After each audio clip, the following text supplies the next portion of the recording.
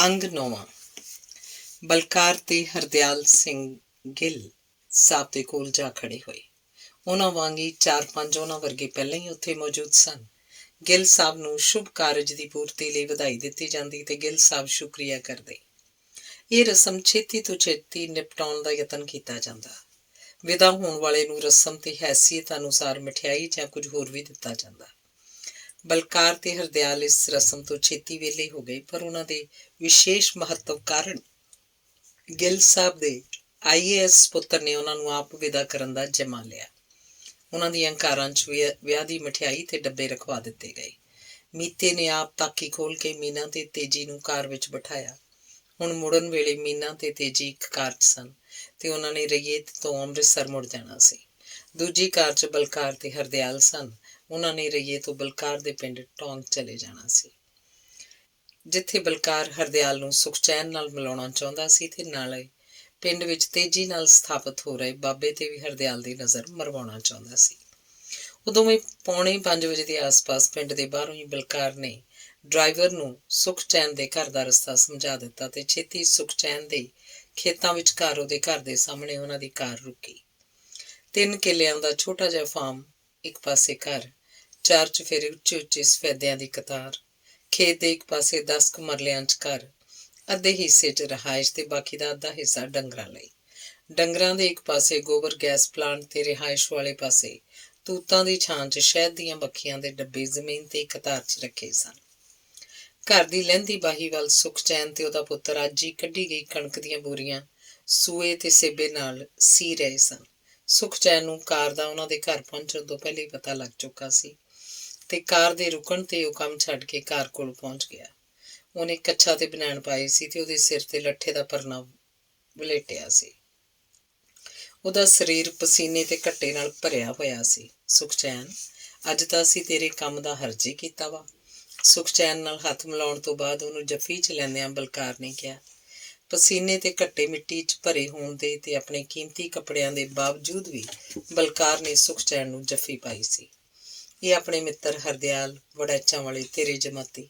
ਹਾਂ, ਮੈਨੂੰ ਪਤਾ ਵਾ, ਅਸੀਂ ਇਕੱਠਿਆਂ ਹੀ MA ਕੀਤੀ ਸੀ। ਇਹ ਅੱਜ ਕੱਲ੍ਹ ਚੰਡੀਗੜ੍ਹ ਹੁੰਦੇ ਆ ਨਾ। ਹੁੰਦੇ ਨਹੀਂ, ਹੁੰਦਾ ਵਾ। ਇਹ ਉਹੋ ਹੀ ਆ ਦਿਆਲਾ ਜਿਹੜਾ ਤੇਰੇ ਨਾਲ 6 ਸਾਲ ਪੜ੍ਹਦਾ ਰਿਹਾ ਤੇ ਤੂੰ ਅੱਜ ਹੁੰਦੇ ਆ ਸ਼ਹਿਰੀ ਬੋਲੀ ਬੋਲ ਕੇ ਪੁਰਾਣੀ ਸਾਂਝ ਨੂੰ ਅਪਮਾਨਿਤ ਕਰੇਂਗਾ। ਚਲੋ ਮਿਲੋ ਜੱਫੀਆਂ ਪਾ ਕੇ। ਬਲਕਾਰ ਨੇ ਹਰਦਿਆਲ ਦੀ ਬਾਂਹ ਫੜ ਕੇ ਉਹਨੂੰ ਸੁਖਚੈਨ ਦੇ ਸਾਹਮਣੇ ਕੀਤਾ। ਬਲਕਾਰ, ਜੱਫੀ ਮੈਂ ਨਹਾ ਕੇ ਪਾ ਲੂੰ। ਹਰਦਿਆਲ ਨੂੰ ਵੇਖਦਾ ਸੀ ਮੁੜਕਾਂ ਤੇ ਮਿੱਟੀ ਕਿੱਦਾਂ ਬੋ ਮਾਰਨ ਡਏ ਆ ਮੇਰੇ 'ਚੋਂ। ਉਹਦੇ ਕੱਪੜੇ ਖਰਾਬ ਹੋ ਜਾਣਗੇ। ਸੁਖਚੈਨ ਨੇ ਕਿਹਾ, ਆਪਣਾ ਹੱਥ ਮਿਲਾਉਣ ਲਈ ਅੱਗੇ ਵਧਾਇਆ। ਪਸੀਨੇ ਦੀ ਬੋ ਤੇ ਮਿੱਟੀ, ਇਹ ਤਾਂ ਸਾਡਾ ਹਿੱਸਾ ਸੀ ਸੁਖਚੈਨ, ਪਰ ਆ ਗਿਆ ਤੇਰੇ ਸਰੀਰ ਤੇ। ਚੱਲ ਆ ਇੱਧਰ। ਅੱਜ ਜੇ ਤੈਨੂੰ ਜੱਫੀ ਪਾ ਕੇ ਤੇਰੇ ਪਸੀਨੇ ਦੀ ਖੁਸ਼ਬੂ ਤੇ ਇਸ ਧਰਤੀ ਦੀ ਮਿੱਟੀ ਇਹਨਾਂ ਉਜਲੇ ਕੱਪੜਿਆਂ ਨੂੰ ਲੱਗ ਜਾਏ ਤਾਂ ਧੰਨ ਭਾਗ।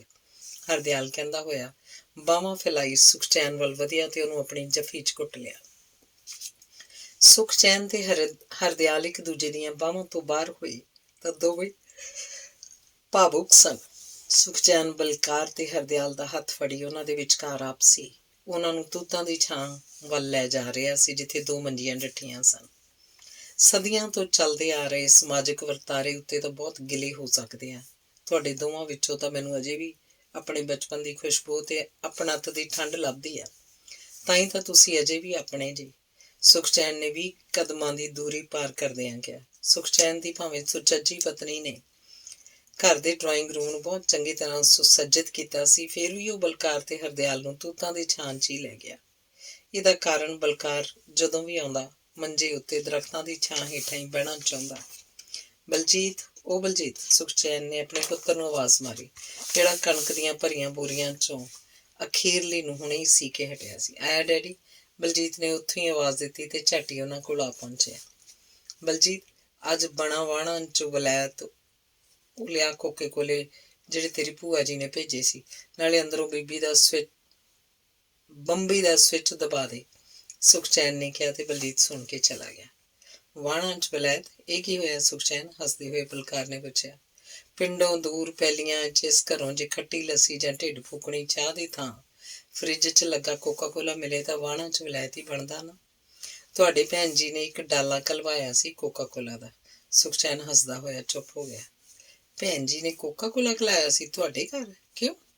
ਉਹ ਤਾਂ ਬਾਬੇ ਤੋਂ ਬਗੈਰ ਕਿਸੇ ਹੋਰ ਨੂੰ ਪਾਣੀ ਦਾ ਗਲਾਸ ਵੀ ਨਾ ਦੇਣ, ਬਲਕਾਰ ਨੇ ਹੈਰਾਨੀ ਨਾਲ ਪੁੱਛਿਆ। ਨਾਲ ਲੱਗਦੀ ਤੁਹਾਡੀ ਜ਼ਮੀਨ ਆ ਨਾ, ਇਹਦੀ ਮਿਣਤੀ ਕਰਵਾਉਣੀ ਸੀ ਉਹਨਾਂ ਨੇ। ਕਿਸੇ ਆਰਕੀਟੈਕਟ ਨੇ ਆਉਣਾ ਸੀ, ਉਹ ਤਾਂ ਆਇਆ ਹੀ ਨਾ। ਪਰ ਭੈਣ ਜੀ ਚੌਥੇ ਪੰਜਵੇਂ ਦਿਨ ਆਉਂਦੇ ਆ, ਇੱਕ ਸੰਤਣੀ ਦੇ ਨਾਲ ਜ਼ਮੀਨ ਨੂੰ ਜਾਚਣ ਤੇ ਕਹਿੰਦੇ ਆ ਉਹ ਸਿਰਫ ਫਿਲਟਰ ਦਾ ਪਾਣੀ ਪੀਂਦੇ ਆ, ਟਿਊਬਵੈਲ ਦਾ ਪਾਣੀ ਨਹੀਂ। ਇਸ ਲਈ ਉਹਨਾਂ ਨੂੰ ਜੇ ਤੇਹ ਲੱਗੇ ਤਾਂ ਉਹ ਵੀ ਕੋਕਾ ਕੋਲਾ ਹੀ ਪੀਂਦੇ ਆ ਇੱਥੋਂ। ਅੱਛਾ, ਕਾਹਦੇ ਲਈ ਜ਼ਮੀਨ ਤੇ ਆਉਂਦੇ ਆ ਉਹ? ਬਲਕਾਰ ਨੇ ਪੁੱਛਿਆ। ਇੱਥੇ ਬਾਬੇ ਦਾ ਡੇਰਾ ਜੋ ਬਣਾਉਣਾ ਵਾ, ਕਹਿੰਦੇ ਸੀ ਅਗਲੇ ਮਹੀਨੇ ਉਸਾਰੀ ਸ਼ੁਰੂ ਕਰ ਦੇਣੀ ਹੈ। ਤਾਂ ਹੀ ਤਾਂ ਮੈਨੂੰ ਕਹਿ ਦਿੱਤਾ ਵਾ ਕਿ ਕਣਕ ਤੋਂ ਬਾਅਦ ਹੋਰ ਪੈਲੀ ਨਹੀਂ ਵਾਹੁਣੀ, ਸੁਖਚੈਨ ਨੇ ਦੱਸਿਆ। ਐਸੀ ਤੈਸੀ ਬਾਬੇ ਦੀ, ਬਾਬੇ ਦਾ ਕੁਝ ਕਰਨਾ ਹੀ ਪਊ। ਨਾਲੇ ਭੈਣ ਜੀ ਜ਼ਮੀਨ ਦੇ ਕੀ ਲੱਗਦੇ ਆ? ਜ਼ਮੀਨ ਤਾਂ ਪਿਤਾ ਜੀ ਮੇਰੇ ਨਾਲ ਵਸੀਅਤ ਕਰ ਗਏ ਸੀ। ਬਲਕਾਰ ਦੀ ਸੋਚ ਵਿੱਚ ਚਿੰਤਾ ਤੇ ਰੋਸ ਨਾਲੋਂ ਨਾਲ ਸਨ। ਲਓ ਅੰਕਲ, ਡੈਡੀ ਵਾਲਾ ਵਾਹਣਾਂ 'ਚ ਵਲੈਤ। ਇਹ ਅਮਰੀਕਨ ਚੀਜ਼ਾਂ ਨੂੰ ਵੀ ਵਲੈਤੀ ਆਖੀ ਜਾਂਦੇ ਆ, ਜਦਕਿ ਵਲੈਤ ਕਹਿੰਦੇ ਆ ਇੰਗਲੈਂਡ ਨੂੰ ਤੇ ਕੋਕਾ ਕੋਲਾ ਆਇਆ ਵਾ ਅਮਰੀਕਾ ਤੋਂ। ਇੱਕ ਟਰੇ 'ਚ 3 ਗਲਾਸਾਂ 'ਚ ਕੋਕਾ ਕੋਲਾ ਲਿਆਈ, ਬਲਜੀਤ ਨੇ ਕਿਹਾ ਤੇ ਬਲਕਾਰ ਤੇ ਹਰਦਿਆਲ ਸਾਹਮਣੇ ਟਰੇ ਕੀਤੀ। ਦੋਵਾਂ ਨੇ ਇੱਕ ਇੱਕ ਗਲਾਸ ਚੁੱਕ ਲਿਆ। ਬਲਜੀਤ ਨੇ ਤੀਜਾ ਗਲਾਸ ਆਪਣੇ ਪਿਤਾ ਸੁਖਚੈਨ ਵੱਲ ਵਧਾਇਆ। ਤੂੰ ਪੀ ਬੇਟਾ, ਨਾਲੇ ਕੰਪਨੀ ਦੇ ਆਪਣੇ ਅੰਕਲ ਨੇ। ਮੈਂ ਬੰਬੀ ਤੋਂ ਨਹਾ ਕੇ ਕੁੜਤਾ ਪਜਾਮਾ ਪਾ ਕੇ ਆਇਆ, ਕਹਿੰਦੀ ਸੁਖਚੈਨ ਬਲਕਾਰ ਵੱਲ ਪਰਤਿਆ। ਬਲਕਾਰ, ਮੈਂ 5 ਮਿੰਟ ਹੀ ਲਾਊਂਗਾ, ਫਿਰ ਚੰਗੀ ਤਰ੍ਹਾਂ ਗੱਲਾਂ ਕਰਾਂਗੇ। ਸੁਖਚੈਨ ਚਲਾ ਗਿਆ। ਹਰਦਿਆਲ ਦੀ ਨਜ਼ਰ ਬਲਜੀਤ ਤੇ ਟਿਕ ਗਈ। ਗਲ ਬਨੈਣ, ਧੇੜ ਕੱਛਾ, ਸਿਰ ਤੇ ਪਰਨਾ, ਬਿਲਕੁਲ ਆਪਣੇ ਪਿਓ ਵਰਗਾ, ਜਦੋਂ ਉਹ ਹਰਦਿਆਲ ਨਾਲ ਕਾਲਜ 'ਚ ਪੜ੍ਹਦਾ ਹੁੰਦਾ ਸੀ। ਕੀ ਕਰਦਾ ਤੂੰ ਬਲਜੀਤ? ਹਰਦਿਆਲ ਨੇ ਪੁੱਛਿਆ। +2 ਦਾ ਐਗਜ਼ਾਮ ਦਿੱਤਾ ਵਾ। ਕੀ ਸਬਜੈਕਟ ਲਿਆ? Non medical. ਅੱਗੋਂ ਕੀ ਕਰਨਾ? BSc। ਕਿਉਂ? ਇੰਜੀਨੀਅਰਿੰਗ ਕਾਲਜ ਕਿਉਂ ਨਹੀਂ? ਚੰਗੇ ਨੰਬਰ ਆਉਣ ਦੀ ਉਮੀਦ ਨਹੀਂ? ਨਹੀਂ ਅੰਕਲ, ਨੰਬਰ ਤਾਂ 80% ਜ਼ਰੂਰੀ ਆ ਜਾਣਗੇ। ਪਤਾ ਕੀਤਾ ਸੀ ਕਿ ਇੰਜੀਨੀਅਰਿੰਗ ਕਾਲਜ 'ਚ 1 ਸਾਲ ਦਾ ਘੱਟੋ ਘੱਟ 60,000 ਰੁਪਏ ਦਾ ਖਰਚਾ ਵਾ। ਸਾਡੀ ਤਾਂ ਇਨਕਮ ਹੀ ਬਸ 80,000 ਰੁਪਏ ਸਾਲ ਦੀ ਹੋਏਗੀ। ਇਸ ਕਰਕੇ ਸਠਿਆਲੇ ਕਾਲਜ ਤੋਂ BSc ਹੀ ਕਰਨ ਦਾ ਪ੍ਰੋਗਰਾਮ ਬਣਾਇਆ। ਰੋਜ਼ ਘਰੋਂ ਹੀ ਸਾਈਕਲ ਤੇ ਚਲੇ ਜਾਈਦਾ ਵਾ। ਘਰ ਦੀ ਰੋਟੀ, ਬਸ ਸਿਰਫ ਫੀਸ ਦਾ ਤੇ ਕਿਤਾਬਾਂ ਦਾ ਹੀ ਖਰਚਾ। ਦੂਰ ਨਹੀਂ ਪੈਂਦਾ ਸਠਿਆਲਾ ਇੱਥੋਂ? ਨਹੀਂ ਅੰਕਲ, ਦੂਰ ਨਹੀਂ, 11 ਕਿਲੋਮੀਟਰ ਹੈ ਸਾਰਾ। ਮਸਾਂ 40 ਮਿੰਟ ਲੱਗਦੇ ਆ ਸਾਈਕਲ ਤੇ। ਅੱਛਾ, ਤੇ BSc ਤੋਂ ਬਾਅਦ ਕੀ ਕਰੇਗਾ? BSc ਤੋਂ ਬਾਅਦ ਵੀ ਕੁਝ ਕਰਨਾ ਵਾ ਤੇ ਪਹਿਲਾਂ ਵੀ। ਕੀ ਕਰਨਾ? ਪਹਿਲਾਂ ਕਰਨਾ ਇਹ ਹੈ ਅੰਕਲ, NDA ਦਾ ਐਗਜ਼ਾਮ ਦਿੱਤਾ ਸੀ, ਕਲੀਅਰ ਹੋ ਗਿਆ। ਇੰਟਰਵਿਊ ਹੈਗਾ ਜੁਲਾਈ 'ਚ। ਜੇ ਸਿਲੈਕਟ ਹੋ ਗਏ ਤਾਂ ਫਿਰ BSc ਦੀ ਕੋਈ ਲੋੜ ਹੀ ਨਹੀਂ। ਜੇ ਰਹਿ ਗਿਆ ਤਾਂ ਕਾਲਜ 'ਚ NCC ਵੀ ਲਊਂਗਾ, C ਸਰਟੀਫਿਕੇਟ ਮਿਲ ਜਾਊ। ਫਿਰ ਰਿਟਨ ਟੈਸਟ ਦੀ ਜ਼ਰੂਰਤ ਨਹੀਂ ਹੁੰਦੀ। ਇੰਡੀਅਨ ਮਿਲਟਰੀ ਅਕੈਡਮੀ ਜਾਂ CDS ਵਾਸਤੇ ਸਿੱਧਾ ਇੰਟਰਵਿਊ ਲਈ ਸੱਦ ਲੈਂਦੇ ਆ। ਉੱਥੇ ਮੈਨੂੰ ਆਪਣੀ ਸਪੋਰਟਸ ਬੈਕਗਰਾਊਂਡ ਕਰਕੇ ਸਿਲੈਕਸ਼ਨ ਦੀ ਪੂਰੀ ਉਮੀਦ ਹੈ।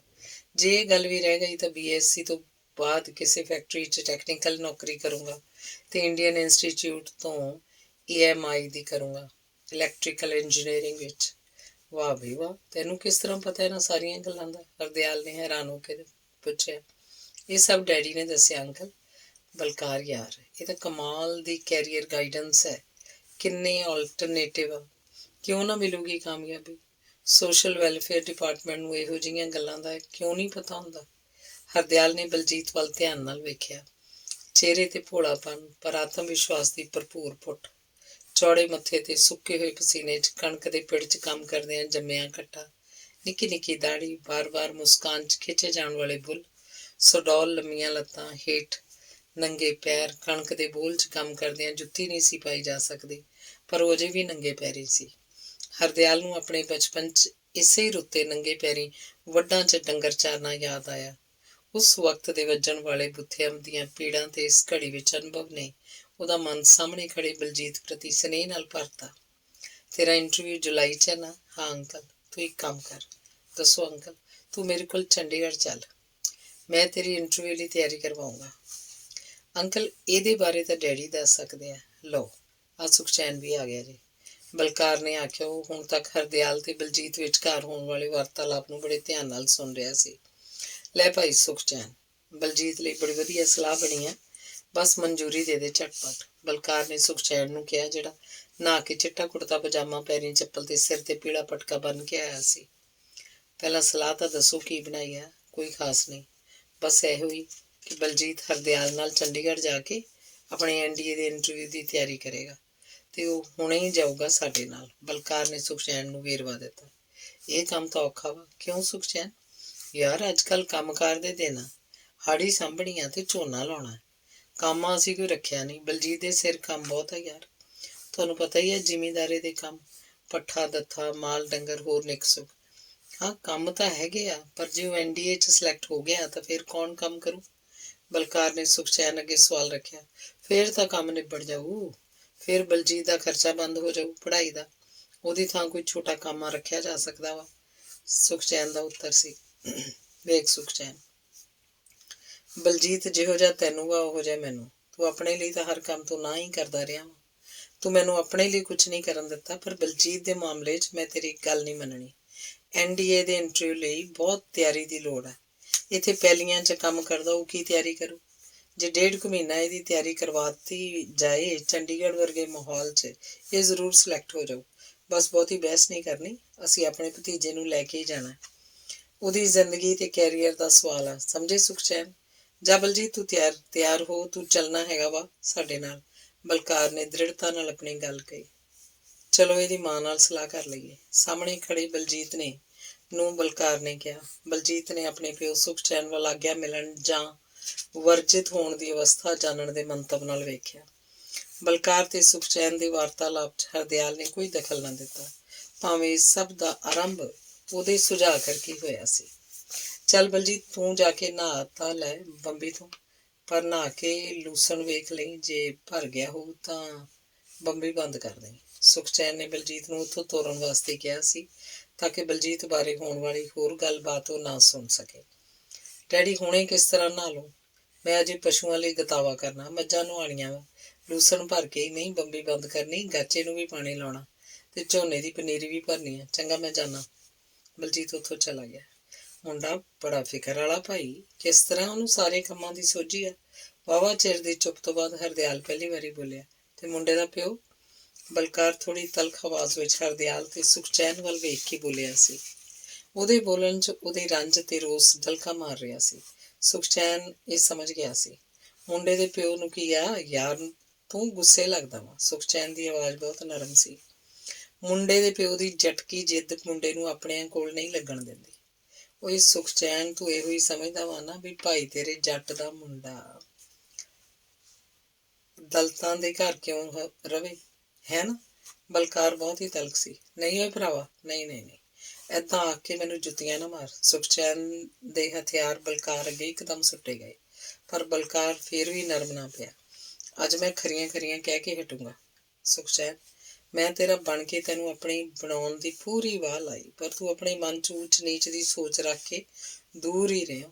ਮੰਨਿਆ ਤੂੰ ਕੋਈ ਨਜਾਇਜ਼ ਸਹੂਲਤ ਨਹੀਂ ਸੀ ਲੈਣੀ ਚਾਹੁੰਦਾ, ਇਸੇ ਕਰਕੇ ਮੈਂ ਤੈਨੂੰ ਸਰਕਾਰੀ ਫਾਇਦਾ ਲੈਣ ਦੀ ਸਲਾਹ ਬੰਦ ਕਰਤੀ। ਮੈਂ ਤੈਨੂੰ ਯਾਰੀ ਵਾਲੇ ਪ੍ਰੇਮ ਪਿਆਰ 'ਚ ਇਹ 3 ਕਿੱਲੇ ਜ਼ਮੀਨ ਦੇਣੀ ਚਾਹੀ, ਜਿਹੜੀ ਮੇਰੇ ਪਿਓ ਨੇ ਤੇਰੇ ਪਿਓ ਕੋਲੋਂ ਕੌਡੀਆਂ ਦੇ ਭਾਅ ਖਰੀਦੀ ਸੀ। ਵੇਖ ਹਰਦਿਆਲ, ਬਲਕਾਰ ਗੱਲ ਕਰਦੇ ਕਰਦੇ ਨੇ ਸੁਖਚੈਨ ਵੱਲੋਂ ਮੂੰਹ ਹਟਾ ਕੇ ਹਰਦਿਆਲ ਨੂੰ ਸੰਬੋਧਿਤ ਹੋਇਆ। ਵੇਖ ਹਰਦਿਆਲ, ਹੁਣ 10,000 ਇੱਕ ਕਿੱਲੇ ਦਾ ਠੇਕਾ ਹੀ ਆ। ਇਹ ਮੈਨੂੰ ਹਰ ਸਾਲ 30,000 ਰੁਪਏ ਠੇਕੇ ਦੇ ਹੀ ਦਿੰਦਾ। ਤੇ ਪਤਾ ਹਰਦਿਆਲ, ਇਹਦੇ ਪਿਓ ਨੇ ਇਹ 3 ਕਿੱਲੇ ਮੇਰੇ ਪਿਓ ਨੂੰ ਕਿੰਨੇ 'ਚ ਵੇਚੇ ਸੀ? ਬਲਕਾਰ ਦੀ ਤਲਖੀ ਬਰਕਰਾਰ ਸੀ ਤੇ ਸੁਖਚੈਨ ਢਿੱਲਾ ਪੈਂਦਾ ਜਾ ਰਿਹਾ ਸੀ। ਮੈਨੂੰ ਕੀ ਪਤਾ? ਹਰਦਿਆਲ ਨੂੰ ਬਲਕਾਰ ਦੀ ਤਲਖੀ ਹੋ ਜਾਣ ਕਾਰਨ ਬੋਲਣਾ ਪੈ ਗਿਆ। ਮੈਂ ਦੱਸਦਾ, ਪਹਿਲਾ ਕਿੱਲਾ ਵਿਕਿਆ 5,000 ਦਾ, ਦੂਜਾ 6,000 ਦਾ ਤੇ ਤੀਜਾ 8,000 ਦਾ। ਕੁੱਲ ਕਿੰਨੇ ਹੋਏ? 19,000। 1 ਸਾਲ ਦੇ ਠੇਕੇ ਨਾਲੋਂ ਵੀ 11,000 ਘੱਟ ਹੈ ਕਿ ਨਹੀਂ? ਇਸ ਵਾਰੀ ਬਲਕਾਰ ਸੁਖਚੈਨ ਵੱਲ ਮੁਖਾਤਿਬ ਸੀ। ਉਦੋਂ ਸਸਤਾ ਜ਼ਮਾਨਾ ਸੀ ਬਲਕਾਰ। ਸੁਖਚੈਨ ਬਲਕਾਰ ਦੇ ਜੋਸ਼ ਅੱਗੇ ਦੱਬਿਆ ਹੋਇਆ ਕਮਜ਼ੋਰ ਜਿਹੀ ਆਵਾਜ਼ 'ਚ ਬੋਲ ਸਕਿਆ। ਚੱਲ ਸਸਤਾ ਜ਼ਮਾਨਾ ਹੀ ਸਹੀ। ਤੂੰ ਦੱਸ, ਪਿਛਲੇ 10 ਸਾਲਾਂ 'ਚ ਤੂੰ ਮੈਨੂੰ 2.25 ਲੱਖ ਰੁਪਏ ਤੋਂ ਵੱਧ ਠੇਕਾ ਦਿੱਤਾ ਕਿ ਨਹੀਂ? ਤੇ ਉਹ ਤੋਂ ਪਹਿਲਾਂ ਵੀ ਮੈਂ ਠੇਕਾ ਲਈਦਾ ਰਿਹਾ ਵਾਂ, ਹੈ ਕਿ ਨਹੀਂ? ਯਾਰ ਬਲਕਾਰ, ਤੇਰਾ ਲੈਣਾ ਬਣਦਾ ਸੀ ਤੇ ਮੇਰਾ ਦੇਣਾ ਬਣਦਾ ਸੀ। ਬਣਦਾ ਸੀ ਤੇਰਾ ਦੇਣਾ ਤੇ ਮੇਰਾ ਲੈਣਾ, ਹੋਰ ਕੁਛ ਤਾਂ ਆਪਣਾ ਬਣਦਾ ਹੀ ਨਹੀਂ। ਬਲਕਾਰ ਨੇ ਸੁਖਚੈਨ ਨੂੰ ਵਿੱਚ ਹੀ ਟੋਕ ਦਿੱਤਾ। ਉਹਦਾ ਰੋਹ ਵਧਿਆ ਹੋਇਆ ਸੀ। ਭਰਾਵਾ, ਤੇਰਾ ਸਭ ਕੁਝ ਬਣਦਾ ਵਾ। ਇੰਨੇ ਗੁੱਸੇ ਵਿੱਚ ਤਾਂ ਮੈਂ ਤੈਨੂੰ ਕਦੇ ਵੇਖਿਆ ਹੀ ਨਹੀਂ। ਬਣਦਾ ਮੇਰਾ ਟੱਟੂ। ਭਰਾਵਾ ਕਹਿੰਦਾ ਹੀ ਆ, ਕਦੀ ਭਰਾ ਸਮਝੇ? ਤੂੰ ਤਾਂ ਮੈਨੂੰ ਦਲਿਤ ਤੇ ਆਪਣੇ ਆਪ ਨੂੰ ਜੱਟ ਹੀ ਸਮਝਦਾ ਰਿਹਾ ਸਦਾ ਹੀ। ਕਦੀ ਭਰਾਵਾਂ ਵਾਲੀ ਆਪਣਾ ਤਾਈ ਤੇਰੇ 'ਚ? ਬਲਕਾਰ ਨੇ ਫਿਰ ਸੁਖਚੈਨ ਨੂੰ ਵਿੱਚੋਂ ਹੀ ਟੋਕ ਕੇ ਕਿਹਾ। ਨਾ ਓਏ ਬਲਕਾਰ, ਏਦਾਂ ਨਾ ਆਖ। ਨਾ ਕੋਈ ਤੇਰਾ ਸਕਾ ਭਰਾ ਤੇ ਨਾ ਕੋਈ ਮੇਰਾ ਸਕਾ ਭਰਾ ਸੀ। ਆਪਾਂ ਭਰਾਵਾਂ ਵਾਂਗ ਹੀ ਵਰਤੇ ਹਾਂ। ਯਾਦ ਕਰ ਕਿਸ ਤਰ੍ਹਾਂ ਆਪਾਂ ਸਕੂਲੇ ਜਾਂਦੇ ਹੋਏ ਰਾਹ 'ਚ ਆਪਣੀ ਰੋਟੀ ਇੱਕੋ ਪੌਣੇ 'ਚ ਬੰਨ੍ਹ ਲੈਂਦੇ ਸੀ ਬਈ ਇਕੱਠੇ ਖਾਵਾਂਗੇ। ਰੋਟੀ ਵੀ ਤੂੰ ਆਪਣੇ ਝੋਲੇ 'ਚ ਪਾ ਲੈਂਦਾ ਹੁੰਦਾ ਸੀ। ਤੂੰ ਕਹਿੰਦਾ ਹੁੰਦਾ ਸੀ ਵੀ ਮੈਂ ਅੱਧੂ ਛੁੱਟੀ ਹੋਣ ਤੋਂ ਪਹਿਲਾਂ ਹੀ ਡੇਲਿਆਂ ਦਾ ਅਚਾਰ ਖਾ ਲੈਂਦਾ ਹੁੰਦਾ ਸੀ। ਯਾਦ ਕਰ ਤੇਰੀ ਬੀਬੀ ਦਾ ਪਾਇਆ ਹੋਇਆ ਅਚਾਰ ਕਿੰਨਾ ਸਵਾਦ ਹੁੰਦਾ ਸੀ, ਤੇ ਨਾਲੇ ਅੰਬ ਦਾ ਅਚਾਰ ਜਿਹੜਾ ਮੇਰੀ ਬੀਬੀ ਨੇ ਪਾਇਆ ਹੁੰਦਾ ਸੀ ਤੈਨੂੰ ਕਿੰਨਾ ਸਵਾਦ ਲੱਗਦਾ ਸੀ। ਯਾਰ ਉਹ ਸਾਰੀਆਂ ਗੱਲਾਂ ਆਪਣੇ ਛੋਟੇ ਹੁੰਦਿਆਂ ਦੀਆਂ। ਉਹ ਆਪਣਾ ਇਸ ਰੁਪਈਏ ਪੈਸੇ ਤੇ ਜ਼ਮੀਨ ਨਾਲੋਂ ਕਿਤੇ ਉੱਤੇ ਦੀ ਚੀਜ਼ ਆ। ਬਲਕਾਰ ਤੂੰ ਦਿਲ ਨੂੰ ਵਿੰਨਣ ਵਾਲੀਆਂ ਗੱਲਾਂ ਨਾ ਕਰ। ਸੁਖਚੈਨ ਨੇ ਅੱਗੇ ਹੋ ਕੇ ਬਲਕਾਰ ਦੀਆਂ ਬਾਹਾਂ ਉਹਦੇ ਡੋਲਿਆਂ ਕੋਲੋਂ ਫੜ ਕੇ ਉਹਦੀਆਂ ਅੱਖਾਂ 'ਚ ਸਿੱਧੇ ਵੇਖਦੇ ਹੋਏ ਨੇ ਕਿਹਾ। ਬਲਕਾਰ ਦੀਆਂ ਅੱਖਾਂ 'ਚ ਮਾੜੀ ਜਿਹੀ ਲਾਲੀ ਤੇ ਸੁਖਚੈਨ ਦੀਆਂ ਅੱਖਾਂ 'ਚ ਨਮੀ ਸੀ। ਗੱਲਾਂ ਕਰਦਾ ਵਾ ਪਿਆਰ ਤੇ ਆਪਣੱਤ ਦੀਆਂ। ਓਏ ਸੋਚ ਮੇਰੇ ਜੀਅ 'ਚ ਕੀ ਆਉਂਦਾ ਹੋਊ ਜਦੋਂ ਮੈਂ ਵੇਖਦਾ ਬਈ ਸੁਖਚੈਨ ਦੇ ਧੀ ਪੁੱਤ ਮੇਰੇ ਬੱਚਿਆਂ ਵਾਂਗ ਨਹੀਂ ਪਲ ਰਹੇ। ਤੇ ਜੇ ਮੈਂ ਕੁਝ ਕਰਨ ਦੀ ਸੋਚਾਂ ਤਾਂ ਤੂੰ ਆਖੇ ਕੰਮ ਬੜਾ ਵਾ, ਇਹਨੂੰ ਪੁੱਛ ਲਈਏ, ਇਹਨੂੰ ਪੁੱਛ ਲਈਏ। ਓਏ ਤੇਰੇ ਤੋਂ ਵੱਡਾ ਹਾਂ ਤੇਰਾ ਫਰਜ਼ ਨਹੀਂ ਤੂੰ ਮੇਰਾ ਕਹਿਣਾ ਮੰਨੇ। ਸਭ ਕੁਝ ਮੰਨੂਗਾ ਵੱਡੇ ਵੀਰ, ਤੂੰ ਗੁੱਸਾ ਛੱਡ। ਚੱਲ ਅੰਦਰ ਚੱਲੀਏ, ਘਰ ਤੇਰੀ ਭਾਬੀ ਚਾਹ ਬਣਾਈ ਬੈਠੀ ਆ, ਪੀਏ ਜਾ ਕੇ ਬਲਕਾਰ। ਅੱਜ ਚਾਹ ਪਾਣੀ ਦਾ ਵੀ ਫੈਸਲਾ ਹੋ ਹੀ ਜਾਵੇ। ਜੇ ਸਾਂਝ ਰੱਖਣੀ ਆ ਤੇ ਮੇਰੀ ਗੱਲ ਸੁਣ ਧਿਆਨ ਨਾਲ ਸੁਖਚੈਨ। ਦੱਸ ਬਲਕਾਰ। ਵੇਖ ਸੁਖਚੈਨ, ਜੇ ਭੈਣ ਜੀ ਨੇ ਇਸ ਜ਼ਮੀਨ ਤੇ ਉਸ ਢਿੱਡਲ ਸਾਧ ਬਾਬੇ ਨੂੰ ਬਿਠਾ ਦਿੱਤਾ ਨਾ ਤਾਂ ਸਾਰਾ ਪਿੰਡ ਧਾਗੇ ਤਵੀਤਾਂ ਤੇ ਵਹਿਮਾਂ ਵਿੱਚ ਹੀ ਫਸ ਜਾਊਗਾ। ਇਸ ਲਈ ਇਹ 3 ਕਿੱਲੇ ਮੈਂ ਬਲਜੀਤ ਦੇ ਨਾਂ ਲਾਉਣੇ, ਤੇਰੇ ਨਾਂ ਨੇ। ਤੈਨੂੰ ਕੋਈ ਹੱਕ ਨਹੀਂ ਵਿੱਚ ਲੱਤ ਅੜਾਉਣ ਦਾ। ਤੇ ਬਲਜੀਤ ਚੰਡੀਗੜ੍ਹ ਜਾ ਕੇ NDA ਦੀ ਇੰਟਰਵਿਊ ਦੀ ਤਿਆਰੀ ਕਰੂਗਾ। ਬੋਲ ਮਨਜ਼ੂਰ ਆ?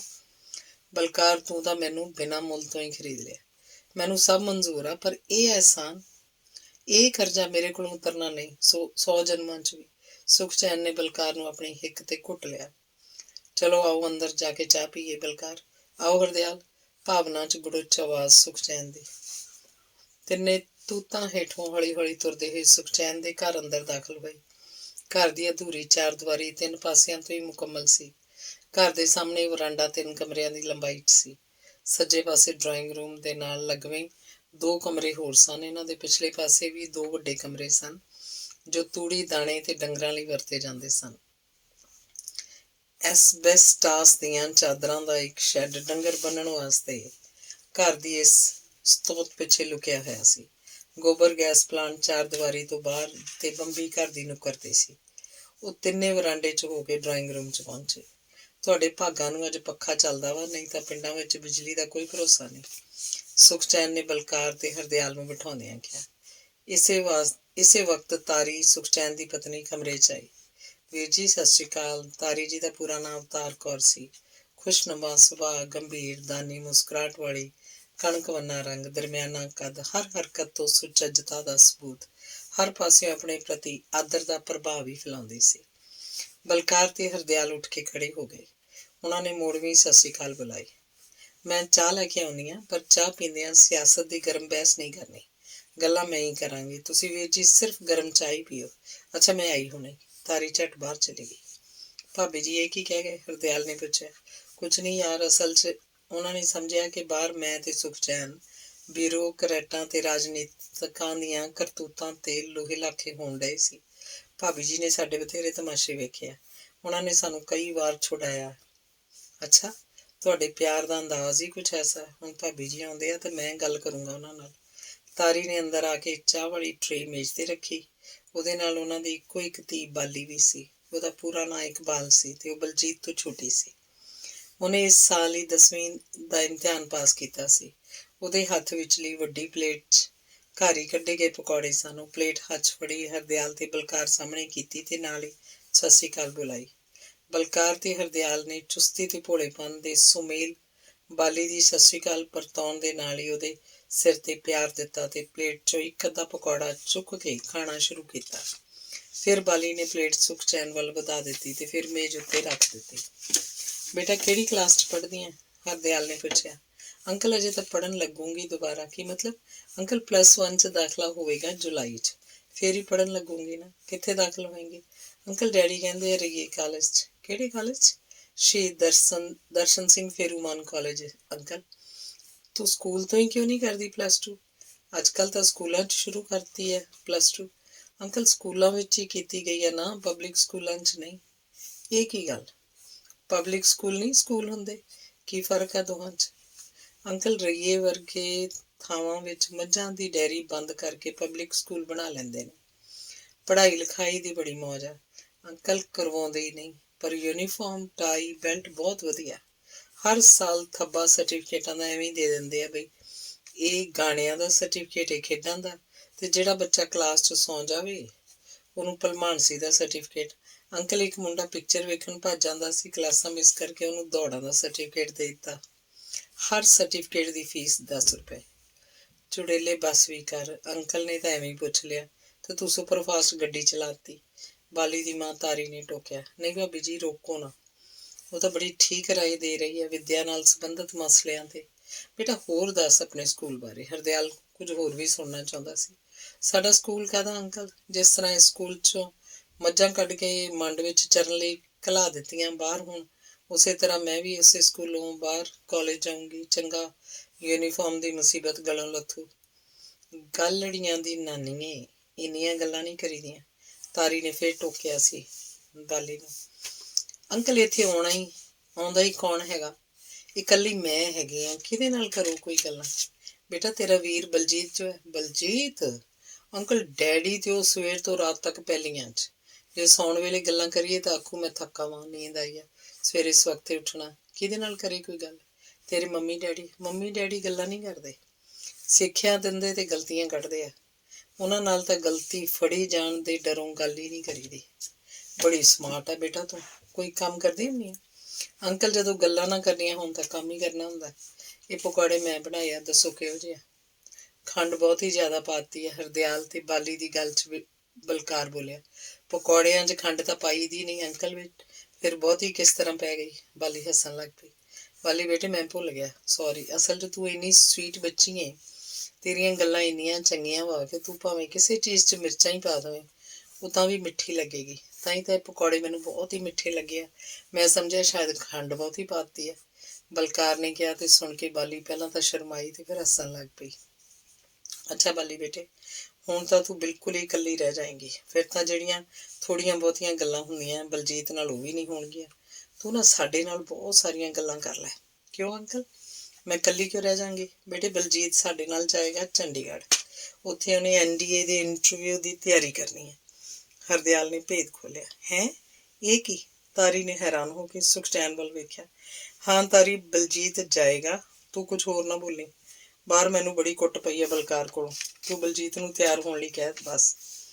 ਇੰਨੀ ਛੇਤੀ ਐਡਾ ਵੱਡਾ ਪ੍ਰੋਗਰਾਮ? ਤਾਰੀ ਨੂੰ ਜਿਵੇਂ ਯਕੀਨ ਹੀ ਨਾ ਹੋਵੇ। ਬਸ ਤਾਰੀ ਤਾਂ ਇਹਨਾਂ ਦਾ ਬਣ ਗਿਆ। ਹੁਣ ਆਪਣੀ ਕੋਈ ਨਹੀਂ ਚੱਲਣੀ। ਬਸ ਕੁਛ ਬੋਲੀ ਨਾ ਤੂੰ, ਮੈਂ ਵਾਅਦਾ ਕਰਤਾ। ਚਲੋ ਹੈ ਤਾਂ ਚੰਗੇ ਲਈ। ਸੁਖਚੈਨ ਨੇ ਹਕੀਕਤ ਤੇ ਪੱਕਾਈ ਦੀ ਮੋਹਰ ਲਾਤੀ। ਕਿੰਨੇ ਚਿਰ ਲਈ ਜਾਊ ਬਲਜੀਤ? ਮੇਰਾ ਤਾਂ ਜੀਅ ਨਹੀਂ ਲੱਗਣਾ ਪਿੱਛੋਂ। ਤਾਰੀ ਦਾ ਜਿਵੇਂ ਜੀਅ ਘਟਿਆ ਹੋਵੇ। ਧੀਆਂ ਪੁੱਤ ਕੁਛ ਬਣਨ ਲਈ ਮਾਂ ਪਿਓ ਤੋਂ ਦੂਰ ਹੁੰਦੇ ਹੀ ਆ, ਇਹ ਦਿਲ ਨੂੰ ਲਾਉਣ ਵਾਲੀ ਗੱਲ ਨਹੀਂ। ਬਲਕਾਰ ਨੇ ਜਿਵੇਂ ਢਾਰਸ ਬਣਾਈ ਹੋਵੇ। ਚਲੋ ਮੇਰੀ ਇੱਕ ਗੱਲ ਮੰਨ ਲਓ, ਤਾਰੀ ਨੇ ਜਿਵੇਂ ਤਰਲਾ ਲਿਆ। ਬਲਜੀਤ ਨੇ 2 ਪੈਂਟਾਂ ਸੀਣੀਆਂ ਦਿੱਤੀਆਂ ਬਾਬੇ ਬਕਾਲੇ। ਲੈਣ ਤਾਂ ਅੱਜ ਜਾਣਾ ਸੀ, ਚਲੋ ਕੱਲ੍ਹ ਲੈ ਆਊਗਾ। ਉਹ ਪਰਸੋਂ ਤੁਹਾਡੇ ਕੋਲ ਪਹੁੰਚ ਜਾਊਗਾ ਜਿੱਥੇ ਕਹੋਗੇ। ਉਹਦਾ ਲੀੜਾ ਕੱਪੜਾ ਚੰਗੀ ਤਰ੍ਹਾਂ ਤਿਆਰ ਹੋਣਾ ਚਾਹੀਦਾ ਵਾ। ਤਾਰੀ ਨੇ ਪੁੱਤਰ ਨੂੰ ਖਿਲਾਉਣ ਨਾਲ ਸੰਬੰਧਿਤ ਮਾਵਾਂ ਵਾਲਾ ਫਿਕਰ ਕੀਤਾ। ਹਰਦਿਆਲ ਓਕੇ, ਪਰਸੋਂ ਸਵੇਰੇ ਆਪਾਂ ਇੱਥੇ ਗੱਡੀ ਘਲਾ ਕੇ ਬਲਜੀਤ ਨੂੰ ਅੰਮ੍ਰਿਤਸਰ ਮੰਗਵਾ ਲਵਾਂਗੇ। ਤੁਸੀਂ ਪਰਸੋਂ ਸ਼ਾਮ ਨੂੰ ਹੀ ਜਾਇਓ ਚੰਡੀਗੜ੍ਹ। ਕੱਲ੍ਹ ਤੇ ਪਰਸੋਂ ਸਵੇਰੇ ਮੇਰੇ ਕੋਲ ਤੇਰੇ ਲਈ ਬੜੇ ਸ਼ਾਨਦਾਰ ਪ੍ਰੋਗਰਾਮ ਹੈਗੇ ਆ ਅੰਮ੍ਰਿਤਸਰ। ਠੀਕ ਆ ਭਾਬੀ ਜੀ? ਪਰਸੋਂ ਸਵੇਰੇ ਸਾਡਾ ਡਰਾਈਵਰ ਬਲਜੀਤ ਨੂੰ ਲੈ ਜਾਏਗਾ। ਚਾਹ ਪੀਤੀ ਗਈ, ਗੱਲਾਂ ਹੁੰਦੀਆਂ ਗਈਆਂ। ਹਰਦਿਆਲ ਨਾਲ ਇੰਨੀ ਨੇੜਤਾ ਕਦੋਂ ਹੋਈ? ਤਾਰੀ ਸੋਚ ਸੋਚ ਕੇ ਹੈਰਾਨ ਸੀ। ਉਹਦੇ ਪੁੱਤ ਨੇ ਹਰਦਿਆਲ ਕੋਲ ਚੰਡੀਗੜ੍ਹ ਜਾਣਾ ਸੀ, ਪਰ ਉਹ ਹਰਦਿਆਲ ਨੂੰ ਜਾਣਦੀ ਨਹੀਂ ਸੀ। ਆਖਰ ਉਹਨੇ ਹੌਸਲਾ ਕਰਕੇ ਪੁੱਛ ਹੀ ਲਿਆ, ਵੀਰ ਜੀ ਮੈਂ ਤੁਹਾਨੂੰ ਪਛਾਣਿਆ ਨਹੀਂ। ਉਹਨੇ ਹਰਦਿਆਲ ਨੂੰ ਸਿੱਧਾ ਹੀ ਪੁੱਛ ਲਿਆ। ਤਾਰੀ, ਹਰਦਿਆਲ ਆ, ਅਸੀਂ ਇਕੱਠਿਆਂ MA ਕੀਤੀ ਸੀ, ਅੱਜ ਕੱਲ੍ਹ ਚੰਡੀਗੜ੍ਹ ਜੁਆਇੰਟ ਸੈਕਟਰੀ ਹੈ। ਬਲਜੀਤ ਲਈ ਇਹ ਚੰਡੀਗੜ੍ਹ ਕੋਚਿੰਗ ਵਗੈਰਾ ਦਾ ਪ੍ਰਬੰਧ ਕਰ ਦੇਣਗੇ ਤੇ ਆਪ ਕੁਛ ਵੀ ਗਾਈਡ ਕਰਨਗੇ। ਹੁਣ ਤੇਰਾ ਬਲਜੀਤ ਲੈਫਟੀਨੈਂਟ ਬਣ ਕੇ ਰਹੂਗਾ, ਤੂੰ ਫਿਕਰ ਨਾ ਕਰ। ਫਿਕਰ ਤਾਂ ਕੋਈ ਨਹੀਂ, ਪਰ ਸਲਾਹ ਇੰਨੀ ਛੇਤੀ ਕਿਸ ਤਰ੍ਹਾਂ ਬਣ ਗਈ? ਛੱਡੋ ਭਾਬੀ ਜੀ, ਸਲਾਹ ਬਣੀ ਨੂੰ ਤੁਸੀਂ। ਇਹ ਤੁਹਾਡਾ ਸਾਹਬ ਲੱਗਾ ਸੀ ਬਣੀ ਸਲਾਹ ਨੂੰ ਵਿਗਾੜਨ ਲਈ ਜ਼ੋਰ ਪਾਉਣ। ਪਤਾ ਹੀ ਹੈ ਤੁਹਾਨੂੰ ਜਿੱਦਾਂ ਦੀਆਂ ਇਹਦੀਆਂ ਭੈੜੀਆਂ ਵਾਦੀਆਂ ਹੈਗੀਆਂ ਵਾ। ਚੰਗਾ ਘੁਸੁੰਨ ਵਾਇਆ ਤਾਂ ਬਾਜ ਆਇਆ। ਹੁਣ ਤੁਸੀਂ ਫਿਕਰ ਨਾ ਕਰੋ ਤੇ ਪਰਸੋਂ ਬਲਜੀਤ ਨੂੰ ਲੈਣ ਡਰਾਈਵਰ 10 ਵਜੇ ਪਹੁੰਚ ਜਾਊਗਾ। ਬਲਕਾਰ ਨੇ ਵੇਰਵਾ ਦਿੱਤਾ। ਚੰਗਾ ਜੇ ਤੁਹਾਡੀ ਸਲਾਹ ਹੈ। ਤਾਰੀ ਨੂੰ ਬਹੁਮਤ ਦਾ ਜਿਵੇਂ ਮਾਣ ਰੱਖਣਾ ਪਿਆ ਹੋਵੇ। ਚਲੋ ਯਾਰ ਚੱਲੀਏ, 6:45 ਵੱਜ ਗਏ। ਭੈਣ ਜੀ ਵੀ ਉਡੀਕਦੇ ਹੋਣੇ ਆ, ਉਹਨਾਂ ਵੀ ਘੰਟਾ ਲਾ ਦੇਣਾ। ਫਿਰ ਉਸ ਬਾਬੇ ਦੇ ਵੀ ਦਰਸ਼ਨ ਕਰਵਾਉਣੇ ਆ ਹਰਦਿਆਲ ਨੂੰ। ਬਲਕਾਰ ਨੂੰ ਅਚਾਨਕ ਆਏ ਖਿਆਲ ਨੇ ਉਹਨੂੰ ਉਹਦੇ ਕੋਲੋਂ ਕਾਹਲੀ ਕਾਹਲੀ ਬੁਲਵਾਇਆ। ਸਾਰੇ ਉੱਠ ਕੇ ਬਾਹਰ ਆਏ ਤੇ ਹੌਲੀ ਹੌਲੀ ਤੁਰਦੇ ਘਰ ਕੋਲ ਪਹੁੰਚ ਗਏ। ਹੁਣ ਤਾਂ ਨਹਾਤਾ ਧੋਤਾ, ਹੁਣ ਤੇ ਪਾਲਾ ਘੁੱਟ ਕੇ ਜੱਫੀ। ਤਾਰੀ ਬਾਲੀ ਨੂੰ ਪਹਿਲਾਂ ਹੀ ਵਿਦਾਈ ਦੇ ਬੋਲ ਬੋਲਣ ਤੋਂ ਬਾਅਦ ਬਲਕਾਰ ਸੁਖਚੈਨ ਵੱਲ ਹੋਇਆ। ਦੋਵੇਂ ਇੱਕ ਦੂਜੇ ਦੀ ਜੱਫੀ 'ਚ ਘੁੱਟੇ ਗਏ। ਫਿਰ ਹਰਦਿਆਲ ਦੀ ਵਾਰੀ ਆਈ, ਪਰ ਉਹ ਅਜੇ ਤੱਕ ਵੀ ਸੰਕੋਚ ਵਿੱਚ ਸੀ। ਬੰਬੀ ਦੇ ਚਬੱਚੇ ਤੋਂ ਮੱਝ ਨੂੰ ਨੁਹਾ ਕੇ ਕਿੱਲੇ ਨਾਲ ਬੰਨ੍ਹ ਕੇ ਬਲਜੀਤ ਵੀ ਇਸ ਵਿਦਾਇਗੀ 'ਚ ਆ ਸ਼ਾਮਲ ਹੋਇਆ। ਪਰਸੋਂ ਸਵੇਰੇ ਤੈਨੂੰ ਕੋਈ ਬੰਦਾ ਲੈਣ ਆਊਗਾ ਇੱਥੇ, ਤੂੰ ਤਿਆਰ ਰਹੀਂ। ਸਾਡੇ ਕੋਲ ਪਹੁੰਚਣਾ ਵਾ ਅੰਮ੍ਰਿਤਸਰ, ਉੱਥੋਂ ਚੰਡੀਗੜ੍ਹ। ਚੰਗਾ ਅਸੀਂ ਚੱਲੀਏ ਹੁਣ। ਬਲਕਾਰ ਨੇ ਬਲਜੀਤ ਦੇ ਮੋਢੇ ਤੇ ਥਪਥਪਾਉਂਦਿਆਂ ਹੋਇਆਂ ਆਖਿਆ। ਮੱਝਾਂ ਨੂੰ ਨੁਹਾਉਣ ਕਰਕੇ ਬਲਜੀਤ ਦਾ ਕੱਛਾ ਤੇ ਬਨੈਣ ਭਿੱਜੇ ਸਨ। ਉਹਦੇ ਪੈਰ ਵੀ ਨੰਗੇ ਸਨ। ਬਲਕਾਰ ਤੇ ਹਰਦਿਆਲ ਕਾਰ 'ਚ ਬੈਠ ਗਏ। ਖਿੜਕੀਆਂ ਬੰਦ ਕੀਤੀਆਂ। ਡਰਾਈਵਰ ਨੇ ਕਾਰ ਸਟਾਰਟ ਕੀਤੀ ਤੇ ਚਲਦੀ ਕਾਰ ਸੁਖਚੈਨ ਦੇ ਘਰੋਂ ਦੂਰ ਦੇ ਪਿੰਡ ਦੇ ਨੇੜੇ ਹੁੰਦੀ ਗਈ, ਜਿੱਥੇ ਬਲਕਾਰ ਦੀ ਭੈਣ ਉਹਨਾਂ ਨੂੰ ਉਡੀਕ ਰਹੀ ਸੀ। ਅੰਗ 10ਵਾਂ। ਯਾਰ ਹਰਦਿਆਲ, ਮੈਂ ਕਿਤੇ ਗਲਤੀ ਤਾਂ ਨਹੀਂ ਕਰਤੀ? ਕੱਚੀ ਸੜਕ ਤੇ ਹਜੋਕੇ ਖਾ ਰਹੀ ਕਾਰ 'ਚ ਬੈਠਾ ਬਲਕਾਰ ਬੋਲਿਆ ਸੀ। ਕਿਹੜੀ ਗਲਤੀ? ਯਾਰ ਸੁਖਚੈਨ ਦੇ ਮੁੰਡੇ ਬਲਜੀਤ ਵਾਲੀ। ਤੂੰ ਉਹਨੂੰ ਚੰਡੀਗੜ੍ਹ ਆ ਕੇ NDA ਦੀ ਤਿਆਰੀ ਲਈ ਆਫਰ ਸ਼ਾਇਦ ਰਸਮੀ ਕੀਤੀ ਹੋਵੇ, ਪਰ ਮੈਂ ਤਾਂ ਇਸ ਗੱਲ ਨੂੰ ਪ੍ਰੈਸ ਕਰਕੇ ਉਹਨੂੰ ਠੀਕ ਹੀ ਤੇਰੇ ਕੋਲ ਆ ਕੇ ਰਹਿਣ ਦੀ ਗੱਲ ਪੱਕੀ ਕਰਤੀ। ਬਲਕਾਰ ਦੇ ਕਹਿਣ 'ਚ ਫਿਕਰਮੰਦੀ ਦਾ ਅਹਿਸਾਸ ਸੀ। ਨਹੀਂ ਨਹੀਂ ਬਲਕਾਰ, ਬਿਲਕੁਲ ਨਹੀਂ, ਬਲਕਿ ਇਹਦੇ ਨਾਲ ਤਾਂ ਮੈਨੂੰ ਫਾਇਦਾ ਤੇ ਤਸੱਲੀ ਦੋਵੇਂ ਹੀ ਹੋਣਗੇ। ਉਹ ਕਿਸ ਤਰ੍ਹਾਂ? ਵੇਖ ਬਲਕਾਰ, ਸੁਖਚੈਨ ਦਾ ਮੁੰਡਾ ਬਲਜੀਤ ਹੁਸ਼ਿਆਰ ਤੇ ਮਿਹਨਤੀ ਹੈ ਵੀ ਦੂਰ ਦੀ ਸੋਚਣ ਵਾਲਾ। ਉਹਦੇ ਕੋਲ ਕਿਤਾਬਾਂ, ਸਾਧਨ, ਪੈਸਾ, ਲੀੜਾ, ਕੱਪੜਾ ਵਗੈਰਾ ਸਭ ਦੀ ਕਮੀ ਹੈ। ਮੈਨੂੰ ਤਾਂ ਇਹਨਾਂ ਦੇ ਘਰ ਦੁੱਧ ਤੋਂ ਬਗੈਰ ਹੋਰ ਸਭ ਕੁਝ ਦੀ ਕਮੀ ਲੱਗੀ ਹੈ। ਹਾਂ, ਦੁੱਧ ਇਹਨਾਂ ਦੀਆਂ ਆਪਣੀਆਂ ਮੱਝਾਂ ਦਾ ਜੋ ਹੈ। ਬਲਕਾਰ ਨੇ ਹਾਮੀ ਭਰੀ। ਵੇਖ ਬਲਕਾਰ, ਮੇਰੇ ਮੁੰਡੇ ਕੁੜੀ ਦੀ ਗੱਲ ਸੁਣ ਲੈ। ਮੇਰਾ ਮੁੰਡਾ ਸੁਖਚੈਨ ਦੇ ਮੁੰਡੇ ਬਲਜੀਤ ਨਾਲੋਂ 2 ਸਾਲ ਵੱਡਾ ਹੋਣਾ ਤੇ ਕੁੜੀ ਇਹਦੇ ਹਾਣ ਦੀ ਹੈ। ਮੁੰਡਾ ਹਿੰਦੁਸਤਾਨ ਦੇ ਮਸ਼ਹੂਰ ਸਕੂਲ ਡਗਸ਼ਈ 'ਚ ਪੜ੍ਹਦਾ ਹੈ ਤੇ ਕੁੜੀ ਸ਼ਿਮਲੇ। ਉਹਨਾਂ ਦੋਵਾਂ ਨੂੰ ਕਿਸੇ ਚੀਜ਼ ਦੀ ਕੋਈ ਕਮੀ ਨਹੀਂ, ਕੋਈ ਤਕਲੀਫ ਨਹੀਂ। 1000 ਰੁਪਏ ਦੀਆਂ ਤਿੰਨ ਟਿਊਸ਼ਨਾਂ ਰੱਖੀਆਂ ਹੁੰਦੀਆਂ। ਫਿਰ ਵੀ ਨੰਬਰ ਮਸਾਂ ਹੀ 50%। ਪਰ ਸੁਖਚੈਨ ਦਾ ਮੁੰਡਾ ਬਲਜੀਤ ਕੋਈ ਖਾਸ ਸਹੂਲਤ ਨਹੀਂ। ਸਾਈਕਲ ਤੇ ਗਰਮੀ ਸਰਦੀ ਮੀਂਹ ਹਨੇਰੀ 'ਚ 11 ਕਿਲੋਮੀਟਰ ਦੂਰ ਪੜ੍ਹਨ ਜਾਂਦਾ ਤੇ ਜਿੱਦਾਂ ਆਪਾਂ ਜਾਂਦੇ ਹੁੰਦੇ ਸੀ, ਤੇ ਨੰਬਰ ਮੇਰੇ ਮੁੰਡੇ ਕੁੜੀ ਨਾਲੋਂ ਵੱਧ। ਹਰਦਿਆਲ ਕਹਿ ਕੇ ਬਲਕਾਰ ਵੱਲ ਵੇਖਣ ਲੱਗ ਪਿਆ। ਹਾਂ, ਇਹ ਤਾਂ ਠੀਕ ਹੈ, ਪਰ ਤੈਨੂੰ ਫਾਇਦਾ ਤੇ ਤਸੱਲੀ ਕਿੱਦਾਂ ਮਿਲੂ? ਬਲਕਾਰ ਨੇ ਉਤਸੁਕਤਾ ਨਾਲ ਪੁੱਛਿਆ। 2-4 ਦਿਨਾਂ ਤੱਕ ਮੇਰੇ ਮੁੰਡੇ ਟੀਟੂ ਤੇ ਕੁੜੀ ਪਿੰਕੀ ਨੇ ਵੀ ਆ ਜਾਣਾ। 2 ਕੁ ਮਹੀਨਿਆਂ ਦੀਆਂ ਛੁੱਟੀਆਂ ਉਹਨਾਂ ਨੂੰ। ਇਹ ਬਲਜੀਤ ਵੀ ਉੱਥੇ ਹੀ ਹੋਏਗਾ। ਉਹ ਪਬਲਿਕ ਸਕੂਲਾਂ ਦੇ ਤੇ ਡੀਲੈਕਸ ਕਾਲਜਾਂ ਵਿੱਚ ਪਿਕਨਿਕ ਵਰਗੀ ਐਸ਼ ਕਰਨ ਵਾਲੇ ਜਦੋਂ ਬਲਜੀਤ ਦੀ ਕਾਬਲੀਅਤ ਤੇ ਸਟਰਗਲ ਜਾਣਨਗੇ ਕਿ ਕਿੱਦਾਂ ਇਹ ਡੰਗਰਾਂ ਨੂੰ ਪੱਠੇ ਪਾ ਕੇ ਸਕੂਲ ਜਾਂਦਾ ਸੀ ਤੇ ਸਕੂਲੋਂ ਆ ਕੇ ਕਿੱਦਾਂ ਪੈਲੀਆਂ 'ਚ ਕੰਮ ਕਰਦਾ ਸੀ, ਕੁਛ ਨਾ ਕੁਛ ਤਾਂ ਸੋਚਣ ਲਈ ਮਜਬੂਰ ਹੋਣਗੇ। ਸ਼ਾਇਦ ਜਿਹੜੀ ਸੋਝੀ ਲੰਮੇ ਲੈਕਚਰ ਤੇ ਡਾਂਟ ਫਾਂਟ ਨਾਲ ਮੈਂ ਉਹਨਾਂ ਨੂੰ ਨਹੀਂ ਦਵਾ ਸਕਿਆ, ਸੁਖਚੈਨ ਦੇ ਮੁੰਡੇ ਬਲਜੀਤ ਦੇ ਸਾਥ ਕਰਕੇ ਆ ਜਾਏ। ਇਹ ਤਾਂ ਹੈਗਾ ਵਾ ਮੈਨੂੰ ਹੋਣ ਵਾਲਾ ਸੰਭਵ ਫਾਇਦਾ ਤੇ ਤਸੱਲੀ। ਬਲਕਾਰ ਨੇ ਪੁੱਛਿਆ। ਕਿਸੇ ਯੋਗ ਤੇ ਹੁਸ਼ਿਆਰ ਮੁੰਡੇ ਦੀ ਜ਼ਿੰਦਗੀ ਬਣਾਉਣ 'ਚ ਛੋਟਾ ਮੋਟਾ ਹਿੱਸਾ ਪਾਉਣਾ। ਬਲਜੀਤ ਹਰ ਹਿਸਾਬ ਨਾਲ ਇੰਟੈਲੀਜੈਂਟ ਆ, ਮਿਹਨਤੀ ਹੈ। ਜੇ ਕੁਝ ਬਣ ਜਾਏ ਤਾਂ ਤਸੱਲੀ ਤਾਂ ਜ਼ਰੂਰੀ ਹੋਏਗੀ। ਘੱਟੋ ਘੱਟ ਮੈਨੂੰ ਇੱਕ ਤਸੱਲੀ ਹੋਰ ਵੀ ਹੈਗੀ ਹੈ। ਉਹ ਕਿਹੜੀ?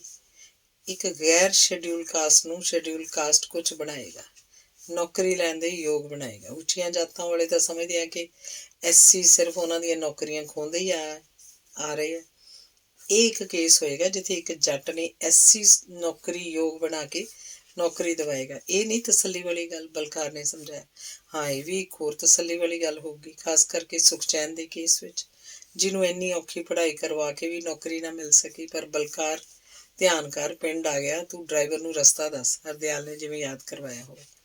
ਇਹ ਭੋਲਾ ਸਭ ਕੁਝ ਜਾਣਦਾ ਵਾ। ਇਹਦਾ ਨਾਂ ਹੀ ਭੋਲਾ ਹੈ, ਪਰ ਹੈ ਬੜਾ ਹੁਸ਼ਿਆਰ। ਜੇ ਭੋਲੇ ਹੱਥ ਸਟੀਅਰਿੰਗ ਹੋਵੇ ਤਾਂ ਬੇਫਿਕਰੀ ਹੋ ਜਾਂਦੀ ਹੈ। ਡਰਾਈਵਰ ਦਾ ਨਾਮ ਭੋਲਾ ਸੀ। ਉਹਨੂੰ ਖੁਸ਼ ਕਰਨ ਲਈ ਬਲਕਾਰ ਨੇ ਉਹਦੀ ਪ੍ਰਸ਼ੰਸਾ ਕਰਤੀ ਸੀ।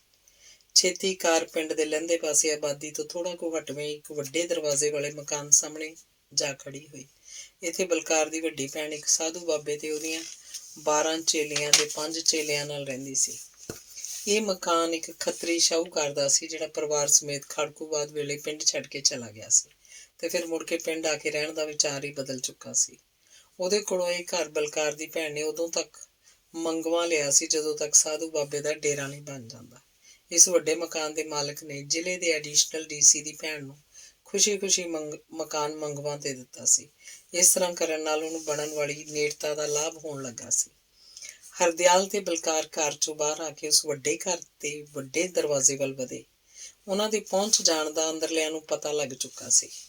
ਚਿੱਟੇ ਕੱਪੜੇ ਪਾਈ ਇੱਕ ਸਿਹਤਮੰਦ ਅਧਖੜ ਸੇਵਾਦਾਰਨੀ ਉਹਨਾਂ ਦੀ ਅਗਵਾਈ ਕਰਨ ਆਈ। ਜੈ ਬਾਬਾ ਜੀ ਦੀ, ਉਹ ਸੇਵਾਦਾਰਨੀ ਨੇ ਹਰਦਿਆਲ ਤੇ ਬਲਕਾਰ ਦੇ ਅਭਿਵਾਦਨ 'ਚ ਕਿਹਾ।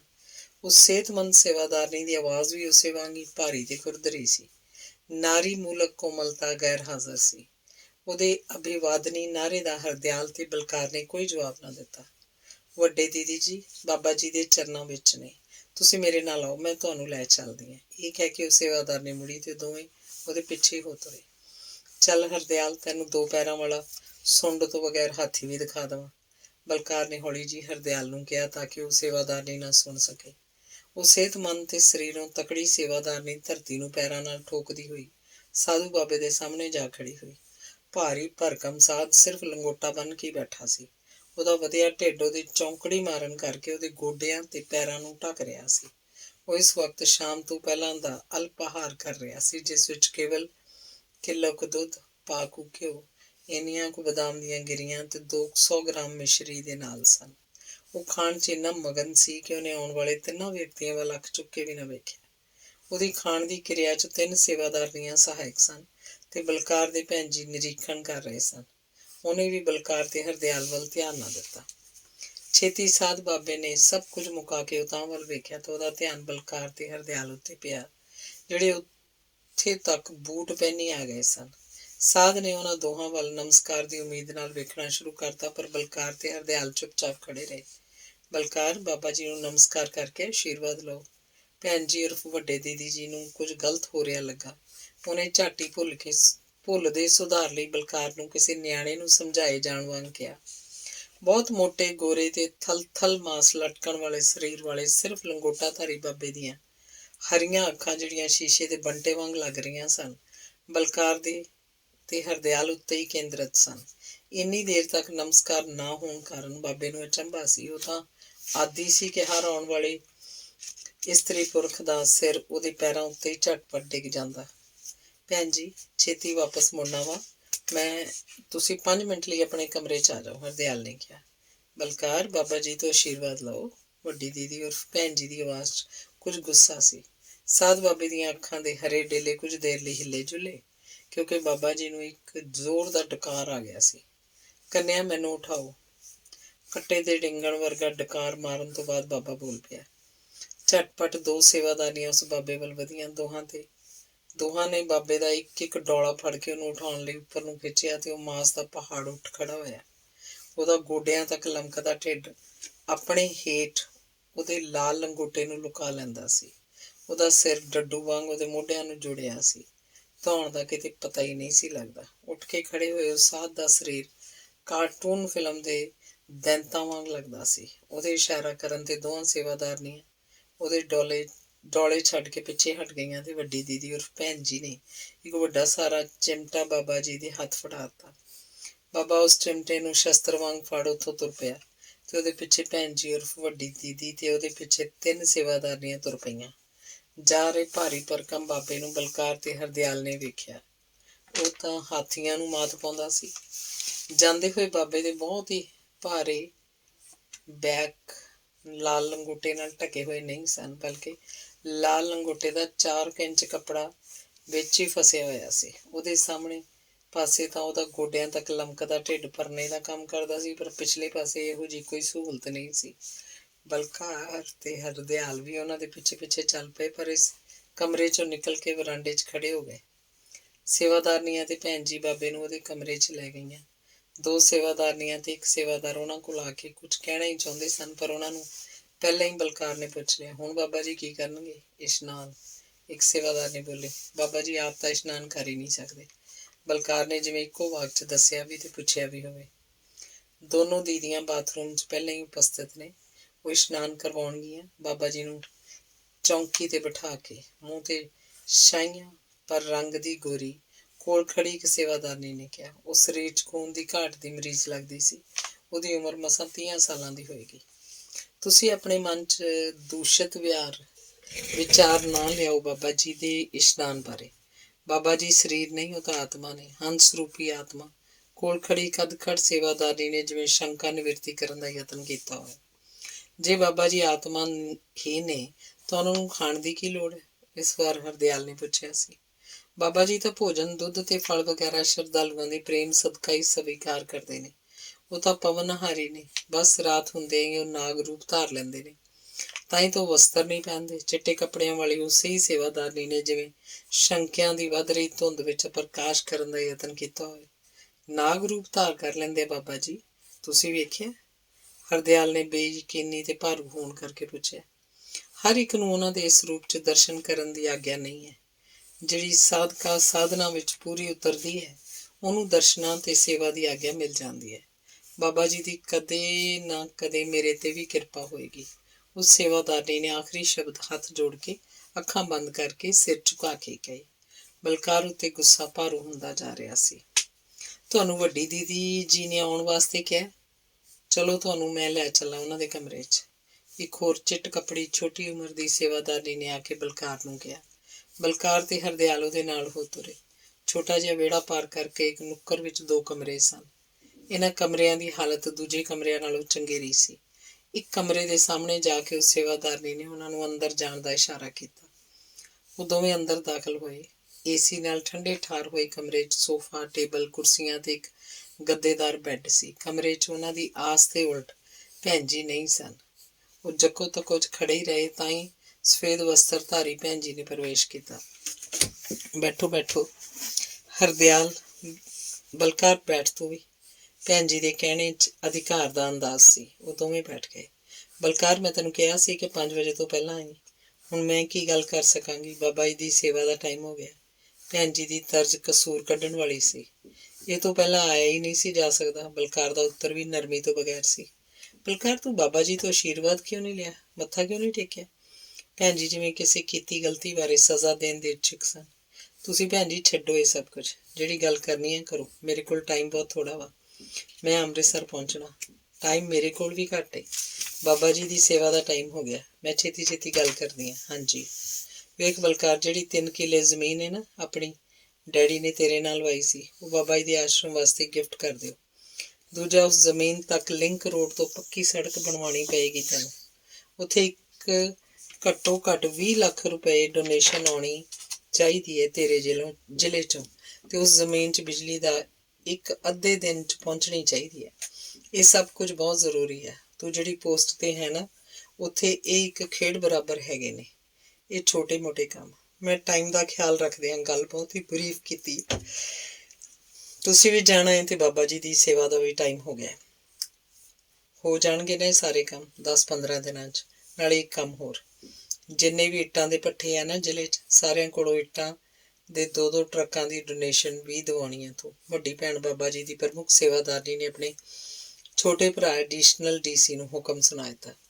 ਭੈਣ ਜੀ, ਇਹ ਤੁਸੀਂ ਬਾਬਾ ਜੀ ਵਾਲੀ ਬਿਮਾਰੀ ਕਿਉਂ ਲਾ ਲਈ ਹੈ? ਅੱਗੇ ਥੋੜ੍ਹੇ ਬਾਬਿਆਂ ਦੀ ਸੇਵਾ ਕੀਤੀ ਹੈ ਤੁਸੀਂ। ਇੱਕ ਬਾਬੇ ਨੂੰ ਤਾਂ ਤੁਸੀਂ ਅਰੈਸਟ ਕਰਵਾਉਣ ਵਾਸਤੇ ਮੇਰੇ ਤੇ ਕਿੰਨਾ ਜ਼ੋਰ ਪਾਉਂਦੇ ਸੀ। ਬਲਕਾਰ ਨੇ ਇਤਰਾਜ਼ ਦੇ ਲਹਿਜੇ 'ਚ ਪੁੱਛਿਆ। ਹਰਦਿਆਲ ਚੁੱਪਚਾਪ ਉਹਨਾਂ ਨੂੰ ਵੇਖਦਾ ਰਿਹਾ। ਇਹ ਬਾਬਾ ਜੀ ਬ੍ਰਹਮ ਗਿਆਨੀ ਨੇ। ਉਹ ਪਖੰਡੀ ਬਾਬੇ ਸੀ। ਪਤਾ ਟਾਈਮ ਨਾਲ ਹੀ ਚੱਲਦਾ ਹੈ। ਤੂੰ ਕਿੰਤੂ ਪਰੰਤੂ 'ਚ ਨਾ ਪੈ। ਜੋ ਮੈਂ ਦੱਸਿਆ ਨਾ, ਉਹਨੂੰ ਛੇਤੀ ਤੋਂ ਛੇਤੀ ਪੂਰਾ ਕਰਾ। ਭੈਣ ਜੀ ਆਪਣੇ ਬਚਨਾਂ ਦੀ ਪਾਲਣਾ ਬਲਕਾਰ ਨਿਸ਼ਚਿਤ ਸਮਝ ਰਹੇ ਸਨ। ਕੀ ਫਾਇਦਾ ਇਸ ਬਾਬੇ ਦਾ? ਬਲਕਾਰ ਨੇ ਭੈਣ ਜੀ ਨੂੰ ਪੁੱਛਿਆ। ਬਲਕਾਰ, ਹੋਸ਼ ਕਰ। ਬ੍ਰਹਮ ਗਿਆਨੀ ਪਰਮਹੰਸਾਂ ਨੂੰ ਐਵੇਂ ਨਹੀਂ ਬੋਲੀਦਾ। ਭੈਣ ਜੀ ਨੇ ਤਾੜਨਾ ਕੀਤੀ। ਭੈਣ ਜੀ, ਮੈਨੂੰ ਤਾਂ ਤੁਹਾਡੇ ਦੱਸੇ ਸਾਰੇ ਕੰਮ ਗਲਤ ਤੇ ਇਹ ਫਿੱਟਿਆ ਬਾਬਾ ਕੋਈ ਕ੍ਰਿਮੀਨਲ ਲੱਗਦਾ। ਤੁਸੀਂ ਇਹ ਸਭ ਕੁਝ ਛੱਡ ਕੇ ਭਾਈਆ ਜੀ ਕੋਲ ਜਾ ਕੇ ਰਹੋ ਤੇ ਉਹਨਾਂ ਦੀ ਸੇਵਾ ਬਾਰੇ ਵੀ ਸੋਚ ਲਓ ਕੁਝ। ਕਿਤੇ ਤੁਹਾਡੀ ਜ਼ਿੰਦਗੀ ਵੀ ਕਿਸੇ ਅਰਥ ਦੀ ਬਣ ਜਾਏ। ਕੀ ਸੰਵਾਰੇਗਾ ਇਹ ਬਾਬਾ ਲੋਕਾਂ ਦਾ? ਬਲਕਾਰ, ਤੇਰੀ ਬੁੱਧ ਭ੍ਰਿਸ਼ਟ ਹੋ ਗਈ ਹੈ। ਤੂੰ ਪਰਮਹੰਸ, ਰੱਬ ਰੂਪ ਸੰਤ ਦੀ ਨਿੰਦਿਆ ਕਰ ਰਹੇ ਹੈ। ਇਹਦਾ ਫਲ ਨਰਕ ਹੁੰਦਾ ਹੈ। ਭੈਣ ਜੀ ਦੇ ਗੁੱਸੇ ਦਾ ਪਾਰਾ ਉੱਚਾ ਸੀ। ਭੈਣ ਜੀ ਦੱਸੋ ਤਾਂ ਸਹੀ, ਆਖਰ ਇਸ ਬਾਬੇ ਨੇ ਹੁਣ ਤੱਕ ਕੀ ਸਵਾਰਿਆ ਸਮਾਜ ਦਾ ਤੇ ਕੀ ਸਵਾਰੂ ਅੱਗੋਂ ਹੋਰ? ਬਲਕਾਰ ਭੈਣ ਜੀ ਨੂੰ ਕਿਸੇ ਸੋਚੀ ਹੋਈ ਸਕੀਮ ਕਰਕੇ ਸਵਾਲ ਪੁੱਛ ਰਿਹਾ ਸੀ। ਬਲਕਾਰ, ਤੂੰ ਕੀ ਜਾਣੇ ਅਧਿਆਤਮ, ਭਗਤੀ ਤੇ ਰੱਬ ਦਾ ਮਾਰਗ? ਪਤਾ ਤੈਨੂੰ ਇਸ ਪਿੰਡ ਵਿੱਚ ਕਿੰਨੀਆਂ ਭਟਕਦੀਆਂ ਰੂਹਾਂ ਸੀ, ਮ੍ਰਿਤਕਾਂ ਦੀਆਂ? ਉਹਨਾਂ ਨੇ ਪਿੰਡ ਨੂੰ ਭ੍ਰਿਸ਼ਟ ਕੀਤਾ ਹੋਇਆ ਸੀ। ਬਾਬਾ ਜੀ ਨੇ ਸਾਰੀਆਂ ਭਟਕਦੀਆਂ ਰੂਹਾਂ ਨੂੰ ਮੁਕਤ ਕਰਕੇ ਪਿੰਡ ਨੂੰ ਪਵਿੱਤਰ ਤੇ ਪਿੰਡ ਵਾਸੀਆਂ ਨੂੰ ਸੁਰੱਖਿਅਤ ਕਰ ਦਿੱਤਾ। ਇਹ ਕੋਈ ਛੋਟਾ ਉਪਕਾਰ ਹੈ? ਵਾਹ ਭੈਣ ਜੀ, ਚੰਗੇ ਪੜ੍ਹੇ ਲਿਖੇ ਜੇ ਤੁਸੀਂ। ਕੀ ਫਾਇਦਾ ਹੈ ਸਭ ਕੁਛ ਦਾ? ਪਿੰਡ 'ਚ ਤਾਂ ਉਹੀ ਗਰੀਬੀ, ਅਨਪੜ੍ਹਤਾ, ਬਿਮਾਰੀਆਂ। ਇਹ ਤੁਹਾਡੇ ਬਾਬਾ ਜੀ ਕੰਗਾਲਾਂ ਦੀ ਰੋਟੀ ਦਾ ਕੋਈ ਹੱਲ ਕੱਢਦੇ? ਭਟਕਦੀਆਂ ਰੂਹਾਂ ਭਾਵੇਂ ਇੱਥੋਂ ਨਾ ਹੀ ਕੱਢਦੇ ਭੈਣ ਜੀ। ਬਲਕਾਰ, ਤੇਰੀ ਬੁੱਧੀ ਬਹੁਤ ਹੀ ਭ੍ਰਿਸ਼ਟ ਹੋਈ ਲੱਗਦੀ ਹੈ। ਜ਼ਰੂਰ ਤੇਰੇ ਕਿਸੇ ਨੇ ਕੰਨ ਭਰਿਆ। ਭੈਣ ਜੀ, ਮੇਰੇ ਕੰਨ ਤਾਂ ਖਾਲੀ ਆ, ਪਰ ਮੇਰੀਆਂ ਅੱਖਾਂ ਨੇ ਕੁਝ ਵੇਖਿਆ। ਕੀ ਵੇਖਿਆ ਤੇਰੀਆਂ ਅੱਖਾਂ ਨੇ? ਭੈਣ ਜੀ ਦੀਆਂ ਨਾਸਾਂ ਗੁੱਸੇ ਨਾਲ ਖੁੱਲੀਆਂ ਸਨ। ਇਹ ਨੰਗ ਧੜੰਗਾ ਬਾਬਾ ਖਾ ਖਾ ਕੇ ਹਾਥੀ ਵਾਂਗ ਪਿੱਟਿਆ ਹੈ, ਰੰਨਾਂ 'ਚ ਧੰਨਾ ਬਣ ਕੇ ਵਿਹਲੜ। ਬਲਕਾਰ, ਅਕਲ ਕਰ। ਦਿਗੰਬਰ ਮਹਾਂਪੁਰਸ਼ ਨੂੰ ਐਵੇਂ ਨਹੀਂ ਕਹੀਦਾ। ਉਹਨਾਂ ਨੇ ਆਪਣੀ ਇੱਛਾ ਨਾਲ ਦੇਹੀ ਪਲਟਣੀ ਹੁੰਦੀ ਹੈ। ਇਸੇ ਲਈ ਇੱਕ ਲੰਗੋਟੀ ਤੋਂ ਬਗੈਰ ਹੋਰ ਕੋਈ ਬਸਤਰ ਧਾਰਨ ਨਹੀਂ ਕਰਦੇ। ਸ਼ੰਕਾ ਤੇ ਨਿੰਦਾ ਤੋਂ ਬਚ ਬਲਕਾਰ। ਕਿਹੜੀ ਦੇਹੀ ਪਲਟਦੇ ਆਏ ਬਾਬਾ ਜੀ? ਬਲਕਾਰ ਨੇ ਪੁੱਛਿਆ ਸੀ ਭੈਣ ਜੀ। ਬਾਬਾ ਜੀ ਸਾਰੀ ਰਾਤ ਸਰਪ ਰੂਪ 'ਚ ਰਹਿੰਦੇ ਆ ਤੇ ਆਪਣੇ ਭਗਤਾਂ ਦੇ ਕਾਰਜ ਸਵਾਰਨ ਲਈ ਹੰਸ ਰੂਪ ਧਾਰ ਕੇ ਉੱਡ ਕੇ ਉਹਨਾਂ ਕੋਲ ਪਹੁੰਚਦੇ ਆ। ਐਵੇਂ ਨਹੀਂ ਉਹਨਾਂ ਦੀ ਇੰਨੀ ਮਾਨਤਾ। ਤੁਸੀਂ ਵੇਖਿਆ ਸਭ ਕੁਝ? ਬਲਕਾਰ, ਮੈਨੂੰ ਵੇਖਣ ਦੀ ਲੋੜ ਹੀ ਨਹੀਂ, ਮੈਨੂੰ ਪੂਰਨ ਭਰੋਸਾ ਹੈ ਉਹਨਾਂ ਤੇ। ਬਸ ਭੈਣ ਜੀ, ਇਹੋ ਹੀ ਟ੍ਰੈਜਡੀ ਹੈ। ਤੁਹਾਡਾ ਅੰਧ ਵਿਸ਼ਵਾਸ ਤੇ ਜਨਾਨੀਆਂ ਵਾਲੀ ਭੇਡ ਚਾਲ ਨੇ ਤੁਹਾਡਾ ਜੀਵਨ ਤਬਾਹ ਕਰਕੇ ਰੱਖ ਦਿੱਤਾ ਹੈ। ਕੀ ਬਕਵਾਸ ਕਰਦਾ ਹੈ ਬਲਕਾਰ? ਮੇਰਾ ਜੀਵਨ ਤਬਾਹ ਹੋਇਆ ਕਿ ਸੌਰ ਗਿਆ ਬਾਬਾ ਜੀ ਦੀ ਸੰਗਤ 'ਚ? ਭੈਣ ਜੀ, ਕਦੀ ਤੁਹਾਨੂੰ ਭਾਈਆ ਜੀ ਬਾਰੇ ਖਿਆਲ ਆਇਆ? ਆਪਣੇ ਪੁੱਤਰ ਨਿੰਦਰ ਬਾਰੇ ਸੋਚਿਆ? ਤੁਹਾਡੀ ਧੀ ਕਿੰਨੀ ਬਿਮਾਰੀ ਕੱਟ ਰਹੀ ਹੈ। ਤੁਹਾਡਾ ਉਹਨਾਂ ਬਾਰੇ ਕੋਈ ਫਰਜ਼ ਨਹੀਂ ਹੈ। ਤੁਸੀਂ ਇਸ ਵਿਹਲੜ ਖਾਊ ਹਾਥੀ ਨੂੰ ਹੀ ਚਾਰੀ ਜਾ ਰਹੇ ਹੋ। ਬਲਕਾਰ, ਮੈਂ ਸੰਸਾਰਕ ਰਿਸ਼ਤਿਆਂ ਤੋਂ ਉੱਪਰ ਉੱਠ ਗਈ ਹਾਂ। ਇਹ ਧੀ ਪੁੱਤਰ ਸਭ ਮਾਇਆ ਦੇ ਵਲਗਣ ਨੇ, ਜਿਹੜੇ ਮੈਨੂੰ ਬੰਦਿਸ਼ 'ਚ ਨਹੀਂ ਰੱਖ ਸਕਦੇ। ਤੂੰ ਬਹੁਤਾ ਨਾ ਬੋਲ ਤੇ ਇੱਥੋਂ ਜਾ, ਤੇ ਜਿਹੜਾ ਕੰਮ ਮੈਂ ਆਖਿਆ ਉਹ ਪੂਰਾ ਕਰ। ਭੈਣ ਜੀ, ਸੁਣ ਲਓ ਤੁਸੀਂ ਵੀ। ਕਹਿੰਦੇ ਤਾਂ ਤੁਸੀਂ ਸਾਧੂ ਸੰਤਾਂ ਦੀ ਸੇਵਾ, ਪਰ ਮੈਨੂੰ ਸਾਰੇ ਕੰਮ ਕਰਪਸ਼ਨ ਵਾਲੇ ਕਰਨ ਲਈ ਕਹਿ ਰਹੇ ਹੋ। ਕੀ ਮੈਂ ਭ੍ਰਿਸ਼ਟਾਚਾਰ ਕਰਕੇ ਤੁਹਾਡੇ ਬਾਬੇ ਦਾ ਮੱਠ ਬਣਵਾਉਣ ਲਈ ਜੇ ਮਦਦ ਕਰਾਂ ਤਾਂ ਰੱਬ ਦੇ ਸਾਹਮਣੇ ਦੋਸ਼ੀ ਨਹੀਂ ਹੋਵਾਂਗਾ? ਕਾਹਦਾ ਭ੍ਰਿਸ਼ਟਾਚਾਰ? ਇਹ ਭੱਠਿਆਂ ਤੋਂ ਇੱਟਾਂ, 20 ਲੱਖ ਰੁਪਏ ਇਕੱਠੇ ਕਰਵਾਉਣ, ਨਾਜਾਇਜ਼ ਸੜਕ ਬਣਵਾਉਣੀ ਤੇ ਬਿਜਲੀ ਲਵਾਉਣੀ, ਇਹ ਕੋਈ ਭ੍ਰਿਸ਼ਟਾਚਾਰ ਨਹੀਂ। ਇਹ ਸਾਧ ਦੀ ਸੇਵਾ ਹੈ। ਜਿਹੜਾ ਵੀ ਕਰੇਗਾ ਤਰੇਗਾ। ਤਾਂ ਹੀ ਤਾਂ ਮੈਂ ਆਖਿਆ। ਭੈਣ ਜੀ ਨੇ ਵਿੱਚੋਂ ਹੀ ਟੋਕ ਕੇ ਕਿਹਾ। ਇਸ ਸਾਰੇ ਵਾਰਤਾਲਾਪ 'ਚ ਹਰਦਿਆਲ ਇੱਕ ਮੂਕ ਦਰਸ਼ਕ ਹੀ ਸੀ। ਭੈਣ ਜੀ, ਮੇਰੀ ਗੱਲ ਸੁਣ ਲਓ ਤੁਸੀਂ ਕੱਲ ਸਵੇਰ ਤੋਂ ਇੱਥੇ ਨਜ਼ਰ ਨਹੀਂ ਆਉਣੇ ਚਾਹੀਦੇ। ਇਹ ਤੁਹਾਡੇ ਪੇਕਿਆਂ ਦਾ ਪਿੰਡ ਆ। ਤੁਸੀਂ ਆਪਣੇ ਸਹੁਰੇ ਪਿੰਡ ਜਾ ਕੇ ਭਾਈਆ ਜੀ ਨਾਲ ਰਹੋ, ਜਿਨ੍ਹਾਂ ਪ੍ਰਤੀ ਤੁਹਾਡੇ ਕਈ ਫਰਜ਼ ਹੈਗੇ। ਰਹੀ ਗੱਲ ਇਸ ਪਖੰਡਤਾ ਦੀ, ਭਲਕੇ ਇਸ ਘਰ ਦੇ ਮਾਲਕ ਮਹਿੰਗਾ ਰਾਮ ਵੱਲੋਂ ਪੁਲਿਸ ਵਿੱਚ ਰਿਪੋਰਟ ਹੋ ਜਾਏਗੀ ਇਸ ਬਾਬੇ ਵੱਲੋਂ ਉਹਦੇ ਘਰ ਉੱਤੇ ਨਜਾਇਜ਼ ਕੀਤੇ ਗਏ ਕਬਜ਼ੇ ਬਾਰੇ ਤੇ ਉਹਦੇ ਘਰ ਦਾ ਸਮਾਨ ਚੋਰੀ ਕੀਤੇ ਜਾਣ ਬਾਰੇ। ਨਾਲੇ ਪਿੰਡ ਦੇ ਸਰਪੰਚ ਵੱਲੋਂ ਰਿਪੋਰਟ ਹੋਏਗੀ ਕਿ ਇੱਥੇ ਵਿਭਚਾਰ ਹੁੰਦਾ ਹੈ ਤੇ ਇੱਕ ਆਦਮੀ ਨੰਗਾ ਫਿਰਦਾ ਇੱਥੇ। ਕੱਲ ਨੂੰ ਇੱਥੋਂ ਗ੍ਰਿਫਤਾਰ ਕੀਤੇ ਜਾਣ ਵਾਲੇ ਸਾਰੇ ਹੀ ਹਵਾਲਾਤ 'ਚ ਰਾਤ ਕੱਟਣਗੇ। ਚੰਗੀ ਗੱਲ ਇਹ ਹੈ ਕਿ ਪਖੰਡ ਦੀ ਦੁਕਾਨ ਬੰਦ ਕਰਕੇ ਤੁਸੀਂ ਸਾਰੇ ਆਪੋ ਆਪਣੇ ਘਰਾਂ ਨੂੰ ਜਾਓ। ਬਲਕਾਰ, ਜੇ ਤੂੰ ਇਸ ਤਰ੍ਹਾਂ ਕੀਤਾ ਤਾਂ ਤੈਨੂੰ ਦੋਹਾਂ ਜਹਾਨਾਂ 'ਚ ਢੋਈ ਨਹੀਂ ਮਿਲੇਗੀ, ਨਰਕਾਂ ਨੂੰ ਜਾਏਗਾ ਸਿੱਧਾ। ਤੁਹਾਡੇ ਕੋਲ ਨਰਕ ਤੋਂ ਬਗੈਰ ਹੋਰ ਹੈ ਹੀ ਕੀ? ਤੁਸੀਂ ਸਾਰੀ ਉਮਰ ਭਾਈਆ ਜੀ ਨੂੰ ਨਰਕ 'ਚ ਹੀ ਪਾਈ ਰੱਖਿਆ ਤੇ ਤੁਹਾਡਾ ਪੁੱਤਰ ਤੇ ਧੀ ਵੀ ਤਾਂ ਬਦਨਾਮੀ ਤੇ ਬਿਮਾਰੀ ਦਾ ਨਰਕ ਹੀ ਭੁਗਤ ਰਹੇ ਆ। ਤੁਸੀਂ ਆਪ ਵੀ ਨਰਕ 'ਚ ਹੀ ਪਏ ਜੇ, ਪਰ ਮੈਂ ਨਰਕ 'ਚ ਨਹੀਂ ਪਵਾਂਗਾ। ਮੈਂ ਤਾਂ ਤੁਹਾਨੂੰ ਨਰਕ 'ਚੋਂ ਕੱਢਾਂਗਾ, ਇਹ ਪਖੰਡ ਦਾ ਡੇਰਾ ਬੰਦ ਕਰਵਾ ਕੇ, ਤੇ ਉਹ ਵੀ ਕੱਲ ਸਵੇਰ ਤੋਂ ਹੀ। ਬਲਕਾਰ ਨੇ ਗੁੱਸੇ ਨਾਲ ਉੱਚੀ ਉੱਚੀ ਆਖਿਆ ਤੇ ਹਰਦਿਆਲ ਦਾ ਹੱਥ ਫੜ ਕੇ ਬਾਹਰ ਆ ਗਿਆ। ਹੁਣ ਤੱਕ ਹਨੇਰਾ ਹੋ ਚੁੱਕਾ ਸੀ। ਉਸ ਘਰ 'ਚ ਬੱਤੀਆਂ ਜਗ ਰਹੀਆਂ ਸਨ ਤੇ 5-6 ਸੇਵਾਦਾਰਨੀਆਂ ਕਿਸੇ ਅਣਚਾਹੇ ਦੇ ਵਾਪਰਨ ਦੇ ਡਰ ਨਾਲ ਇੱਕ ਪਾਸੇ ਘੁਸਰ ਮੁਸਰ ਕਰ ਰਹੀਆਂ ਸਨ। ਬਲਕਾਰ ਤੇ ਹਰਦਿਆਲ ਉਹਨਾਂ ਦੇ ਕੋਲੋਂ ਦੀ ਲੰਘ ਕੇ ਬਾਹਰ ਖੜੀ ਕਾਰ 'ਚ ਜਾ ਬੈਠੇ ਤੇ ਡਰਾਈਵਰ ਨੂੰ ਛੇਤੀ ਚੱਲਣ ਲਈ ਕਿਹਾ। ਅੰਗ 11ਵਾਂ। 300 ਗਜ਼ ਦੀ ਦੂਰੀ ਖੜੀਆਂ ਇੱਟਾਂ ਲਾ ਕੇ ਪੱਕੀ ਕੀਤੀ ਗਈ ਸੜਕ ਤੋਂ ਚੱਲਦੀ ਹੋਈ ਕਾਰ ਪਿੰਡ ਨੂੰ ਮੁੱਖ ਸੜਕ ਨਾਲ ਜੋੜਨ ਵਾਲੀ ਪੱਕੀ ਸੜਕ ਤੇ ਆ ਚੜੀ। ਸੜਕ ਦੀ ਹਾਲਤ ਥਾਂ ਥਾਂ ਤੋਂ ਲੁੱਕ ਤੇ ਬਜਰੀ ਉਖੜ ਕੇ ਪੈਣ ਵਾਲੇ ਟੋਇਆਂ ਕਰਕੇ ਖਰਾਬ ਸੀ, ਇਸ ਲਈ ਕਾਰ ਹੌਲੀ ਚਲਾਉਣੀ ਪੈ ਰਹੀ ਸੀ। ਕਾਰ ਦੀ ਹੈਡਲਾਈਟ ਸੜਕ ਤੇ ਦੂਰ ਤੱਕ ਰੌਸ਼ਨੀ ਫੈਲਾ ਕੇ ਹਨੇਰੇ ਦੇ ਲੰਗਾਰ ਲਾ ਦਿੰਦੀ, ਪਰ ਬਲਕਾਰ ਨੂੰ ਆਪਣੇ ਮਨ ਦੇ ਅੰਦਰ ਨਾ ਹਟਣ ਵਾਲੀ ਧੁੰਦ ਤੇ ਹਨੇਰੇ ਕਰਕੇ ਬੇਚੈਨੀ ਹੋ ਰਹੀ ਸੀ। ਉਹਦੇ ਮਨ 'ਚ ਆਪਣੀ ਭੈਣ ਨਾਲ ਹੋਈ ਤਲਖ ਕਲਾਮੀ ਕਰਕੇ ਕੜਵਾਹਟ ਜਿਹੀ ਸੀ। ਉਹ ਚੁੱਪ ਸੀ ਤੇ ਹਰਦਿਆਲ ਵੱਲ ਵੇਖ ਵੀ ਨਹੀਂ ਸੀ ਰਿਹਾ। ਹਰਦਿਆਲ ਵੀ ਬਲਕਾਰ ਦੀ ਮਨੋਦਸ਼ਾ ਸਮਝਦਾ ਸੀ ਤੇ ਇਸ ਕਾਰਨ ਹੋਈ ਘੁਟਨ ਜਿਹੀ ਨੂੰ ਉਹ ਮਿਟਾਉਣਾ ਚਾਹੁੰਦਾ ਸੀ, ਪਰ ਉਹ ਕੀ ਚਾਰਾ ਕਰੇ। ਉਹਨੂੰ ਕੁਝ ਸੁੱਝ ਨਹੀਂ ਸੀ ਰਿਹਾ। ਕੁਝ ਦੇਰ ਵਾਸਤੇ ਉਹ ਵੀ ਇੱਕ ਘੁੱਟਣ ਭਰੀ ਚੁੱਪ ਦਾ ਸੰਤਾਪ ਜਰਦਾ ਰਿਹਾ। ਫਿਰ ਬੋਲਿਆ, ਬਲਕਾਰ, ਹਾਂ, ਕਿਸ ਫਿਕਰਮੰਦੀ 'ਚ ਚੁੱਪ ਆ ਤੂੰ? ਇੱਕ ਹੋਵੇ ਤਾਂ ਦੱਸਾਂ। ਫਿਕਰ ਤਾਂ ਹਰ ਪਾਸਿਓਂ ਹੈਗੇ ਆ। ਇਹੋ ਜਿਹੀ ਕੋਈ ਗੱਲ ਨਹੀਂ ਲੱਗਦੀ। ਤੇਰੇ ਆਫੀਸ਼ੀਅਲ ਰਿਕਾਰਡ ਤੇ ਕਾਰਗੁਜ਼ਾਰੀ ਤਾਂ ਸ਼ਾਨਦਾਰ ਹੈ। ਦਫ਼ਤਰੀ ਕਾਰਗੁਜ਼ਾਰੀ ਸ਼ਾਨਦਾਰ ਆ ਨਾ, ਪਰ ਘਰੇਲੂ ਨੂੰ ਕੀ ਹੈ? ਭੈਣ ਜੀ ਨੂੰ ਵੇਖ ਹੀ ਲਿਆ। ਘਰ ਜਾ ਕੇ ਮੀਨਾ ਦੇ ਝਲਕਾਰੇ ਵੀ ਵੇਖ ਲਏਗਾ। ਸਾਰੇ ਰਿਸ਼ਤੇਦਾਰ ਤੇ ਦੋਸਤ ਮੈਨੂੰ ਆਪਣਾ ਪਾਲਤੂ ਬਾਂਦਰ ਸਮਝਦੇ ਆ, ਵੀ ਬਸ ਮੈਂ ਉਹਨਾਂ ਦੀ ਡੁਗਡੁਗੀ ਤੇ ਨਾਚ ਕਰਾਂ। ਬਲਕਾਰ, ਸਮਝਣ ਦੇ ਉਹਨਾਂ ਨੂੰ, ਉਹ ਜੋ ਵੀ ਸਮਝਦੇ ਆ, ਪਰ ਰੱਬ ਨੇ ਸੋਚ ਸਮਝ ਵੀ ਤਾਂ ਦਿੱਤੀ ਹੈ। ਆਪਣੀ ਸੋਚ ਸਮਝ ਦਾ ਕਿਹਾ ਮੰਨੋ। ਹਰਦਿਆਲ, ਜਿਹੜੇ ਹੱਕ ਜਤਾਉਣ ਵਾਲੇ ਹੁੰਦੇ ਆ, ਉਹ ਸਾਡਾ ਸੋਚਣ ਦਾ ਅਧਿਕਾਰ ਹੀ ਨਹੀਂ ਮੰਨਦੇ। ਵੇਖਿਆ ਸੀ ਤੁਸੀਂ ਭੈਣ ਜੀ ਦਾ ਹੁਕਮਨਾਮਾ? ਉਹਨਾਂ 'ਚੋਂ ਕੋਈ ਵੀ ਗੱਲ ਜਾਇਜ਼ ਸੀ? ਸਾਰੀਆਂ ਗੱਲਾਂ ਗਲਤ ਸੀ। ਪਰ ਬਲਕਾਰ, ਤੂੰ ਵੀ ਤਾਂ ਛੇਤੀ ਕਾਹਲਾ ਪੈ ਜਾਂਦਾ। ਅਗਲਾ ਕਹੀ ਜਾਵੇ ਤਾਂ ਕਹੀ ਜਾਵੇ, ਕਰਨੀ ਤਾਂ ਮੈਰਿਟ ਤੇ ਹੀ ਚਾਹੀਦੀ ਹੈ ਨਾ। ਤੂੰ ਬਹੁਤਾ ਛੇਤੀ ਤਲਖ ਹੋ ਗਿਆ ਸੀ। ਉਹ ਨਹੀਂ ਹਰਦਿਆਲ, ਭੈਣ ਜੀ ਨੂੰ ਤਾਂ ਮੈਂ ਕਈ ਸਾਲ ਬਰਦਾਸ਼ਤ ਕੀਤਾ, ਪਰ ਅੱਜ ਉਹ ਨੰਗ ਧੜੰਗ ਸਾਧ ਨੂੰ ਵੇਖ ਕੇ ਮੈਂ ਆਪੇ ਚੋਂ ਬਾਹਰ ਹੋ ਗਿਆ। ਵੇਖੀ ਸੀ ਉਹਦੀ ਲੰਗੋਟੀ, 6 ਇੰਚ ਚੌੜੀ ਉਹ ਕੱਪੜੇ ਦੀ ਟਾਕੀ, ਉਹਦਾ ਕੀ ਨੰਗੇਜ ਢੱਕਦੀ ਸੀ। ਤੇ ਉੱਤੋਂ ਭੈਣ ਜੀ ਦੇ ਨੇ ਉਹਦੀ ਸੇਵਾ ਵਾਸਤੇ ਆਪਣੇ ਵਰਗੀਆਂ 12 ਹੋਰ ਛੁੱਟੜਾਂ ਉਹਦੀ ਸੇਵਾ ਤੇ ਲਾ ਦਿੱਤੀਆਂ। ਆਪਣੀ ਭੈਣ ਲਈ ਇਹੋ ਜਿਹੇ ਲਫ਼ਜ਼ ਨਹੀਂ ਵਰਤੀਦੇ ਬਲਕਾਰਾ। ਹਰਦਿਆਲ, ਮੈਂ ਲਫ਼ਜ਼ਾਂ ਦੀ ਵਰਤੋਂ ਕਿਸੇ ਵਿਅਕਤੀ ਲਈ ਨਹੀਂ, ਉਹਦੀਆਂ ਕਰਤੂਤਾਂ ਲਈ ਵਰਤਣ ਡਿਆ ਵਾਂ। ਬਲਕਾਰ ਦੀ ਆਵਾਜ਼ 'ਚ ਦੁਖਦਾਈ ਰੰਜ ਸੀ। ਜੋ ਹੋਣਾ ਸੀ ਹੋ ਗਿਆ। ਭੁੱਲਣ ਦਾ ਯਤਨ ਕਰ ਬਲਕਾਰ। ਹਰਦਿਆਲ, ਯਾਦ ਆਟੋਮੈਟਿਕ ਤੇ ਨਿਰੰਤਰ ਹੁੰਦੀ ਹੈ, ਖਾਸ ਕਰਕੇ ਦੁਖਦਾਈ ਯਾਦਾਂ। ਹਾਕਮਾਂ ਵਰਗੀ ਤੇਰੀ ਪੋਸਟ ਆ ਬਲਕਾਰ। ਹਕੂਮਤ ਕਰ, ਸਲਾਮਾਂ ਕਰਵਾ ਤੇ ਭੁੱਲ ਜਾਏ ਸਾਰੇ ਜੰਜਾਲ। ਹਰਦਿਆਲ, ਇਹ ਗੱਲ ਆਖੀ ਜਾ ਸਕਦੀ ਹੈ, ਕੀਤੀ ਨਹੀਂ ਜਾ ਸਕਦੀ। ਮੈਂ ਕਿਵੇਂ ਭੁਲਾ ਦੇਵਾਂ ਭੈਣ ਜੀ ਦੇ ਪੀੜਤ ਤੇ ਕੋਲੇ ਹੋਏ ਭਾਈਆ ਜੀ ਨੂੰ? ਮੈਂ ਕਿਵੇਂ ਭੁੱਲਾਂ ਕਿ ਮੀਨਾ ਦਾ ਮੇਰੇ ਨਾਲ ਦੂਜਾ ਵਿਆਹ ਹੈ ਤੇ ਉਹਨੂੰ ਇੱਕ IAS ਨੇ ਬਦਚਲਣੀ ਦਾ ਦੋਸ਼ ਲਾ ਕੇ ਛੱਡਿਆ ਸੀ। ਆਪਾਂ ਸਾਰੇ ਜਾਣਦੇ ਹਾਂ ਕਿ ਉਹ ਦੋਸ਼ ਝੂਠਾ ਨਹੀਂ ਸੀ। ਆਪਾਂ ਨੂੰ ਲੋਕ ਅਛੂਤ ਕਹਿੰਦੇ ਹੁੰਦੇ ਸੀ ਤੇ ਆਪਣੇ ਬਜ਼ੁਰਗ ਸਿਰ ਤੇ ਗੰਦ ਚੁੱਕਦੇ ਹੁੰਦੇ ਸੀ ਤੇ ਆਪਾਂ ਨੂੰ ਝੂਠ ਤੇ ਉਤਾਰ ਦਿੱਤਾ ਜਾਂਦਾ ਸੀ। ਤੂੰ ਦੱਸ ਹਰਦਿਆਲ, ਭਲਾ ਮੈਂ ਭੈਣ ਜੀ ਕਰਕੇ ਗੰਦਗੀ 'ਚ ਨਹੀਂ ਖੁੱਭਿਆ ਹੋਇਆ? ਤੇ ਮੀਨਾ ਮੈਨੂੰ ਝੂਠ ਨਹੀਂ ਮਿਲੀ, ਭਾਵੇਂ ਮੈਂ ਕਿਸੇ ਸਵਾਰਥ ਵਾਸਤੇ ਆਪ ਹੀ ਪ੍ਰਵਾਨ ਕੀਤੀ ਸੀ। ਬਲਕਾਰ, ਇਹ ਓਵਰ ਸੈਂਸਿਟਿਵ ਹੋਣ ਦਾ ਕੇਸ ਆ। ਤੂੰ ਉੱਚ ਤੇ ਨੀਚ ਦੇ ਵਿਚਕਾਰ ਹੀ ਫਸਿਆ ਪਿਆ ਹੈ, ਜਦ ਕਿ ਚਾਹੀਦਾ ਇਹ ਹੈ ਕਿ ਨੀਚ ਨੂੰ ਤਿਲਾਂਜਲੀ ਤੇ ਊਚ ਨੂੰ ਜਫਾ ਮਾਰੋ। ਇਹਨੂੰ ਚਾਹੇ ਸਵਾਰਥ ਕਹਿ ਲਓ, ਚਾਹੇ ਜੁਗਤ। ਭੂਤਕਾਲ ਦੀ ਬਦਬੂ ਨੂੰ ਯਾਦਾਂ ਬਣਾ ਕੇ ਵਰਤਮਾਨ ਨੂੰ ਦੂਸ਼ਿਤ ਕਰਨ ਦੀ ਆਗਿਆ ਨਹੀਂ ਦੇਣੀ ਚਾਹੀਦੀ, ਨਹੀਂ ਤਾਂ ਆਪਣੇ ਜੀਵਨ 'ਚੋਂ ਸਾਰੇ ਗੰਦ ਤੇ ਚਮੜੇ ਦੀ ਬਦਬੂ ਹੀ ਆਉਂਦੀ ਰਹੇਗੀ, ਜਿਹਨੂੰ ਆਪਣੀਆਂ ਪਿਛਲੀਆਂ ਪੀੜ੍ਹੀਆਂ ਢੋਂਦੀਆਂ ਰਹੀਆਂ।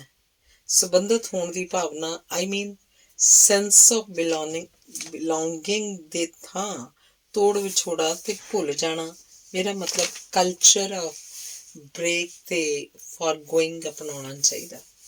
ਬੜੀ ਔਖੀ ਗੱਲ ਆ ਹਰਦਿਆਲ। ਫਿਰ ਦੂਜੀਆਂ ਗੱਲਾਂ ਕਿਸ ਤਰ੍ਹਾਂ ਸੌਖੀਆਂ ਹੋ ਗਈਆਂ ਤੇ ਭੁੱਲਣੀਆਂ ਤੇਰੇ ਲਈ? ਕਿਹੜੀਆਂ ਗੱਲਾਂ? ਮੈਂ ਕੀ ਭੁੱਲਿਆ? ਬਲਕਾਰ ਨੇ ਰੋਸ 'ਚ ਉੱਚੀ ਬੋਲਿਆ। Balkar, B patient. ਆਪਣੀਆਂ ਬਰਾਦਰੀ ਦੀਆਂ ਧੀਆਂ ਭੈਣਾਂ ਨੂੰਹਾਂ ਜ਼ਮੀਂਦਾਰਾਂ ਦੇ ਖੇਤਾਂ 'ਚ ਘਾਹ ਦੇ 4 ਤੀਲਿਆਂ ਤੇ ਸਾਗ ਦੇ ਪੱਤਿਆਂ ਵਾਸਤੇ ਕਿਸ ਤਰ੍ਹਾਂ ਹਵਸ ਦਾ ਸ਼ਿਕਾਰ ਹੋ ਕੇ ਜਲੀਲ ਹੁੰਦੀਆਂ ਰਹੀਆਂ ਸੀ। ਆਪਣੀਆਂ ਬਰਾਦਰੀਆਂ ਦਾ ਉਹਨਾਂ ਤਕੜਿਆਂ ਲੋਕਾਂ ਲਈ ਡਸਟਬਿਨ ਸੀ, ਗੰਦੀ ਹਵਸ ਸੁੱਟਣ ਵਾਲਾ ਗੰਦਾ ਟੋਇਆ। ਮੀਨਾ ਭਾਬੀ ਜੀ ਤਾਂ ਬਹੁਤ ਹੀ ਛੋਟੀ ਜਿਹੀ ਭੁੱਲ ਹੈ, ਇਹਨੂੰ ਇਗਨੋਰ ਹੀ ਕਰਨਾ ਚਾਹੀਦਾ ਹੈ। ਮੈਂ ਤਾਂ ਕਹਿੰਦਾ ਆਪਾਂ ਨੂੰ ਬਦਲਾ ਲੈਣਾ ਚਾਹੀਦਾ ਹੈ ਨਵੇਂ ਹਾਲਾਤਾਂ ਵਿੱਚ, ਨਵੇਂ ਤਰੀਕੇ ਨਾਲ, ਤਾਂ ਕਿ ਊਚ ਨੀਚ ਦੇ ਟੋਏ ਟਿੱਬੇ ਪੱਧਰੇ ਹੋ ਜਾਣ। ਹਰਦਿਆਲ, ਤੇਰੀ ਗੱਲ ਹਕੀਕਤ ਨਾ ਹੋ ਕੇ ਕਿਸੇ ਜ਼ੁਲਮ ਦੀ ਪ੍ਰਤੀਕਿਰਿਆ ਹੀ ਹੈਗੀ ਹੈ, ਪਰ ਮੈਂ ਊਚ ਨੀਚ ਨੂੰ ਕਿਸੇ ਬਰਾਦਰੀ ਦੀ ਨਹੀਂ, ਕਿਸੇ ਵਿਅਕਤੀ ਦਾ ਨਿੱਜੀ ਨਸੀਬ ਮੰਨ ਕੇ ਸੋਚਦਾ। ਤੇਰੇ ਵੱਲੋਂ ਸੁਝਾਏ ਬਦਲੇ ਦੇ ਰਾਹ ਉੱਤੇ ਚੱਲਣ ਲਈ ਅਖਲਾਕੀ ਨੀਚ ਮੈਂ ਮਰਜ਼ੀ ਨਾਲ ਨਹੀਂ ਬਣ ਸਕਦਾ। ਭਾਵੇਂ ਗਿੱਲ ਸਾਹਿਬ ਲਈ ਮੈਂ ਕਈ ਵਾਰ ਨੀਚਤਾ ਦੀਆਂ ਹੱਦਾਂ ਪਾਰ ਕੀਤੀਆਂ ਤੇ ਕਰਵਾਈਆਂ। ਉੱਚੀਆਂ ਜਾਤਾਂ ਤੇ ਉੱਚ ਵਰਗ ਉੱਤੇ ਝਾਤੀ ਮਾਰੇਗਾ ਤਾਂ ਵਿਚਾਰ ਨੂੰ ਸੰਸਕ੍ਰਿਤੀ ਤੇ ਕਲਚਰ ਬਣਿਆ ਵੇਖ ਕੇ ਬਲਕਾਰ, ਤੈਨੂੰ ਮੀਨਾ ਭਾਬੀ ਜੀ ਵੀ ਨਿਰਦੋਸ਼ ਲੱਗਣਗੇ। ਉਹਨਾਂ ਦਾ ਵਾਰਤਾਲਾਪ ਸੰਜੀਦਾ ਤੇ ਤਿੱਖਾ ਹੁੰਦਾ ਜਾ ਰਿਹਾ ਸੀ। ਨਾਲ ਹੀ ਕਾਰ ਜਰਨੈਲੀ ਸੜਕ ਤੇ ਚੜ੍ਹ ਕੇ ਤੇਜ਼ ਰਫ਼ਤਾਰ ਨਾਲ ਅੰਮ੍ਰਿਤਸਰ ਦੇ ਨੇੜੇ ਹੁੰਦੀ ਜਾ ਰਹੀ ਸੀ। ਹਰਦਿਆਲ, ਤੂੰ ਸਭ ਦੀਆਂ ਸਾਂਝੀਆਂ ਗੱਲਾਂ ਕੀਤੀਆਂ, ਪਰ ਆਪਣੇ ਪਰਿਵਾਰ, ਰਿਸ਼ਤੇਦਾਰੀ ਤੇ ਨਜ਼ਦੀਕੀਆਂ ਦੇ ਸਰੋਕਾਰ ਵੱਖਰੇ ਹੀ ਹੁੰਦੇ ਆ। ਹੁੰਦੇ ਹੋਣਗੇ ਬਲਕਾਰ। ਮੈਂ ਤਾਂ ਆਪਣੇ ਕੁਨਬੇ ਵਿੱਚੋਂ ਕੱਲਮ ਕੱਲਾ ਹੀ ਹੈਗਾ। ਚਾਚਾ ਹੈ ਇੱਕ ਪਿੰਡ, ਉਹ ਤਾਂ ਲੋੜ ਲਈ ਰੱਖਿਆ, SC ਹੋਣ ਦਾ ਸਬੂਤ ਤੇ ਪਿਛੋਕੜ। ਇਸ ਵਾਸਤੇ ਪਿੰਡ 'ਚ ਇੱਕ ਘਰ ਉਹਨੂੰ ਬਣਾ ਦਿੱਤਾ ਹੈ। ਸ਼ਹਿਰ 'ਚ ਰਹਿ ਕੇ SC ਹੋਣਾ ਹੀ ਕੋਈ ਚੈਲੰਜ ਕਰ ਦੇਵੇ ਤਾਂ ਮੁਸ਼ਕਿਲ ਹੋ ਸਕਦੀ ਹੈ। ਬਸ ਇੱਕ ਵਾਰੀ ਬੱਚਿਆਂ ਨੂੰ ਪ੍ਰੋਫੈਸ਼ਨਲ ਕਾਲਜਾਂ 'ਚ ਦਾਖਲਾ ਤੇ ਪਿੱਛੋਂ ਵਧੀਆ ਨੌਕਰੀ ਮਿਲ ਜਾਏ ਕੋਟੇ 'ਚੋਂ, ਫਿਰ ਭਾਵੇਂ ਰਿਜ਼ਰਵੇਸ਼ਨ ਸਰਕਾਰ ਉੱਚ ਜਾਤੀਆਂ ਦੀ ਮੰਨ ਕੇ ਹਟਾ ਹੀ ਦੇਵੇ। ਆਪਾਂ ਨੂੰ ਕੋਈ ਪਰਵਾਹ ਨਹੀਂ, ਪੋਤੇ ਪੋਤੀਆਂ ਆਪਣਾ ਰਾਹ ਆਪੇ ਹੀ ਬਣਾ ਸਕਣਗੇ। ਜੇ ਕੋਈ ਜਾਣਾ ਮੇਰੀ ਕੁਰਸੀ ਦਾ ਫਾਇਦਾ ਉਠਾਉਣ ਲਈ ਮਗਰ ਮਗਰ ਫਿਰੇ, ਮੈਂ ਤਾਂ ਉਹਨੂੰ ਸਰਦਲ ਨਹੀਂ ਟੱਪਣ ਦਿੰਦਾ। ਆਉਂਦੀ ਹੈ ਯਾਦ ਬਚਪਨ ਦੀ, ਮਾਂ ਪਿਓ ਤੇ ਹੋਰ ਬਜ਼ੁਰਗਾਂ ਦੀ ਦੁਰਦਸ਼ਾ ਦੀ। ਪਰ ਬਲਕਾਰ, ਉਹ ਜ਼ਿੰਦਗੀ ਦੀ ਕਿਤਾਬ ਦੇ ਪੜ੍ਹੇ ਜਾ ਚੁੱਕੇ ਚੈਪਟਰ ਆ। ਅੱਗੇ ਜੇ ਕੋਈ ਚੈਪਟਰ ਮਾੜਾ ਆਇਆ ਤਾਂ ਮੈਂ ਉਹਨੂੰ ਜ਼ਿੰਦਗੀ ਦੀ ਕਿਤਾਬ 'ਚੋਂ ਪਾੜ ਕੇ ਸੁੱਟ ਦਿਆਂਗਾ। ਤੂੰ ਵੀ ਇੰਨਾ ਸੈਂਟੀਮੈਂਟਲ ਤੇ ਸੈਂਸਿਟਿਵ ਨਾ ਹੋ। ਹੁਣ ਆਪਣੇ ਕੋਲ ਸਮਰੱਥਾ ਹੈਗੀ, ਦੁਨੀਆ 'ਚ ਬੜੇ ਸੁਹਾਵਣੇ ਥਾਂ ਤੇ ਸੋਹਣੇ ਸਰੀਰ ਵੀ ਹੈਗੇ ਆ ਤੇ ਆਪਣੀ ਪਹੁੰਚ ਵਿੱਚ ਵੀ ਹੈ। ਨਵੇਂ ਰਸਤੇ ਸੋਚ, ਭੁੱਲ ਜਾ ਪੁਰਾਣਾ ਸਭ ਕੁਝ। ਹਰਦਿਆਲ ਨੇ ਲੰਮਾ ਲੈਕਚਰ ਦੇ ਕੇ ਬਲਕਾਰ ਵੱਲ ਵੇਖਿਆ ਤੇ ਉਹਦਾ ਮੋਢਾ ਥਪਥਪਾਇਆ। ਹਰਦਿਆਲ, ਤੇਰੀ ਗੱਲ ਤੇ ਕਾਰਵਾਈ ਇਸ ਉੱਤੇ ਨਿਰਭਰ ਆ ਕਿ ਆਪਾਂ ਆਪਣੇ ਆਪ ਨੂੰ ਕਿਸ ਹੱਦ ਤੱਕ ਇਜਾਜ਼ਤ ਦਿੰਦੇ ਹਾਂ। ਇਖਲਾਕ ਦੀਆਂ ਹੱਦਾਂ ਬੰਦੇ ਦੇ ਅੰਦਰੋਂ ਮਿੱਥੀਆਂ ਜਾਂਦੀਆਂ ਹਨ। ਜਿਹੜੀ ਗੱਲ ਬੰਦੇ ਦੇ ਅੰਦਰੋਂ ਮਿੱਥੀ ਜਾਵੇ ਉਹ ਪੱਥਰ ਦੀ ਲਕੀਰ ਬਣ ਜਾਂਦੀ ਹੈ। ਤੇ ਪਤਾ, ਪੱਥਰ ਦੀ ਲਕੀਰ ਰੇਤ ਦੀ ਲਕੀਰ ਵਾਂਗ ਮਿਟਾਈ ਨਹੀਂ ਜਾ ਸਕਦੀ। ਬਲਕਾਰ, ਕੋਰਾ ਆਦਰਸ਼ਵਾਦੀ ਨਾ ਬਣ। ਮਿਟਾਉਣ ਵਾਲਿਆਂ ਨੇ ਪੱਥਰ ਦੀ ਲਕੀਰ ਵੀ ਮਿਟਾਈ ਹੈ। ਮਿਟਾਈ ਹੋਊਗੀ ਹਰਦਿਆਲ, ਪਰ ਉਸ ਥਾਂ ਤੇ ਡੂੰਘਾ ਦਾਗ ਵੀ ਜ਼ਰੂਰ ਪਿਆ ਹੋਏਗਾ। ਤੂੰ ਦੱਸ, ਮੈਂ ਭੈਣ ਜੀ ਦਾ ਕੀ ਕਰਾਂ, ਆਪਣੇ ਭਣਵਈਏ ਦਾ ਕੀ ਕਰਾਂ ਤੇ ਉਸ ਬਾਬੇ ਦਾ ਕੀ ਕਰਾਂ? ਜੇ ਕਰਨ ਵਾਸਤੇ ਉਤਾਰੂ ਹੀ ਹੈ ਤਾਂ ਕਈ ਕੁਝ ਕੀਤਾ ਜਾ ਸਕਦਾ ਹੈ। ਕੀ ਕੁਝ? ਦੱਸ ਮੈਨੂੰ, ਹਰਦਿਆਲ ਨੇ ਬਲਕਾਰ ਨੇ ਬਾਹੋਂ ਹਲੂਣ ਕੇ ਪੁੱਛਿਆ। ਪਹਿਲਾਂ ਬਾਬੇ ਦੀ ਗੱਲ ਕਰੀਏ। ਤੂੰ ਮੈਨੂੰ ਇਹ ਦੱਸ, ਉਸ ਬਾਬੇ ਨਾਲ ਜਿਹੜੀਆਂ ਜਨਾਨੀਆਂ ਤੇ ਬੰਦੇ ਆ ਉਹ ਕੌਣ? ਜਨਾਨੀਆਂ? ਕਾਹਦੀਆਂ ਜਨਾਨੀਆਂ? ਉਹ ਘੜ ਫੂਕਣੀਆਂ ਵਾ। ਉਹ ਇੱਕ ਅੱਧੀ ਨੂੰ ਛੱਡ ਕੇ ਸਾਰੀਆਂ ਬਾਲ ਬੱਚੇ ਵਾਲੀਆਂ ਤੇ ਆਪਣੇ ਖਸਮਾਂ ਨੂੰ ਛੱਡ ਕੇ ਆਈਆਂ। ਅਖੇ ਸੰਸਾਰਕ ਰਿਸ਼ਤੇ ਝੂਠੇ ਰਿਸ਼ਤੇ ਆ, ਇਸੇ ਲਈ ਤੋੜ ਦਿੱਤੇ। ਤੇ ਬਾਬਾ ਨਹੀਂ ਸੰਸਾਰੀ, ਇਹ ਕੋਈ ਉੱਤੋਂ ਡਿੱਗਿਆ ਸੀ? ਹਰਦਿਆਲ ਨੇ ਨਾਮਨਜ਼ੂਰੀ ਦੇ ਇਜ਼ਹਾਰ 'ਚ ਪੁੱਛਿਆ। ਇਹ ਤਾਂ ਮੈਂ ਕਹਿੰਦਾ ਵਾਂ ਹਰਦਿਆਲ ਭਈ, ਇਹ ਛੁੱਟਣਾ ਆਪਣੇ ਖਸਮਾਂ ਕੋਲੋਂ ਤਾਂ ਭੱਜ ਆਈਆਂ ਤੇ ਇੱਥੇ ਆ ਕੇ ਉਸ ਬਾਬੇ ਦੀਆਂ ਰੰਨਾਂ ਬਣ ਗਈਆਂ। ਇਸ ਹੱਦ ਤੱਕ ਤਾਂ ਤੋਹਮਤ ਨਾ ਲਾ ਬਲਕਾਰ। ਉਸ ਹਾਥੀ ਕੋਲੋਂ ਆਪ ਤਾਂ ਉੱਠਿਆ ਨਹੀਂ ਜਾਂਦਾ। ਦੋ ਜਣੀਆਂ ਫੜ ਕੇ ਉਹਨੂੰ ਉਠਾਉਂਦੀਆਂ, ਉਹਨੂੰ ਕਿਸੇ ਰੰਨ ਨੇ ਕੀ ਕਰਨਾ? ਨਹੀਂ ਹਰਦਿਆਲ, ਤੈਨੂੰ ਨਹੀਂ ਪਤਾ, ਮੈਨੂੰ ਪਤਾ। ਮੈਂ ਕਾਮ ਦੇ ਅਲੋਕਾਰ ਵਰਤਾਰਿਆਂ ਬਾਰੇ ਬਹੁਤ ਪੜ੍ਹਿਆ ਸਾਈਕੋਲੋਜੀ ਦੀਆਂ ਕਿਤਾਬਾਂ 'ਚ। ਕਾਮ ਵਰਤਾਰਾ ਹਜ਼ਾਰ ਵਿਧੀਆਂ ਨਾਲ ਆਪਣੀ ਤ੍ਰਿਪਤੀ ਪ੍ਰਾਪਤ ਕਰਦਾ ਤੇ ਕਈ ਵਾਰੀ ਜਿਹੜੀ ਇਹੋ ਜਿਹੀ ਵਿਹਲੜ ਖਾਊਆਂ ਦੀ ਸਰੀਰਕ ਸੇਵਾ, ਲੱਤਾਂ ਘੁੱਟਣੀਆਂ, ਪੈਰ ਝੱਸਣਾ ਵੀ ਕਾਮ ਦਾ ਹੀ ਵਰਤਾਰਾ ਹੁੰਦਾ ਹੈ। ਤੂੰ ਉਸ ਬਾਬੇ ਦੀ ਖੁਰਾਕ ਨਹੀਂ ਵੇਖੀ? ਹਰ ਰੋਜ਼ 4 ਭਲਵਾਨਾਂ ਦੀ ਖੁਰਾਕ ਖਾ ਜਾਂਦਾ ਹੈ। ਦੁੱਧ, ਘਿਓ, ਬਦਾਮ, ਮਿਸ਼ਰੀ ਤੇ ਫਰੂਟ। ਆਪ ਇਹ ਖੁਰਾਕ ਸਰੀਰਕ ਅੰਗਾਂ ਦੀ ਯੋਗਤਾ ਵਧਾਉਂਦੀ ਜਾਂ ਕਾਇਮ ਰੱਖਦੀ ਹੈ ਨਾ? ਬਲਕਾਰ ਨੇ ਜਿਵੇਂ ਸਹਿਮਤੀ ਲਈ ਹਰਦਿਆਲ ਵੱਲ ਵੇਖਿਆ। ਚੱਲ ਛੱਡ ਇਹ ਬਲਕਾਰ, ਆਪਾਂ ਕੰਮ ਦੀ ਗੱਲ ਕਰੀਏ। ਹਾਂ ਠੀਕ ਹੈ, ਪਰ ਕੰਮ ਦੀ ਗੱਲ ਨੂੰ ਪਹਿਲਾਂ ਸਪਸ਼ਟ ਕਰ ਲਈਏ, ਬਲਕਾਰ ਨੇ ਕਿਹਾ। ਯਾਰ ਵੈਰੀ ਸਿੰਪਲ, ਕੰਮ ਦੀ ਗੱਲ 'ਚ 4 ਗੱਲਾਂ ਹੀ ਆ ਨਾ। ਪਹਿਲੀ ਵੀ ਬਾਬੇ ਦੀ ਜੁੰਡਲੀ ਨੂੰ ਉੱਥੋਂ ਕੱਢਣਾ, ਭੈਣ ਨੂੰ ਭਾਈਆ ਜੀ ਕੋਲ ਪਹੁੰਚਾਉਣਾ ਤੇ ਉਹ ਜਿਹੜਾ ਹੋਰ ਰੰਨ ਵਾਧਾ ਵੀ, ਉਹਨੂੰ ਵੀ ਟਿਕਾਣੇ ਲਾਉਣਾ। ਯਾਰ ਬਲਕਾਰ, ਇਹਦਾ ਵੀ ਵਧੀਆ ਪ੍ਰੋਜੈਕਟ ਹੋ ਸਕਦਾ। ਸਰਕਾਰੀ ਦਖਲ ਵੀ ਦਵਾਇਆ ਜਾ ਸਕਦਾ ਹੈ। ਦੱਸ ਯਾਰ, ਛੇਤੀ ਦੱਸ। ਬਲਕਾਰ ਉਤਸੁਕ ਸੀ। ਲੈ ਸੁਣ, ਸਭ ਤੋਂ ਪਹਿਲਾਂ ਤਾਂ ਉਸ ਘਰ ਦੇ ਮਾਲਕ ਤੇ ਦਬਾਅ ਪਾ ਕੇ ਉਹਦੇ ਘਰ ਉੱਤੇ ਨਜਾਇਜ਼ ਕਬਜ਼ੇ ਦੀ ਸ਼ਿਕਾਇਤ ਪੁਲਿਸ 'ਚ ਲਿਖਾ ਕੇ ਉਸ ਢਿੱਡਲ ਬਾਬੇ ਨੂੰ ਬਾਹਰ ਕੱਢਿਆ ਜਾਏ। ਫਿਰ ਨਾਲ ਹੀ ਘਰ 'ਚ ਸਮਾਨ ਚੋਰੀ ਹੋਣ ਦਾ ਕੇਸ ਵੀ ਉਹਨਾਂ ਜਨਾਨੀਆਂ ਤੇ ਰਜਿਸਟਰ ਕਰਾਇਆ ਜਾਏ। ਇਹਦੇ ਨਾਲ ਆਪਾਂ ਨੂੰ ਉਹਨਾਂ ਭਗਤਣੀਆਂ ਦੇ ਪਤੇ ਸਿਰਨਾਵੇਂ ਦਾ ਵੀ ਪਤਾ ਲੱਗ ਜਾਊ। ਉਹਨਾਂ ਦਾ ਕੋਈ ਤਾਂ ਖਸਮ ਜਾਂ ਮਾਂ ਪਿਓ ਹੋਊ ਤੇ ਮੇਰੀ ਗਰੰਟੀ ਹੈ ਕੋਈ ਵੀ ਉਹਨਾਂ ਦੇ ਖੁਸ਼ ਨਹੀਂ ਹੋਏਗਾ। ਉਹਨਾਂ ਦੀ ਮਦਦ ਆਪਾਂ ਨੂੰ ਮਿਲੇਗੀ। ਕੁਝ ਟੀਟਣ ਵੱਟ ਪੁਲਿਸ ਵੱਲੋਂ ਚੜਾਵਾਂਗੇ ਤੇ ਕੁਝ ਸਮਾਜ ਸੇਵੀ ਸੰਸਥਾਵਾਂ ਵੱਲੋਂ। ਅੱਜ ਕੱਲ੍ਹ ਤਾਂ ਜੇ ਕੋਈ ਮਾਂ ਆਪਣੇ ਨਾਬਾਲਗ ਬੱਚੇ ਛੱਡ ਜਾਂਦੀ ਆ ਤਾਂ ਉਸ 'ਤੇ ਵੀ ਕਾਨੂੰਨੀ ਮੁਕੱਦਮਾ ਚਲਾਇਆ ਜਾ ਸਕਦਾ ਹੈ। ਜੇ ਆਪਾਂ ਇਹ ਕਰ ਦਈਏ ਤਾਂ ਇੱਕ ਤਾਂ ਇਹ ਕੁਫਰਗੜ੍ਹ ਟੁੱਟ ਜਾਊ ਤੇ ਦੂਜਾ ਕਈਆਂ ਨੂੰ ਮੱਤ ਆ ਜਾਊਗੀ। ਕੀ ਸਲਾਹ ਤੇਰੀ? ਬਲਕਾਰ, ਸਲਾਹ ਤਾਂ ਠੀਕ ਆ, ਪਰ ਜੇ ਅਖਬਾਰਾਂ ਨੇ ਰੌਲਾ ਪਾਇਆ ਤਾਂ ਆਪਾਂ ਨੂੰ ਜਵਾਬ ਦੇਣਾ ਔਖਾ ਹੋ ਜਾਊ। ਇਹਦੇ ਬਾਰੇ ਸੋਚ ਲੈ ਹਰਦਿਆਲ। ਵਾਹ ਬਲਕਾਰ, ਤੂੰ ਗਿੱਲ ਸਾਹਿਬ ਦਾ ਸ਼ਾਗਿਰਦ ਹੋ ਕੇ ਵੀ ਇੰਨਾ ਭੋਲਾ ਭਾਲਾ। ਉਹ ਆਪਾਂ ਨੂੰ ਅਖਬਾਰਾਂ ਦਾ ਕੀ ਡਰ, ਆਪਾਂ ਤਾਂ ਨਾਰਦ ਵਾਲੀ ਉਂਗਲ ਲਾਉਣੀ ਹੈ। ਹਰਦਿਆਲ ਕਹਿ ਕੇ ਹੱਸਣ ਲੱਗ ਪਿਆ। ਨਾਰਦ ਵਾਲੀ ਉਂਗਲ? ਕੀ ਮਤਲਬ? ਵਾਹ ਬਲਕਾਰ ਯਾਰ, ਤੈਨੂੰ ਨਾਰਦ ਦੀ ਉਂਗਲ ਦਾ ਹੀ ਪਤਾ ਨਹੀਂ? ਲੈ ਸੁਣ, ਇੱਕ ਵਾਰ ਭਗਵਾਨ ਨੇ ਕਿਹਾ ਨਾਰਦ ਨੂੰ ਵੀ ਤੇਰੀਆਂ ਬਹੁਤ ਸ਼ਿਕਾਇਤਾਂ ਆਉਂਦੀਆਂ ਬਈ ਤੂੰ ਜਿੱਥੇ ਜਾਣਾ ਕੋਈ ਪੌੜਾ ਪਾ ਦੇਣਾ, ਜਾਨੀ ਨੁਕਸਾਨ ਵੀ ਕਰ ਦੇਣਾ, ਤੇਰੇ ਉੱਤੇ ਪਾਬੰਦੀ ਲਾਉਣੀ ਪਊ। ਨਾਰਦ ਨੇ ਜਵਾਬ ਦਿੱਤਾ, ਮਹਾਰਾਜ ਭਗਵਾਨ ਜੀ, ਇਹ ਬਿਲਕੁਲ ਝੂਠ ਆ। ਲਓ ਮੈਂ ਜਾਨਾ ਥੱਲੇ ਧਰਤੀ ਤੇ, ਤੁਸੀਂ ਵੀ ਨਾਲ ਆ ਜਾਓ ਤੇ ਆਪੇ ਫੈਸਲਾ ਕਰ ਲੈਣਾ। ਨਾਰਦ ਇੱਕ ਹਲਵਾਈ ਦੀ ਦੁਕਾਨ ਤੇ ਗਿਆ ਜਿੱਥੇ ਜਲੇਬੀਆਂ ਕੱਢਣ ਤੋਂ ਪਹਿਲਾਂ ਚਾਸ਼ਨੀ ਬਣਾ ਕੇ ਇੱਕ ਕੜਾਹੀ 'ਚ ਰੱਖੀ ਸੀ। ਨਾਰਦ ਹਲਵਾਈ ਨੂੰ ਪੁੱਛਣ ਲੱਗਾ, ਇਹ ਕੀ ਆ? ਤੇ ਨਾਲ ਹੀ ਉਹਨੇ ਆਪਣੀ ਉਂਗਲ ਨੂੰ ਥੋੜ੍ਹੀ ਜਿਹੀ ਚਾਸ਼ਨੀ ਲਾ ਲਈ। ਹਲਵਾਈ ਨੇ ਦੱਸਿਆ ਕਿ ਜਲੇਬੀਆਂ ਲਈ ਚਾਸ਼ਨੀ ਹੈ। ਨਾਰਦ ਨੇ ਆਖਿਆ, ਅੱਛਾ ਚਾਸ਼ਨੀ ਹੈ। ਤੇ ਨਾਰਦ ਨੇ ਉਂਗਲ ਤੇ ਲੱਗੀ ਚਾਸ਼ਨੀ ਨਾਲ ਹੀ ਕੰਧ ਤੇ ਲਾਤੀ। ਜਿੱਥੇ ਚਾਸ਼ਨੀ ਲੱਗੀ ਉੱਥੇ 2-4 ਮੱਖੀਆਂ ਆ ਬੈਠੀਆਂ। ਮੱਖੀਆਂ ਨੂੰ ਵੇਖ ਕੇ 2 ਕਿਰਲੀਆਂ ਉੱਧਰ ਆਈਆਂ। ਮੱਖੀਆਂ ਨੂੰ ਫੜਕਾ ਕਿਰਲੀਆਂ ਉੱਤੇ ਹਲਵਾਈ ਦੀ ਪਾਲਤੂ ਬਿੱਲੀ ਝਪਟੀ। ਦੁਕਾਨ ਤੇ ਇੱਕ ਸਰਕਾਰੀ ਅਹਿਲਕਾਰ ਕੁਝ ਮਠਿਆਈ ਲੈਣ ਆਇਆ ਸੀ। ਉਹਦਾ ਕੁੱਤਾ ਵੀ ਉਹਦੇ ਨਾਲ ਸੀ। ਬਿੱਲੀ ਨੂੰ ਵੇਖ ਕੇ ਕੁੱਤਾ ਝਪਟਿਆ ਬਿੱਲੀ ਨੂੰ ਫੜਨ ਲਈ। ਮਠਿਆਈਆਂ ਵਿੱਚ ਕੁੱਤੇ ਨੂੰ ਵੇਖ ਕੇ ਹਲਵਾਈ ਨੇ ਕੁੱਤੇ ਨੂੰ ਕੜਛਾ ਮਾਰਿਆ। ਇਹ ਤੇ ਸਰਕਾਰੀ ਅਹਿਲਕਾਰ ਬੜਾ ਗੁੱਸੇ 'ਚ ਆਇਆ ਤੇ ਉਹਨੇ ਹਲਵਾਈ ਨੂੰ ਵੱਧ ਘੱਟ ਬੋਲਿਆ। ਹਲਵਾਈ ਵੀ ਗੁੱਸੇ 'ਚ ਸੀ। ਉੱਥੇ ਕੁੱਟਮਾਰ ਹੋ ਗਈ। ਲਾਲ ਪੀਲਾ ਹੋਇਆ ਸਰਕਾਰੀ ਅਫਸਰ ਜਾ ਕੇ ਆਪਣੇ ਵੱਡੇ ਅਫਸਰ ਅੱਗੇ ਰੋਇਆ, ਪਿੱਟਿਆ ਕਿ ਹਜ਼ੂਰ, ਇਹ ਤਾਂ ਕਹਾਵਤ ਹੈ, ਭਰੇ ਬਾਜ਼ਾਰ ਸਰਕਾਰੀ ਅਫਸਰਾਂ ਦੀ ਬੇਇੱਜ਼ਤੀ ਤੇ ਕੁੱਟਮਾਰ। ਵੱਡੇ ਅਫਸਰ ਨੇ ਗਾਰਦ ਚੜ੍ਹਾਤੀ। ਹਲਵਾਈ ਤੇ 2-4 ਬੰਦੇ ਹੋਰ ਮਾਰੇ ਗਏ। 5-10 ਦੁਕਾਨਾਂ ਸਾੜੀਆਂ ਫੂਕੀਆਂ ਗਈਆਂ ਤੇ ਨਾਰਦ ਨੇ ਭਗਵਾਨ ਨੂੰ ਕਿਹਾ, ਦੱਸੋ ਮਹਾਰਾਜ, ਮੈਂ ਕੀ ਕੀਤਾ? ਮੈਂ ਤਾਂ ਇੱਕ ਉਂਗਲੀ ਲਾਈ ਸੀ ਨਾ। ਆਪਾਂ ਤਾਂ ਨਾਰਦ ਵਾਲੀ ਉਂਗਲ ਹੀ ਲਾਉਣੀ ਆ। ਹਰਦਿਆਲ ਗੱਲ ਮੁਕਾ ਕੇ ਫਿਰ ਹੱਸਣ ਲੱਗ ਪਿਆ। ਚੱਲ ਯਾਰ ਠੀਕ ਆ, ਤੂੰ ਲਾ ਲੈ, ਭਾਵੇਂ ਉਂਗਲੀ ਭਾਵੇਂ ਫਸਾ ਲੱਤ, ਚੁੱਪ ਚਪੀਤਾ ਕੰਮ ਸਿਰੇ ਚੜਾ ਦੇ। ਇਹ ਪ੍ਰੋਜੈਕਟ ਤੇਰਾ।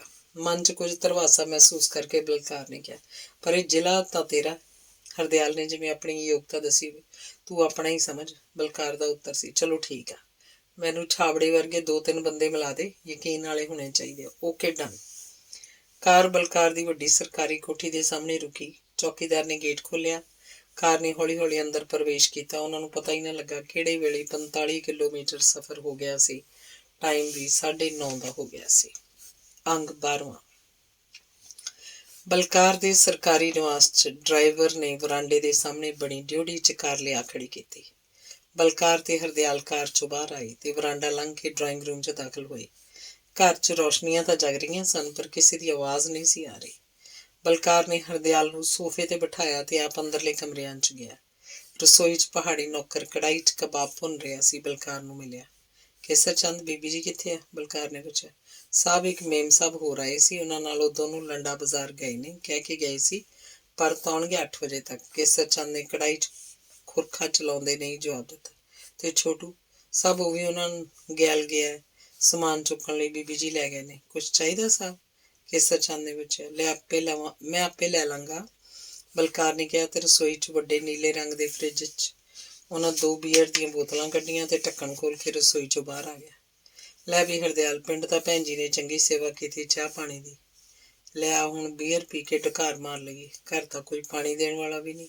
ਕਿਉਂ? ਮੀਨਾ ਭਾਬੀ ਜੀ ਤੇ ਤੇਜੀ ਦੋਵੇਂ ਬੀਬੀਆਂ ਰਾਣੀਆਂ ਗਈਆਂ ਵਾ ਲੰਡੇ ਬਾਜ਼ਾਰ, ਜਿੱਥੋਂ ਇੰਪੋਰਟਡ ਤੇ ਸਮਗਲਡ ਸਮਾਨ ਮਿਲਦਾ ਹੈ। ਗੱਡੀ ਲੱਦ ਕੇ ਆਉਣਗੀਆਂ ਫਜ਼ੂਲ ਚੀਜ਼ਾਂ ਦੀ। ਮੀਨਾ ਨੂੰ ਤੇ ਰਾਜੀ ਨਹੀਂ ਆਉਂਦਾ ਸਮਾਨ ਇਕੱਠਾ ਕਰਕੇ, ਵਰਤਿਆ ਕੁਝ ਵੀ ਨਹੀਂ ਜਾਂਦਾ। ਪਰ ਬਲਕਾਰ, ਹੁਣ ਤਾਂ 10 ਵੱਜ ਗਏ, ਇਸ ਵੇਲੇ ਤੱਕ ਆਈਆਂ ਕਿਉਂ ਨਹੀਂ? ਪਤਾ ਕਰਾਓ। ਕੋਈ ਲੋੜ ਨਹੀਂ ਹਰਦਿਆਲ, ਇਹ ਦੋਵੇਂ IAS ਅਫਸਰਾਂ ਦੀਆਂ ਧੀਆਂ ਤੇ ਪਤਨੀਆਂ ਵਾ। ਹੁਕੂਮਤ ਚੱਲਦੀ ਹੈ ਇਹਨਾਂ ਦੀ। ਕਹਿ ਦਿੱਤਾ ਹੋਊ 2-4 ਦੁਕਾਨਦਾਰਾਂ ਨੂੰ ਉੱਥੇ ਵੀ ਦੁਕਾਨਾਂ ਖੋਲ੍ਹੀ ਰੱਖਣ ਤੇ ਉਹ ਸਾਲੇ ਹਟਵਾਣੀਏ। ਨਾਲੇ ਤਾਂ ਉਹਨਾਂ ਨੂੰ ਕੋਲਡ ਡਰਿੰਕ ਪਿਆਲਦੇ ਤੇ ਆਈਸਕ੍ਰੀਮ ਖਵਾਲਦੇ ਹੋਣਗੇ, ਨਾਲੇ ਫੂਕ ਦੇ ਕੇ ਆਪਣੀ ਹੱਟੀ ਖਾਲੀ ਕਰ ਲੈਣਗੇ ਭੈੜੇ ਮਾਲ ਤੋਂ ਤੇ ਮੁੱਲ ਵੀ ਦੂਣਾ ਲਾਉਣਗੇ। ਇਹ ਬੀਬੀਆਂ ਕਹਿਣਗੀਆਂ ਪੇਮੈਂਟ ਕੱਲ੍ਹ ਭੇਜਾਂਗੇ ਤੇ ਇਹਨਾਂ ਸਾਲਿਆਂ ਦੀ ਮੈਂ ਵੀ ਛਾਬੜੇ ਨੂੰ ਘਲਾਊਂਗਾ ਪੇਮੈਂਟ ਕਰਨ ਲਈ। ਉਹਨੇ 1 ਪੈਸਾ ਨਹੀਂ ਦੇਣਾ, ਸਗੋਂ 2-4 ਚੀਜ਼ਾਂ ਆਪਣੇ ਲਈ ਵੀ ਲੈ ਜਾਊਗਾ। ਸਾਲੇ ਹਟਵਾਣੀਏ ਕੁੱਤੇ ਦੇ। ਯਾਰ ਬਲਕਾਰ ਹੱਟੀ ਵਾਲਿਆਂ ਨੂੰ ਕਿਉਂ ਗਾਲਾਂ ਕੱਢਦਾ ਹੈ? ਕਸੂਰ ਤਾਂ ਆਪਣੀਆਂ ਬੀਬੀਆਂ ਰਾਣੀਆਂ ਦਾ। ਇਹਨਾਂ ਹਟਵਾਣੀਆਂ ਨੇ ਆਦਤਾਂ ਖਰਾਬ ਕੀਤੀਆਂ ਇਹਨਾਂ ਦੀਆਂ। ਇਸ ਵਾਰੀ ਜਦੋਂ 1 ਵੀ ਪੈਸਾ ਨਾ ਮਿਲਿਆ ਤਾਂ ਰੋਣਗੇ ਫਿਰ ਹੱਥ ਲਾ ਲਾ ਕੇ। ਅੱਗੇ ਤਾਂ ਮੈਂ ਪੈਸੇ ਘਲਾ ਦਿੰਦਾ ਸੀ, ਇਸ ਵਾਰੀ ਛਾਬੜੇ ਨੂੰ ਘਲਾਵਾਂਗਾ। ਖਿਜੇ ਹੋਏ ਬਲਕਾਰ ਤੋਂ ਬੀਅਰ ਵਾਲੀ ਬੋਤਲ ਕੁਝ ਵੱਧ ਹਿੱਲਣ ਕਰਕੇ ਝੱਗ ਬੋਤਲ 'ਚੋਂ ਬਾਹਰ ਆਉਣ ਲੱਗ ਪਈ। ਸਭ ਮੈਂ ਚੱਲਿਆ, ਇਹ ਚਾਬੀ ਆ ਕਾਰ ਦੀ। ਬਲਕਾਰ ਦਾ ਡਰਾਈਵਰ ਭੋਲਾ ਦਰਵਾਜ਼ਾ ਖੋਲ੍ਹ ਕੇ ਅੰਦਰ ਆ ਕੇ ਬੋਲਿਆ। ਉਹ ਨੁੱਕਰੇ ਪਈ ਇੱਕ ਮੇਜ਼ ਉੱਤੇ ਚਾਬੀ ਰੱਖ ਕੇ ਗਿਆ। ਡਰਾਈਵਰ ਥੱਕਾ ਹੋਇਆ ਲੱਗਦਾ ਸੀ। ਵੇਖ ਜ਼ਰਾ ਕੇਸਰ ਚੰਦ ਵਿਹਲਾ ਹੋਇਆ ਕਿ ਨਹੀਂ, ਉਹਨੂੰ ਮੇਰੇ ਕੋਲ ਲਿਆ, ਭੋਲੇ ਨੂੰ ਕਹਿ ਕੇ ਬਲਕਾਰ ਨੇ ਬੀਅਰ ਦੀ ਬੋਤਲ ਫਿਰ ਮੂੰਹ ਨੂੰ ਲਾ ਲਈ। ਛੇਤੀ ਭੋਲਾ ਤੇ ਕੇਸਰ ਚੰਦ ਆ ਗਏ। ਮੱਥੇ ਤੇ ਪਿੱਛੇ ਸਿਰ ਦੇ ਉਤਲੇ ਹਿੱਸੇ ਤੇ ਤੋਂ ਗੰਜੇ ਸਿਰ ਤੇ ਵੱਡੇ ਵੱਡੇ ਕੰਨਾਂ ਤੇ ਉੱਚੇ ਦੰਦਾਂ ਵਾਲੇ ਕੇਸਰ ਚੰਦ ਸਦਾ ਹੀ ਆਪਣੇ ਹੱਥ ਇੱਕ ਦੂਜੇ ਨਾਲ ਮਲਦਾ ਹੀ ਰਹਿੰਦਾ ਸੀ। ਹੁਣ ਵੀ ਉਹਨੇ ਹੱਥ ਮਲ ਕੇ ਪੁੱਛਿਆ, ਸਾਹਿਬ ਕੁਛ ਚਾਹੀਦਾ? ਕੇਸਰ ਚੰਦ परसों ਦੇ 2 ਵਿਸਕੀ ਦੀਆਂ ਪੇਟੀਆਂ ਆਈਆਂ ਸੀ। ਹਾਂਜੀ, ਛਾਬੜਾ ਸਾਹਿਬ ਦੇ ਕੇ ਗਏ ਸੀ, ਰੱਖੀਆਂ ਨੇ। ਕੇਸਰ ਚੰਦ ਦਾ ਉੱਤਰ ਸੀ। ਇੱਕ ਬੋਤਲ ਲਿਆ ਉਹਨਾਂ 'ਚ। ਅੱਛਾ ਜੀ ਕਹਿ ਕੇ ਕੇਸਰ ਚੰਦ ਚਲਾ ਗਿਆ ਤੇ ਛੇਤੀ ਪੀਟਰ ਸਕਾਟ ਦੀ ਇੱਕ ਬੋਤਲ ਫੜੀ ਆ ਗਿਆ। ਲਓ ਸਾਹਿਬ, ਕੇਸਰ ਚੰਦ ਨੇ ਕਿਹਾ। ਬਲਕਾਰ ਨੇ ਉਹਦੇ ਹੱਥੋਂ ਬੋਤਲ ਫੜ ਲਈ। ਲੈ ਵੀ ਭੋਲਿਆ, ਤੂੰ ਵੀ ਵਿਆਹ ਵੇਖ ਕੇ ਆਇਆ। ਬਲਕਾਰ ਨੇ ਵਿਸਕੀ ਦੀ ਬੋਤਲ ਡਰਾਈਵਰ ਭੋਲੇ ਵੱਲ ਵਧਾਈ। ਬੋਤਲ ਫੜਦਿਆਂ ਭੋਲੇ ਦੀ ਖੁਸ਼ੀ ਵਰਾਛਾਂ ਤੱਕ ਖੇੜੇ ਤੇ ਮਿਉਂਦੀ ਨਹੀਂ ਸੀ। ਸਾਹ ਮੈਂ ਸਵੇਰੇ ਥੋੜਾ ਜਿਹਾ ਲੇਟ ਆਵਾਂਗਾ। ਭੋਲੇ ਨੇ ਜਿਵੇਂ ਥੋੜ੍ਹੀ ਚਿਰੀ ਛੁੱਟੀ ਮੰਗੀ ਹੋਵੇ। ਇਹ ਬੋਤਲ ਤੈਨੂੰ ਲੇਟ ਆਉਣ ਦੀ ਆਗਿਆ ਹੀ ਤਾਂ ਹੈ। ਜਾਂ ਮੌਜ ਕਰ, ਪਰ ਘੰਟੇ ਤੋਂ ਵੱਧ ਲੇਟ ਨਾ ਹੋਈ। ਅੱਛਾ ਜੀ, ਭੋਲੇ ਨੇ ਕਿਹਾ। ਸਤਿ ਸ਼੍ਰੀ ਅਕਾਲ ਬੁਲਾਈ ਤੇ ਬੋਤਲ ਫੜੀ ਗਦ ਹੋਇਆ ਚਲਾ ਗਿਆ। ਬਲਕਾਰ ਤੇ ਹਰਦਿਆਲ ਸਿੱਧੀ ਬੋਤਲਾਂ 'ਚੋਂ ਹੀ ਬੀਅਰ ਪੀਂਦੇ ਰਹੇ। ਵਿੱਚ ਕੋਈ ਗੱਲ ਕਰਦੇ। ਯਾਰ ਹਰਦਿਆਲ, ਨਹਾ ਲਈਏ? ਮੈਂ ਕਿਸ ਤਰ੍ਹਾਂ ਨਹਾਵਾਂ? ਮੇਰੇ ਕੱਪੜੇ ਤੌਲੀਆ ਤੇਜੀ ਹੀ ਦਊ ਆ ਕੇ। ਹਰਦਿਆਲ ਬੀਅਰ ਦੀ ਬੋਤਲ ਮੁਕਾਉਣ ਤੇ ਬਲਕਾਰ ਦੇ ਪੁੱਛਣ ਤੇ ਜਵਾਬ ਦਿੱਤਾ। ਚਲੋ ਫਿਰ ਉਡੀਕਦੇ ਹਾਂ, ਪਰ ਉਹਨਾਂ ਦੇ ਆਉਣ ਦਾ ਪਤਾ ਕੋਈ ਨਹੀਂ, ਕਿੰਨਾ ਚਿਰ ਲੱਗੇ। ਬਲਕਾਰ ਝੁੰਝਲਾਇਆ। ਬਲਕਾਰ ਟੀਵੀ ਲਾਈ, ਅੱਜ ਐਤਵਾਰ ਹੈ। ਇਸ ਵੇਲੇ ZTV ਤੋਂ ਸਾਰੇ ਹਫ਼ਤੇ ਦੀ ਆਰਥਿਕ ਸਮੀਖਿਆ ਆਉਂਦੀ ਹੁੰਦੀ ਹੈ। ਵੇਖੀਏ ਜ਼ਰਾ, ਬੜੀ ਇਨਫੋਰਮੇਟਿਵ ਹੁੰਦੀ ਹੈ। ਬਲਕਾਰ ਨੇ ਟੀਵੀ ਉੱਤੇ ਪਏ ਰਿਮੋਟ ਨੂੰ ਚੁੱਕ ਕੇ 1-2 ਵਾਰ ਬਟਨ ਦਬਾਏ ਤੇ ਹਰਦਿਆਲ ਦਾ ਚਾਹਿਆ ਪ੍ਰੋਗਰਾਮ ਚੱਲਣ ਲੱਗ ਪਿਆ। ਹਫ਼ਤੇ ਦੇ ਪ੍ਰਮੁੱਖ ਆਰਥਿਕ ਸਮਾਚਾਰ। ਰੁਪਈਆ ਡਾਲਰ ਦੇ ਮੁਕਾਬਲੇ ਰਿਕਾਰਡ ਨਿਵਾਣਾ ਵੱਲ। ਡਾਲਰ ਦੀ ਕੀਮਤ 45 ਰੁਪਏ 40 ਪੈਸੇ। ਭਾਰਤ ਦੇ ਨਿਰਯਾਤ ਵਿੱਚ ਪਿਛਲੇ ਸਾਲ ਨਾਲੋਂ 16% ਘਾਟਾ। ਇੰਪੋਰਟ ਬਿੱਲ ਪਿਛਲੇ ਸਾਲ ਨਾਲੋਂ ਡੇਢਾ। ਵਿਦੇਸ਼ੀ ਕਰਜ਼ਾ ਸ਼ਰਤਾਂ ਨਾਲ ਹੀ ਮਿਲੇਗਾ ਭਾਰਤ ਨੂੰ। ਖੇਤੀਬਾੜੀ ਪੈਦਾਵਾਰ ਦੀ ਕੁੱਲ ਵਿਕਰੀ ਤੇ ਭੁਗਤਾਨ ਸਰਕਾਰ ਵੱਲੋਂ ਅਸੰਭਵ। ਯਾਰ ਸੁਣੀਏ ਹਫ਼ਤੇ ਭਰ ਦੀਆਂ ਆਰਥਿਕ ਖਬਰਾਂ? ਹਰਦਿਆਲ ਨੇ ਪੁੱਛਿਆ। ਕੀ ਬਣੂ ਇਸ ਦੇਸ਼ ਦਾ? ਬਲਕਾਰ ਨੇ ਪੁੱਛਿਆ। ਕੁਛ ਨਹੀਂ ਬਣਨਾ, ਕੁਛ ਨਹੀਂ ਹੋਣਾ। ਬਸ ਊਠ ਨੇ ਗੜਾਉਂਦੇ ਹੀ ਲੱਦੀ ਦੇ ਜਾਣਾ।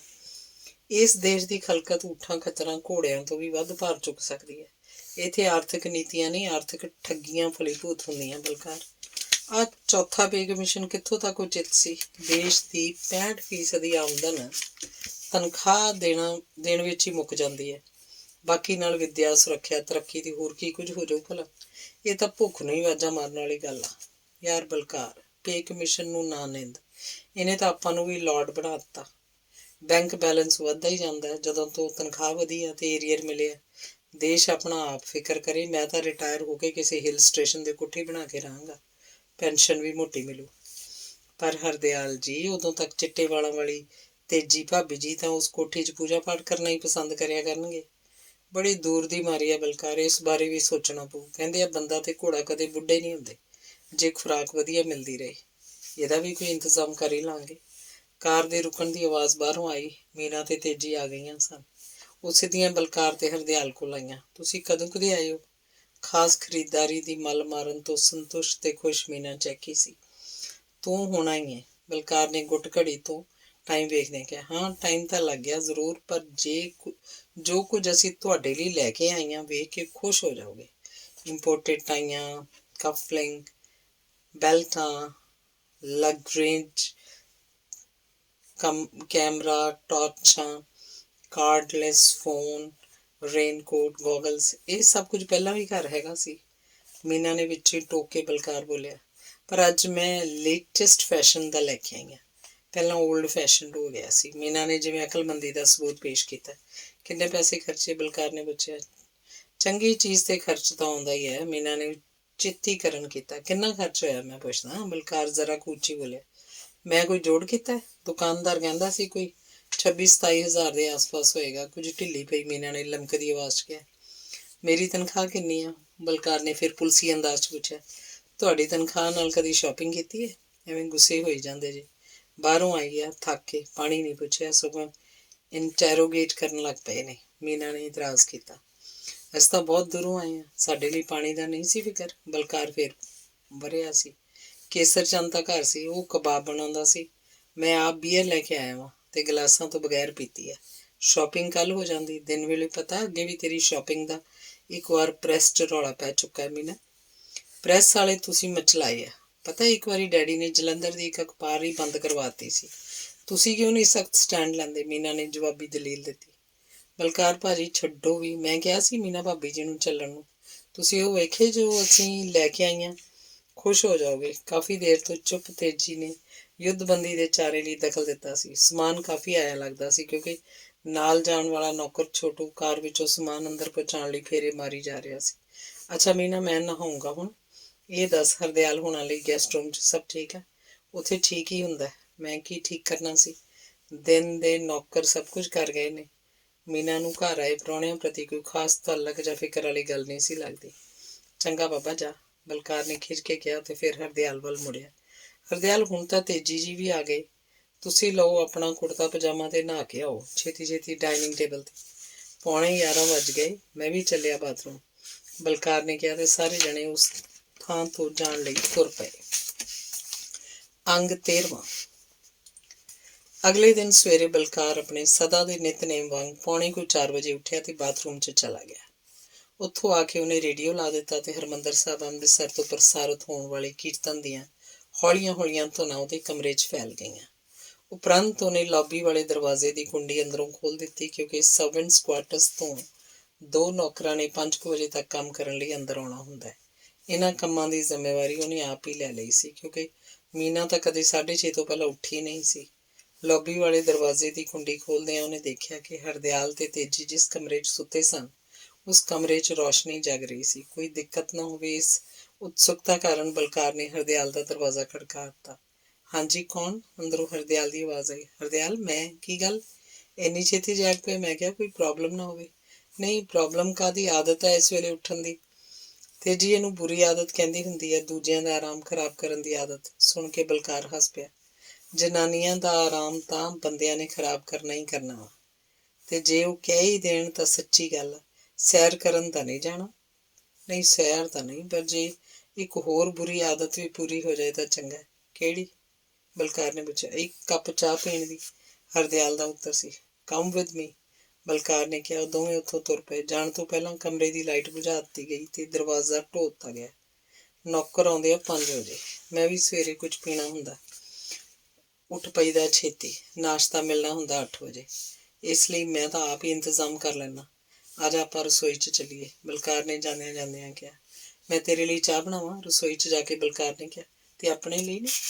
ਮੈਂ ਇੱਕ ਹੋਰ ਵੀ ਚੀਜ਼ ਪੀਂਦਾ ਵਾਂ, ਜੜੀ ਬੂਟੀਆਂ ਤੋਂ ਤਿਆਰ। ਬਲਕਾਰ ਨੇ ਚਾਹ ਵਾਲੀ ਪਤੀਲੀ ਗੈਸ ਤੇ ਰੱਖਦਿਆਂ ਕਿਹਾ। ਉਹ ਕੀ ਚੀਜ਼ ਹੈ? ਹਰਦਿਆਲ ਨੇ ਉਤਸੁਕਤਾ ਨਾਲ ਪੁੱਛਿਆ।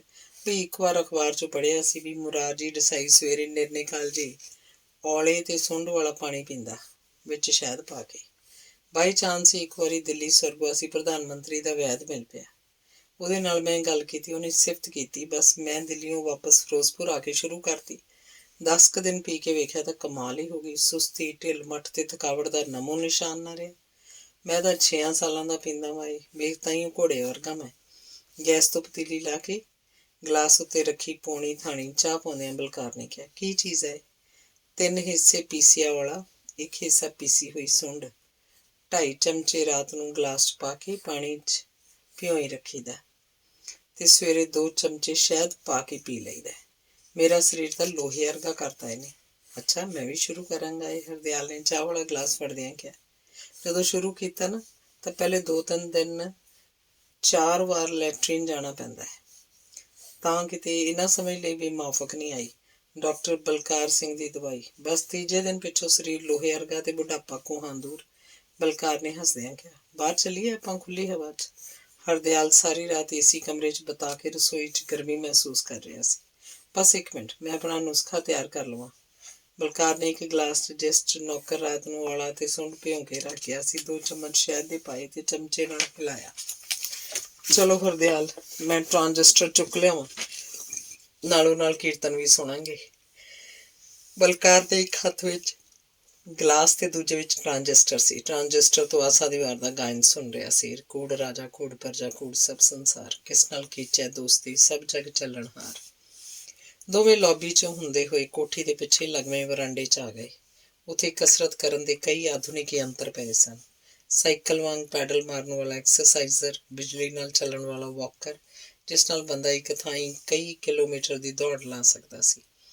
ਛੱਤ ਤੋਂ 2 ਕੁੰਡਿਆਂ ਰਾਹੀਂ ਇੱਕ ਮਜ਼ਬੂਤ ਰੱਸੇ ਨਾਲ ਬੰਨੇ ਹੋਏ 2 ਰਿੰਗ ਵੀ ਲਮਕ ਕੇ ਕਸਰਤ ਕਰਨ ਲਈ ਲਮਕਾਏ ਸਨ। ਡੰਬਲ ਤੇ ਸਪਰਿੰਗ ਵੀ ਇੱਕ ਮੇਜ਼ ਤੇ ਪਏ ਸਨ। ਉਸ ਮੇਜ਼ ਤੇ ਬਲਕਾਰ ਨੇ ਟਰਾਂਜਿਸਟਰ ਰੱਖਤਾ। ਯਾਰ, ਤੂੰ ਤਾਂ ਬੜਾ ਸਿਲਸਿਲਾ ਬਣਾਇਆ ਹੈ, ਕੋਲ ਪਈ ਇੱਕ ਬੈਨ ਦੀ ਕੁਰਸੀ ਤੇ ਬੈਠਦੇ ਹਰਦਿਆਲ ਨੇ ਕਿਹਾ। यार जे ना करिए तो ਗੱਭਣ जनानी आंग ढिड निकल आउंदा है। नाले रात दे खाधे मुर्गा मच्छी भी तो पचाने हुंदे आ। बलकार भी कुर्सी ते बह के औले सुंड ते शहद वाला पानी पीन लग पिया। कुछ देर वो दोवें चुप रहे। आसा दी वार दा कीर्तन ही सुनाई दिंदा रहा। छेती दोहां ने आपो अपनी पीण वाली चीज मुका ली ते गिलास बरांडे च पाई ते रख दिते। तेरी औला ड्रिंक का स्वाद किहो जिहा? हरदयाल ने पूछा। है तो वाहवा कसैला, पर शहद करके काबले बर्दाश्त हो जाता है। यार इन्हां चीज़ों का स्वाद नहीं, तसीर अहमियत रखती है। ये भी मुरारजी देसाई का फार्मूला वा, पर उसकी पीण वाली एक होर चीज़ बड़ी मशहूर सी। हरदयाल ने कहा। हाँ, वो दिन च 3 वारी अपना ही पेशाब पींदा हुंदा सी। जे वो ये काम करता भी सी तो चुपचाप करी जाता। की लोड़ सी उहनूं ये पत्रकारां नूं दस्सण दी? बस पेशाब पीना उदों तो मशहूर हो गया। जिन्हों भी कोई इलाज बीमारी सी, उन्हें आखिरी तरकीब वजों ये दवाई आजमाई ते कईयां ने तो बिल्कुल तंदुरुस्त होने का दावा भी किया। हरियाणे का बजुर्ग चीफ मिनिस्टर भी इस दवाई नूं आजमा के लाभ उठाने की गल एक बार पत्रकारां नूं दस्सण रहा सी। अगे रब जाने असल च निराश होया बंदा सब पासे हाथ पैर मारदा है। लम्मी ते दुखदाई बीमारी वाला बंदा तो मौत मंगण लग पैंदा है। बलकार ने कहा। यार बलकार, एक बार BBC तो पता मैं की सुनिया कि एक एक्ट्रेस है हालीवुड की, बड़ी खूबसूरत ग्लैमर क्वीन कहते हैं उन्होंने। ना तो साली का मैनू याद ही नहीं रहा। रोमांटिक सीना च भांबड़ी मचा देंदी है। एक वो मुकाबले का ही एक्टर है, वह भी क्या मर्द है क्या जवान है। इस सौहरे का नाम भी मैनू याद नहीं रहा। भुले रहन दे ना प्यो धी दे, आई मीन साली सौहरे दे। रेडियो च की आख्या इन्हां बारे? बलकार ने उत्सुकता नाल पूछा। हीरो एक्टर ने डायरैक्टर नूं ठोक के जवाब दे दिता, बई वो उस एक्ट्रेस का मूँह नहीं चुमेगा। पता क्यों? तूं दस, बलकार ने पूछा। वो इसलिए भी हीरो कहता सी कि वह एक्ट्रेस अपना चेहरा चमकाउण ते खूबसूरती लिए अपने पेशाब नाल चेहरे ते मालिश करती हुंदी सी। उन्हें मूँह चुम्मण दे सीन देण तो साफ इनकार कर दिता ते फिल्म च बाहर हो गया। हरदयाल ने अपनी गल मुकाई। ये जिहड़ा मीडिया है ना, ये सब नूं फूक के रख दूगा एक दिन। बलकार ने जिवें अफसोस प्रगट किया।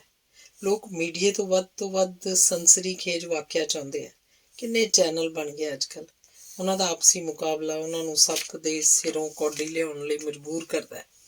हुण गल ये भी आ कि सच कदी संसरी खेज नहीं हुंदा। जे होवे भी तो सच दे वापरन का पहले ही अंदाजा हुंदा है ते सच्ची घटना होने तक सनसनी खेज तक अपनी तीखनता मुका बहिंदे हैं। सो पत्रकार ते मीडिया मैन सच विच कल्पित सनसनी का मसाला पा के लोगों का चस्का पूरा करते हैं। बलकार ने जिवें समझाया होवे। यार बलकार, इन्ना कुछ रखिया है तू, पर आपां तां गप्पां ही मारी जाने आ, तू कसरत नहीं करनी? हरदयाल ने उत्थे पे कसरती यंत्रां वाल हत्थ नाल इशारा करदे कहा। यार तेरे नाल गल्लां दा चस्का सारे काम भुला दिंदा है। तू मिलिया ही बड़े चिर पिछों, अगे भी इन्ना चिर लाएगा? मैं कहना उदों तक दीयां गल्लां तेरे नाल कर ही लवां। जे तू याद करवाया तो थोड़ी बहुती कसरत भी कर लईए। बलकार आख के पैडल मारन वाले यंत्र की काठी ते बह गया ते हैंडल फड़ के पैडल मारन लग पिया। हरदयाल वेखदा रहा। यार मैनू भी कुछ दस, हरदयाल ने दरम्यानी चाले पैडल मार रहे बलकार नूं कहा। तू आ वॉकर ते दौड़ ला खां। किस तरह? जरा मैनू दस दे चंगा। बलकार दौड़ लाउण वाले यंत्र कोल आया ते हरदयाल वल वेख के कहण लगा, आ वेख, इस तरह खड़ा हो जा, इस कन्वेयर ते बाहियां वाले डंडे हथ फड़ लै। आ वेख, मुठे ते स्विच लगा होया, इनू ऑन कर। चलन लग पिया। हुण तू तुरना शुरू कर दे। ਇਹਦੀ स्पीड के हिसाब नाल ਇਹ है भाई जमीन तुहाडे पैरां हेठों तुरी जाती होवे ते तुहानूं भी नाल लै जाएगी, पर तुसीं ਉਹ ਤੋਂ उल्ट पासे तुरे जांदे जे, इसलिए तुसीं उत्थे दे उत्थे ही। जे तुरन दे थां भजना होवे तो इसे स्विच तो ਇਹਦੀ स्पीड भी वधाई जाती है। हरदयाल समझ गया तो उन्हें उस यंत्र ते कसरत करनी शुरू कर दी। फिर ये तो बड़ी वधिया चीज़ है। हरदयाल ने वो यंत्र की स्पीड ਵਧਾਉਂਦੇ ਆਏ क्या, जे तेज भजना ही तो चप्पलां उतार लै, नहीं तो डिग पेगा। बलकार ने खबरदार किया। कित्थे भज्या जांदा यार, मैनू तो बैक मार गई। चंडीगढ़ जाके मैं भी ये पंगे लूँगा। तेजी ने कई बार कहा, पर मैं शकीनी दे चोचले समझ के सारे गैजेट मंगवाई ही नहीं। ये तो कम दियां चीज़ां। थोड़े चिर विच ही थक्कण तो बाद हरदयाल ने कहा। वो हट के कुर्सी ते बह गया सी। बलकार कसरत करता रहा। दोवें चुप सन। रेडियो ते आसा दी वार दा कीर्तन सुन रहा सी। हरदयाल ने अपना ध्यान कीर्तन वाल लाया, पर छेती उखड़ गया। यार बलकार, छड्ड परां, फेर कर लई कसरत। ਆ ਆਪਾਂ ਗੱਲਾਂ ਬਾਤਾਂ ਕਰੀਏ, ਹਰਦਿਆਲ ਨੇ ਕਿਹਾ ਤੇ ਬਲਕਾਰ ਕਸਰਤ ਬੰਦ ਕਰਕੇ ਉਹਦੇ ਕੋਲ ਹੀ ਪਈ ਇੱਕ ਕੁਰਸੀ ਤੇ ਆ ਕੇ ਬਹਿ ਗਿਆ। ਲੈ ਕਰ ਗੱਲ, ਕੀ ਕਰੇਗਾ? ਬਲਕਾਰ ਨੇ ਪੁੱਛਿਆ। ਗੱਲਾਂ ਦਾ ਕੀ ਹੈ, ਜੋ ਮਰਜ਼ੀ ਕਰ ਲਓ, ਨਾ ਜ਼ੋਰ ਲੱਗਣਾ, ਨਾ ਕੋਈ ਸਵਿਚ ਦੱਬਣ ਦੀ ਲੋੜ ਹੈ। ਚੰਡੀਗੜ੍ਹ ਇੱਕ ਮੌਜੀ ਅਫਸਰ ਆ ਤੇ 5-7 ਪੈਗ ਲਾ ਕੇ ਆਖੇ ਆਓ ਕਿਸੇ ਚੰਗੀ ਜੀ ਜਨਾਨੀ ਦੀਆਂ ਭੈੜੀਆਂ ਭੈੜੀਆਂ ਗੱਲਾਂ ਕਰੀਏ। ਬਸ ਫਿਰ ਸਾਰੇ ਲੱਗ ਜਾਂਦੇ ਆ ਉਹਦੇ ਨਾਲ। ਪਤਾ ਹੀ ਨਹੀਂ ਲੱਗਦਾ ਕਿਹੜੇ ਵੇਲੇ ਘੰਟੇ ਲੰਘ ਜਾਂਦੇ ਆ ਤੇ ਬੋਤਲਾਂ ਖਾਲੀ ਹੋ ਜਾਂਦੀਆਂ। ਦੱਸ ਕੇ ਹਰਦਿਆਲ ਹੱਸਿਆ।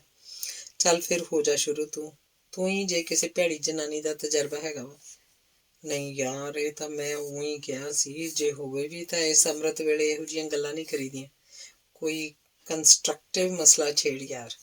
ਮਸਲਾ ਕੀ ਛੇੜਨਾ? ਕੱਲ ਤਕਾਣਾ ਵੇਲੇ ਪੁਆੜੇ ਦਾ ਮੈਨੂੰ ਫਿਕਰ ਲੱਗਾ, ਉਹਦਾ ਕੀ ਕਰਾਂ? ਬਲਕਾਰ ਨੇ ਕਿਹਾ। ਕਿਹੜਾ ਤਕਾਣਾ ਵਾਲੇ ਪੁਆੜਾ? ਐਡੀ ਛੇਤੀ ਭੁੱਲ ਗਿਆ ਯਾਰ? ਉਹ ਢਿੱਡਲ ਬਾਬਾ ਦੇ ਭੈਣ ਜੀ ਵਾਲਾ ਪੁਆੜਾ। ਮੈਂ ਤਾਂ ਉੱਥੇ ਜਲਦਬਾਜ਼ੀ 'ਚ ਕਈ ਕੁਝ ਬੋਲ ਆਇਆ ਸੀ, ਹੁਣ ਕੀ ਕਰਾਂ? ਹਾਂ, ਉਦੋਂ ਤੂੰ ਕਾਫੀ ਗੁੱਸੇ ਤੇ ਜੋਸ਼ 'ਚ ਸੀ। ਤੂੰ ਵੀ ਤਾਂ ਰਾਹ 'ਚ ਬਥੇਰੀਆਂ ਸਕੀਮਾਂ ਦੱਸੀਆਂ ਸੀ, ਹੁਣ ਪੂਰਾ ਕਰ ਇਹਨਾਂ ਸਕੀਮਾਂ ਨੂੰ। ਹੈ ਸਲਾਹ ਪੱਕੀ? ਮੈਂ ਤਾਂ ਸਕੀਮਾਂ ਚਲਵਾ ਵੀ ਦਊਂ। ਤੇਰੇ 'ਚ ਦਮ ਚਾਹੀਦਾ। ਦੇਖ ਲਾ, ਭੈਣ ਜੀ ਇਨਵੋਲਵਡ ਆ ਉਸ ਮਾਮਲੇ 'ਚ। ਭੈਣ ਜੀ ਦੇ ਤਾਂ ਰਫੜੇ ਆ ਸਾਰੇ, ਨਹੀਂ ਤਾਂ ਉਸ ਬਾਬੇ ਨੂੰ ਡੀਲ ਕਰਨਾ ਤਾਂ ਮਿੰਟਾਂ ਦਾ ਕੰਮ ਆ। ਇਹ ਮਸਲਾ ਤੂੰ ਹੀ ਟੈਕਲ ਕਰ। ਚੰਗਾ, ਮੈਂ ਹੀ ਕਰਦਾ। ਤੂੰ ਇੱਕ ਤਾਂ ਛਾਬੜੇ ਨੂੰ ਮੈਨੂੰ ਮਿਲਾ ਦੇ ਤੇ 2-3 ਸਮਾਜ ਸੇਵੀ ਸੰਸਥਾਵਾਂ ਦੇ ਪ੍ਰਧਾਨਾਂ ਨੂੰ ਮਿਲਾ ਦੇ। ਇੱਥੇ ਤਰਕਸ਼ੀਲ ਵੀ ਹੋਣੇ ਆ। ਹਰਦਿਆਲ ਨੇ ਬਲਕਾਰ ਨੂੰ ਪੁੱਛਿਆ। ਹੈਗੇ ਆ, ਪਰ ਤੇਰਾ ਪ੍ਰੋਗਰਾਮ ਕੀ ਹੈ? Very simple. ਤਰਕਸ਼ੀਲਾਂ ਕੋਲੋਂ ਬਾਬੇ ਦਾ ਰਾਤ ਨੂੰ ਨਾਗ ਬਣਨ ਵਾਲੇ ਪਖੰਡ ਦਾ ਭਾਂਡਾ ਫੋੜ ਕਰਦੇ ਆ। ਕਿਸੇ ਬੰਦੇ ਕੋਲੋਂ ਉਸ ਬਾਬੇ ਦੀ ਕਿਸੇ ਛੋਟੀ ਉਮਰ ਦੀ ਸੇਵਕਾ ਉੱਤੇ ਕੇਸ ਰਜਿਸਟਰ ਕਰਵਾਵਾਂਗੇ ਕਿ ਉਹਨੂੰ ਆਪਣੇ ਪਿਆਰ ਜਾਲ 'ਚ ਫਸਾ ਕੇ ਵਿਆਹ ਕਰਵਾ ਲਿਆ ਤੇ 5ਵੇਂ-7ਵੇਂ ਦਿਨ ਮੌਕਾ ਮਿਲਦਿਆਂ ਹੀ ਨਗਦੀ, ਗਹਿਣੇ ਤੇ ਹੋਰ ਕੀਮਤੀ ਚੀਜ਼ਾਂ ਲੈ ਕੇ ਫਰਾਰ ਹੋ ਗਈ। ਉਹ ਸਭ ਕੁਝ ਇਸ ਬਾਬਾ ਜੀ ਕੋਲੋਂ ਬਰਾਮਦ ਹੋ ਹੀ ਜਾਊਗਾ। ਬਾਬਾ ਪੂਰਾ ਪਖੰਡੀ ਹੈ, ਜਿਹਨੇ ਦੇਹ ਬਦਲ ਕੇ ਨਾਗ ਦਾ ਰੂਪ ਧਾਰਨ ਵਾਲੀ ਗੱਲ ਚਲਾਈ ਹੈ। ਅੱਜ ਕੱਲ੍ਹ ਦੇ ਵਿਗਿਆਨਕ ਯੁੱਗ ਵਿੱਚ ਤਾਂ ਇਹ ਸੰਭਵ ਨਹੀਂ। ਨਾਲੇ ਪਖੰਡੀ ਬਾਬੇ ਦਾ ਪਿੰਡ 'ਚ ਵਹਿਮ ਫੈਲਾਉਣਾ ਬੰਦ ਹੋ ਜਾਊ ਤੇ ਨਾਲੇ ਤੇਰੀ ਵੀ ਰੜਕ ਨਿਕਲ ਜਾਊ। ਬਲਕਾਰ, ਯਾਰ ਮੈਨੂੰ ਸਿਰਫ ਰੜਕ ਹੀ ਨਹੀਂ, ਮੈਨੂੰ ਤਾਂ ਬੜਾ ਵੱਡਾ ਦੁੱਖ ਆ। ਵੇਖ ਯਾਰ, ਸਾਡੀ ਭੈਣ ਸਾਰੀ ਉਮਰ ਘਰ ਵੱਸੀ ਹੀ ਨਹੀਂ। ਸਾਡੇ ਭਣਵਈਏ ਨੂੰ ਰੋਲ ਕੇ ਰੱਖਤਾ ਭੈਣ ਜੀ ਨੇ। ਭਣੇਵਾਂ ਸਾਡਾ ਡਾਕਟਰ ਹੋ ਕੇ ਵੀ ਯਤੀਮਾਂ ਵਾਂਗ ਰਹਿ ਰਿਹਾ। ਵਿਆਹ ਦੀ ਉਮਰ ਆ ਉਹਦੀ, ਭੈਣ ਜੀ ਨੂੰ ਕੋਈ ਚੇਤਾ ਹੀ ਨਹੀਂ। ਤੂੰ ਕਰ ਯਾਰ ਹਰਦਿਆਲ, ਜੇ ਕੁਝ ਕਰ ਸਕਦਾ ਇਸ ਪੌੜੇ ਨੂੰ ਨਿਪਟਾਉਣ 'ਚ। ਬਲਕਾਰ ਨੇ ਪੂਰੀ ਸਹਿਮਤੀ ਜਤਾਈ। ਉਹ ਫਿਕਰਾਂ ਭਰੀ ਚੁੱਪ ਵਿੱਚ ਗਵਾਚ ਗਿਆ। ਆਖ ਮੀਟੇ ਨਾਕ ਪਕੜੇ ਠੱਗਣ ਕੋ ਸੰਸਾਰ। ਰੇਡੀਓ ਤੇ ਆਈ ਕੀਰਤਨ ਦੀ ਤੁਕ ਨੇ ਉਹਦੇ ਫਿਕਰ ਨੂੰ ਗੁਸੈਲਾ ਬਣਾ ਦਿੱਤਾ। ਲੱਸੀ ਸਾਹਿਬ, ਨੌਕਰ ਟਰੇ 'ਚ ਲੱਸੀ ਦੇ 2 ਗਲਾਸ ਲੈ ਕੇ ਆਇਆ। ਲੈ ਹਰਦਿਆਲ, ਲੱਸੀ ਪੀ, ਰਾਤ ਦੇ ਖਾਧੇ ਪੀਤੇ ਦੀ ਗਰਮੀ ਹਟ ਜਾਊ। ਯਾਰ ਬਲਕਾਰ, ਤੂੰ ਤਾਂ ਬੜੀ ਤਜਰਬੇਕਾਰ ਹੈ। ਤੇਰੇ ਕੋਲੋਂ ਤਾਂ ਬਹੁਤ ਕੁਝ ਸਿੱਖ ਲਿਆ ਮੈਂ। ਰਾਤ ਦੀ ਵਿਸਕੀ ਦੀ ਅੱਗ ਇਹ ਲੱਸੀ ਦਾ ਗਲਾਸ ਹੀ ਬੁਝਾਊ। ਯਾਰ ਬੜੀ ਸਵਾਦ ਆ, ਕਲੇਜੇ ਨੂੰ ਠੰਡ ਪਾਈ ਜਾਂਦੀ ਹੈ। ਟਰੇ 'ਚ ਲੱਸੀ ਦਾ ਗਲਾਸ ਚੁੱਕ ਕੇ 4-5 ਘੁੱਟਾਂ ਪੀਣ ਤੋਂ ਬਾਅਦ ਹਰਦਿਆਲ ਨੇ ਕਿਹਾ। ਰੇਡੀਓ ਤੋਂ ਕੀਰਤਨ ਸਮਾਪਤ ਹੋ ਗਿਆ ਤੇ ਖਬਰਾਂ ਆਉਣੀਆਂ ਸ਼ੁਰੂ ਹੋ ਗਈਆਂ। ਦੋਵੇਂ ਧਿਆਨ ਨਾਲ ਖਬਰਾਂ ਸੁਣਨ ਲੱਗ ਪਏ। ਪ੍ਰਮੁੱਖ ਖਬਰਾਂ 'ਚ ਰੁਪਏ ਦੀ ਕੀਮਤ ਡਿੱਗਣ ਕਰਕੇ ਸਰਕਾਰ ਵੱਲੋਂ ਡੀਜ਼ਲ ਤੇ ਪੈਟਰੋਲ ਦੀ ਕੀਮਤ ਦਾ ਵਧਾਇਆ ਜਾਣਾ ਸੀ। ਵਰਕਰਾਂ ਦੇ ਪ੍ਰੋਵੀਡੈਂਟ ਫੰਡ ਦੇ ਵਿਆਜ ਦੀ ਦਰ ਦਾ 1% ਘਟਾਇਆ ਜਾਣਾ ਤੇ ਪੰਜਾਬ ਦੇ ਕਿਸਾਨਾਂ ਦੇ ਝੋਨੇ ਦੀ ਖਰੀਦ ਨਾ ਹੋਣ ਕਰਕੇ ਕਿਸਾਨਾਂ ਵੱਲੋਂ ਅੰਦੋਲਨ ਦੀ ਧਮਕੀ ਸੀ। ਸੁਣੀਆਂ ਖਬਰਾਂ? ਬਲਕਾਰ ਨੇ ਪੁੱਛਿਆ। ਕੀ ਵਿਚਾਰ ਆ ਤੇਰਾ? ਪਹਿਲਾਂ ਵਾਲਾ ਹੀ। ਉਹ ਕੀ? ਵੀ ਇਸ ਮੁਲਕ ਦੇ ਮਾੜੇ ਦਿਨ ਆਉਣ ਵਾਲੇ ਆ। ਹਰਦਿਆਲ ਦਾ ਉੱਤਰ ਸੀ। ਇੱਥੇ ਹੁਣ ਚੰਗੇ ਦਿਨ ਆ? ਚੰਗੇ ਹੀ ਸਮਝੋ, ਕਿਉਂਕਿ ਅਜੇ ਬੰਦਾ ਬੰਦੇ ਨੂੰ ਵੱਢ ਕੇ ਖਾਣ ਨਹੀਂ ਲੱਗਾ। ਮੈਨੂੰ ਤਾਂ ਭਵਿੱਖ 'ਚ ਹੋਣ ਵਾਲਾ ਸਾਫ਼ ਦਿਸਣ ਡਿਆ। ਨਹੀਂ ਹਰਦਿਆਲ, ਤੂੰ ਬਹੁਤ ਹੀ ਬੁਰੀ ਤਸਵੀਰ ਪੇਸ਼ ਕਰਨ ਡਿਆ। ਘੱਟ ਬੁਰੀ, ਪਰ ਅਸਲੀ ਤਸਵੀਰ ਪੇਸ਼ ਕੀਤੀ ਹੈ ਮੈਂ। 100 ਕਰੋੜਾਂ ਦੀ ਆਬਾਦੀ, ਕਰਜ਼ਾ ਬੇਪਨਾਹ, ਅੱਧਾ ਦੇਸ਼ ਸੋਕੇ ਦੀ ਮਾਰ ਹੇਠ, ਅੱਧਾ ਹੜ੍ਹਾਂ ਦੀ ਮਾਰ ਹੇਠ। ਹਰ ਮਹੀਨੇ ਕਿਸੇ ਨਾ ਕਿਸੇ ਮਿਨਿਸਟਰ ਦਾ ਸੈਂਕੜੇ ਕਰੋੜਾਂ ਦਾ ਗੜਬੜ ਘੁਟਾਲਾ ਸਾਹਮਣੇ ਆਉਣਾ। ਇਹ ਨੌਕਰਸ਼ਾਹੀ ਵੱਲੋਂ ਹੁਕਮਰਾਨ ਸਿਆਸਤਦਾਨਾਂ ਨੂੰ ਪੁੱਠੇ ਰਾਹ ਪਾਉਣ ਕਰਕੇ ਹੋਇਆ। ਲੋਕ ਗਾਲਾਂ ਤਾਂ ਮਿਨਿਸਟਰਾਂ ਨੂੰ ਕੱਢਦੇ ਆ, ਪਰ ਬਿਊਰੋਕਰੇਸੀ ਦੀ ਲਾਈ ਹੋਈ ਅੱਗ ਆ ਇਹ। ਅਜੇ ਤੱਕ ਬਿਊਰੋਕਰੇਸੀ ਦੇ ਨਾਗਾਂ ਨੂੰ ਕੀਲਣ ਵਾਲੀ ਬੀਨ ਕਿਸੇ ਵੀ ਪ੍ਰਧਾਨ ਮੰਤਰੀ ਜਾਂ ਮੰਤਰੀ ਕੋਲ ਨਹੀਂ। ਹੁਣ ਤਾਂ ਇਸ ਅੱਗ ਦੇ ਭਾਂਬੜ ਹੋਰ ਮੱਚਣਗੇ ਤੇ ਸੜ ਕੇ ਸੁਆਹ ਹੋਊਗਾ ਇਹ ਦੇਸ਼। ਇੱਥੇ ਬੁਜ਼ਦਿਲ ਜਨਤਾ ਲੋਕ ਰਾਜ ਹੋਣ ਤੇ ਵੀ ਵਿਕਣ ਵਾਲੇ ਗੁਲਾਮਾਂ ਵਾਂਗ ਆ। ਯਾਰ ਸ਼ਰਮ ਨਾਲ ਡੁੱਬ ਕੇ ਕਿਉਂ ਨਹੀਂ ਮਰਦੇ ਉਹ ਲੋਕ ਜਿਹੜੇ ਡੈਮੋਕ੍ਰੇਸੀ ਤੇ ਫਖਰ ਕਰਕੇ ਆਪਣੀ ਹਿੱਕ ਠੋਕਦੇ ਆ? ਭਲਾ ਉਹ ਜਾਣਦੇ ਨਹੀਂ ਅੱਜ ਵੀ 21ਵੀਂ ਸਦੀ 'ਚ 20 ਰੁਪਏ ਵਿੱਚ ਵੋਟ ਵਿਕਣ ਡਈ ਆ? ਆਖੇ ਸਾਡਾ ਦੇਸ਼ ਮਹਾਨ। ਬਸ ਆਪਾਂ ਸਰਕਾਰੀ ਬੰਦੇ ਆ ਨਾ, ਅਜੇ ਰਿਟਾਇਰ ਹੋਣ ਤੋਂ ਬਾਅਦ ਰਾਜਨੀਤੀ 'ਚ ਆ ਕੇ ਮਿਨਿਸਟਰ ਬਣ ਕੇ ਇਹੋ ਜਿਹੇ ਲੈਕਚਰ ਦਵੀਂ। ਅਜੇ ਨਹੀਂ, ਅਜੇ ਤਾਂ ਤੂੰ ਭੈਣ ਜੀ ਤੇ ਉਸ ਸਾਹਿਬ ਦੇ ਬਾਰੇ ਹੀ ਸੋਚ। ਬਲਕਾਰ ਨੇ ਹਰਦਿਆਲ ਦੇ ਰੰਜ ਭਰੇ ਭਾਸ਼ਣ ਨੂੰ ਵਿੱਚੋਂ ਟੋਕ ਕੇ ਆਖਿਆ, ਬਸ ਜਿਹੜੇ ਮੈਂ ਬੰਦੇ ਆਖੇ ਆ ਮੈਨੂੰ ਮਿਲਾ ਦੇ ਬਲਕਾਰ, ਤੇ ਫਿਰ ਵੇਖੀ ਮੇਰੀਆਂ ਅਫਲਾਤੂਨੀ ਸਕੀਮਾਂ। ਡਨ। 10 ਵਜੇ ਉਹ ਬੰਦੇ ਤੇਰੇ ਕੋਲ ਹੋਣਗੇ। ਸ਼ਾਮ 4 ਵਜੇ ਤੋਂ ਪਹਿਲਾਂ ਆਪਰੇਸ਼ਨ ਕੰਪਲੀਟ ਹੋਏਗਾ। ਰੀਅਲੀ? Of course. ਹਰਦਿਆਲ ਨੂੰ ਨਹੀਂ ਭਰੋਸਾ ਦਵਾ ਕੇ ਅੱਗੇ ਕਿਹਾ, ਯਾਰ ਜਦੋਂ ਮੈਂ ਚੀਫ ਮਿਨਿਸਟਰ ਦਾ ਸੈਕਟਰੀ ਔਨ ਸਪੈਸ਼ਲ ਡਿਊਟੀ ਸੀ, ਹੋਰ ਮੇਰਾ ਕੰਮ ਕੀ ਸੀ? ਬਸ ਸਾਜ਼ਿਸ਼ਾਂ ਘੜਨੀਆਂ ਤੇ ਸਿਰੇ ਚੜਾਉਣੀਆਂ। ਪਤਾ ਨਹੀਂ ਕਿੰਨੇ ਕੁ ਸਾਬਕਾ ਮੰਤਰੀ ਤੇ ਅਫਸਰ ਹਵਾਲਾਤਾਂ 'ਚ ਕੁੱਕੜਾਂ ਵਾਂਗ ਤਾੜ ਦਿੱਤੇ, ਫੌਜਦਾਰੀ ਮੁਕੱਦਮੇ ਬਣਾ ਕੇ। ਇਹ ਮੋਟੂ ਬਾਬਾ ਕਿਹੜੇ ਬਾਗ ਦੀ ਗਾਜਰ ਮੂਲੀ ਹੈ? ਹਰਦਿਆਲ ਦੀ ਗੱਲ 'ਚ ਫੜ ਮਾਰਨ ਵਰਗਾ ਅੰਦਾਜ਼ ਸੀ। ਚੱਲ ਚੰਗਾ, ਹੁਣ ਨਹਾਈਏ ਧੋਈਏ, ਜਾ ਕੇ ਬੇਗਮਾਂ ਵੀ ਉੱਠ ਪਈਆਂ ਹੋਣੀਆਂ। ਹੁਣ ਤੇਰੇ ਕੰਮ ਦੇ ਬੰਦੇ 10 ਵਜੇ ਤੇਰੇ ਸਾਹਮਣੇ ਹੋਣਗੇ। ਅੱਗੇ ਤੂੰ ਜਾਣੇ ਤੇਰਾ ਕੰਮ, ਪਰ ਖਿਆਲ ਰੱਖੀ ਨਮਾਜ਼ ਬਖਸ਼ਾਉਣ ਵਾਲੇ ਦੇ ਗਲ ਰੋਜ਼ੇ ਨਾ ਪੈ ਜਾਣ। ਬਲਕਾਰ ਨੇ ਉੱਠਦਿਆਂ ਹੋਇਆਂ ਕਿਹਾ ਤੇ ਲੌਬੀ ਵਾਲੇ ਦਰਵਾਜ਼ੇ ਥਾਣੀ ਬਾਹਰ ਅੰਦਰ ਆ ਗਏ। ਤੇ ਫਿਰ ਹਰਦਿਆਲ ਤੇ ਬਲਕਾਰ ਮਿੱਤਰਚਾਰੇ 'ਚ ਕਈ ਕੁਝ ਕਰਦੇ ਰਹੇ। ਪਿੰਡ ਵਾਲਾ ਬਾਬਾ, ਉਹਦੀਆਂ ਚੇਲੀਆਂ ਤੇ ਭੈਣ ਜੀ ਦਾ ਪਖੰਡ ਵੀ ਉਹਨਾਂ ਆਪਣੀ ਕੁਰਸੀ ਦੇ ਰਸੂਖ ਸਦਕਾ ਖਤਮ ਕਰ ਦਿੱਤਾ। ਭੈਣ ਜੀ ਨੂੰ ਬਲਕਾਰ ਦੇ ਭਣਵਈਏ ਕੋਲ ਜਾ ਕੇ ਇੱਕ ਸੰਸਾਰਕ ਪਤਨੀ ਵਾਂਗ ਰਹਿਣਾ ਪਿਆ। ਦੂਸਰੀਆਂ ਚੇਲੀਆਂ ਨੇ ਜਾਂ ਤਾਂ ਵਿਆਹ ਕਰ ਲਏ ਤੇ ਜਾਂ ਕਿਤੇ ਨੌਕਰੀ ਕਰਨੀ ਸ਼ੁਰੂ ਕਰਤੀ। ਇਸ ਦੌਰਾਨ ਸਾਰੀ ਹੀ ਦੁਨੀਆ 'ਚ ਬਹੁਤ ਹੀ ਉਥਲ-ਪੁਥਲ, ਕਈ ਥਾਵਾਂ ਤੇ ਲੜਾਈਆਂ, ਮਹਾਂਮਾਰੀਆਂ, ਆਤੰਕਵਾਦ ਨਾਲ ਸ਼ਹਿਰਾਂ ਦੀ ਹੀ ਬਰਬਾਦੀ। ਤੇ ਸਭ ਕੁਝ 4 ਸਾਲ ਚੱਲਦਾ ਰਿਹਾ। ਦੁਨੀਆ ਦੀ ਅੱਧੀ ਆਬਾਦੀ 'ਚ ਇਸ ਸਭ ਕੁਝ ਦੀ ਭੇਂਟ ਚੜ੍ਹ ਗਈ। ਬਾਕੀ ਬਚੇ ਅੱਧੇ ਲੋਕਾਂ ਵਿੱਚ 70% ਬਿਰਧ ਤੇ ਸਿਰਫ 30% ਜਵਾਨ ਤੇ ਬੱਚੇ ਸਨ। ਸਾਧਨ ਤੇ ਸਮੱਗਰੀ ਵੱਧ ਸੀ, ਮਨੁੱਖ ਘੱਟ ਸਨ, ਪਰ ਮਨੁੱਖਤਾ ਨੇ ਪੁਨਰ ਸਥਾਪਨਾ ਲਈ ਲੱਕ ਬੰਨ੍ਹ ਕੇ ਅਗਲੇ ਜੀਵਨ ਦਾ ਸਫ਼ਰ ਆਰੰਭ ਲਿਆ। ਲਾਸਟ ਅੰਗ ਹੈ 14ਵਾਂ। 21ਵੀਂ ਸਦੀ ਦੇ ਪਹਿਲੇ 2 ਦਹਾਕਿਆਂ ਦੇ ਉੱਪਰ ਵੀ 2 ਸਾਲ ਬੀਤ ਚੁੱਕੇ ਸਨ। ਇਹਨਾਂ 2 ਦਹਾਕਿਆਂ 'ਚ ਦੁਨੀਆ 'ਚ ਉਸ ਤੋਂ ਕਿਤੇ ਵੱਧ ਚੰਗਾ ਵੀ ਤੇ ਮਾੜਾ ਵੀ ਵਾਪਰ ਗਿਆ ਸੀ, ਤੇ ਜੋ ਪਿਛਲੇ 2000 ਸਾਲਾਂ 'ਚ ਵਾਪਰਨ ਨਾਲੋਂ ਕਿਤੇ ਵੱਧ ਸੀ। 1914 ਤੇ 1940 ਵਾਲੀਆਂ ਸੰਸਾਰ ਜੰਗਾਂ ਚਾਹੇ ਇੱਕੋ ਸਮੇਂ ਉਸ ਪੱਧਰ ਤੇ ਨਹੀਂ ਲੜੀਆਂ ਗਈਆਂ ਸਨ, ਪਰ ਅੱਡ-ਅੱਡ ਖਿੱਤਿਆਂ ਵਿੱਚ ਅੱਡੋ-ਅੱਡ ਸਮੇਂ ਕਰਵਾਈਆਂ ਜਾਣ ਵਾਲੀਆਂ ਲੜਾਈਆਂ ਸਦਕਾ ਮਨੁੱਖੀ ਜਾਨਾਂ ਤੇ ਮਾਲ ਦੀ ਬਰਬਾਦੀ ਪਿਛਲੀ ਸਦੀ ਨਾਲੋਂ ਕਿਤੇ ਵੱਧ ਹੋਈ ਸੀ। ਇਸ ਵਕਤ ਸੰਸਾਰ ਦੀ ਆਬਾਦੀ ਜਿੰਨੇ ਲੋਕ ਵੱਖੋ ਵੱਖਰੀਆਂ ਖਿੱਤਾਂ, ਲੜਾਈਆਂ, ਆਤੰਕਵਾਦ, ਪ੍ਰਦੂਸ਼ਣ, ਨਸ਼ੇ, ਰਸਾਇਣ, ਹਥਿਆਰਾਂ ਦੀ ਗੁਪਤ ਵਰਤੋਂ ਤੇ ਲਾਇਲਾਜ ਬਿਮਾਰੀਆਂ ਜਿਵੇਂ ਏਡਸ ਤੋਂ ਬਾਅਦ ਪੈਦਾ ਹੋਣ ਵਾਲੀ ਨੀਡਸ ਤੇ ਕੈਂਸਰ ਤੋਂ ਬਾਅਦ ਪੈਦਾ ਹੋਣ ਵਾਲੀ ਜਾਨਲੇਵਾ ਬਿਮਾਰੀ ਨੈਂਸਰ ਨਾਲ ਮਰ ਚੁੱਕੇ ਹਨ। ਜੇ ਇਹਨਾਂ ਦੀ ਗਿਣਤੀ ਜ਼ਰੂਰ ਹੀ ਦੱਸਣੀ ਹੋਵੇ ਤਾਂ ਇਹ ਗਿਣਤੀ 4 ਅਰਬ ਹੈ, ਅਰਥਾਤ ਪਿਛਲੇ 20 ਕੁ ਸਾਲਾਂ 'ਚ ਮਰਨ ਵਾਲਿਆਂ ਦੀ ਜਨਸੰਖਿਆ ਹੁਣ ਦੇ ਜਿਉਂਦੇ ਲੋਕਾਂ ਨਾਲੋਂ ਕੋਈ ਅੱਧਾ ਕੁ ਕਰੋੜ ਵੱਧ ਹੈ। ਹਿੰਦੁਸਤਾਨ ਵਰਗੇ ਦੇਸ਼ਾਂ ਵਿੱਚ ਤਾਂ ਮੁਰਦਿਆਂ ਨੂੰ ਅੱਗ ਵਿੱਚ ਸਾੜ ਦਿੱਤੇ ਜਾਣ ਕਾਰਨ 2-4 ਏਕੜਾਂ ਦੀ ਸ਼ਮਸ਼ਾਨ ਸਦਾ ਲਈ ਹੀ ਬਥੇਰੀ ਰਹਿੰਦੀ ਹੈ, ਪਰ ਜਿਨ੍ਹਾਂ ਦੇਸ਼ਾਂ 'ਚ ਮੁਰਦਿਆਂ ਨੂੰ ਦਫਨਾਇਆ ਜਾਂਦਾ, ਉੱਥੇ ਜਿੰਨਾ ਥਾਂ ਕਬਰਿਸਤਾਨਾਂ ਨੇ ਘੇਰਿਆ ਹੈ, ਉਹ ਆਬਾਦੀ ਦੇ ਰਿਹਾਇਸ਼ੀ ਸ਼ਹਿਰਾਂ ਤੇ ਹੋਰ ਉਸਾਰੇ ਗਏ ਕਾਰਖਾਨੇ, ਹਸਪਤਾਲ, ਸਕੂਲ ਆਦਿ ਨਾਲੋਂ ਕਿਤੇ ਵੱਧ ਹੈ। ਅੱਜ ਸਾਰੇ ਸੰਸਾਰ ਦੀ ਆਬਾਦੀ 4 ਅਰਬ ਤੋਂ ਕਾਫੀ ਘੱਟ ਹੈ ਤੇ 20ਵੀਂ ਸਦੀ ਦੇ ਅਖੀਰਲੇ ਸਾਲ ਦੀ ਆਬਾਦੀ ਨਾਲੋਂ ਲਗਭਗ ਅੱਧੀ ਹੈ। ਪਿਛਲੀ ਸਦੀ 'ਚ ਦੁਨੀਆ ਦੀ ਆਬਾਦੀ 29 ਸਾਲਾਂ ਬਾਅਦ ਦੁੱਗਣੀ ਹੋ ਜਾਂਦੀ ਸੀ। ਅੱਜ ਕੱਲ੍ਹ ਉਨੇ ਹੀ ਸਮੇਂ 'ਚ ਇਹ ਆਬਾਦੀ 10% ਘੱਟ ਜਾਂਦੀ ਹੈ। ਲੋਕਾਂ ਦੀ ਮੌਤ ਦਰ ਬਹੁਤ ਘੱਟ ਹੈ, ਪਰ ਜੰਮਣ ਦਰ ਹੋਰ ਵੀ ਘੱਟ ਹੋਣ ਕਰਕੇ ਆਬਾਦੀ 'ਚ ਵਾਧੇ ਦੀ ਥਾਂ ਘਾਟਾ ਹੁੰਦਾ ਜਾ ਰਿਹਾ। ਔਲਾਦਹੀਨ ਜੋੜਿਆਂ ਦੀ ਗਿਣਤੀ ਬਹੁਤ ਵੱਧ ਗਈ ਹੈ ਤੇ ਬਹੁਤ ਸਾਰੀਆਂ ਇਸਤਰੀਆਂ 40 ਸਾਲ ਦੀ ਉਮਰ ਤੋਂ ਬਾਅਦ ਹੀ ਬੱਚਾ ਪੈਦਾ ਕਰਨ ਲਈ ਪ੍ਰੇਰਿਤ ਹੁੰਦੀਆਂ ਹਨ, ਜਦਕਿ ਅੱਜ ਤੋਂ ਸਿਰਫ 20 ਸਾਲ ਪਹਿਲਾਂ ਘੱਟੋ ਘੱਟ ਭਾਰਤੀ ਇਸਤਰੀਆਂ ਇਸ ਉਮਰੇ ਤਾਂ ਬੱਚੇ ਦੀ ਪੈਦਾਇਸ਼ ਤੋਂ ਹੀ ਅਯੋਗ ਹੋ ਜਾਂਦੀਆਂ ਸਨ। 20 ਸਾਲਾਂ 'ਚ ਵਿਗਿਆਨ ਵੱਲੋਂ ਮਾਰੀਆਂ ਗਈਆਂ ਛਾਲਾਂ ਸਦਕਾ ਉਮਰ ਲੰਮੀ ਹੋ ਗਈ ਹੈ। ਪਿਛਲੀ ਸਦੀ ਵਿੱਚ ਹਿੰਦੁਸਤਾਨੀ ਆਦਮੀ ਦੀ ਔਸਤ ਉਮਰ 52 ਸਾਲ ਸੀ,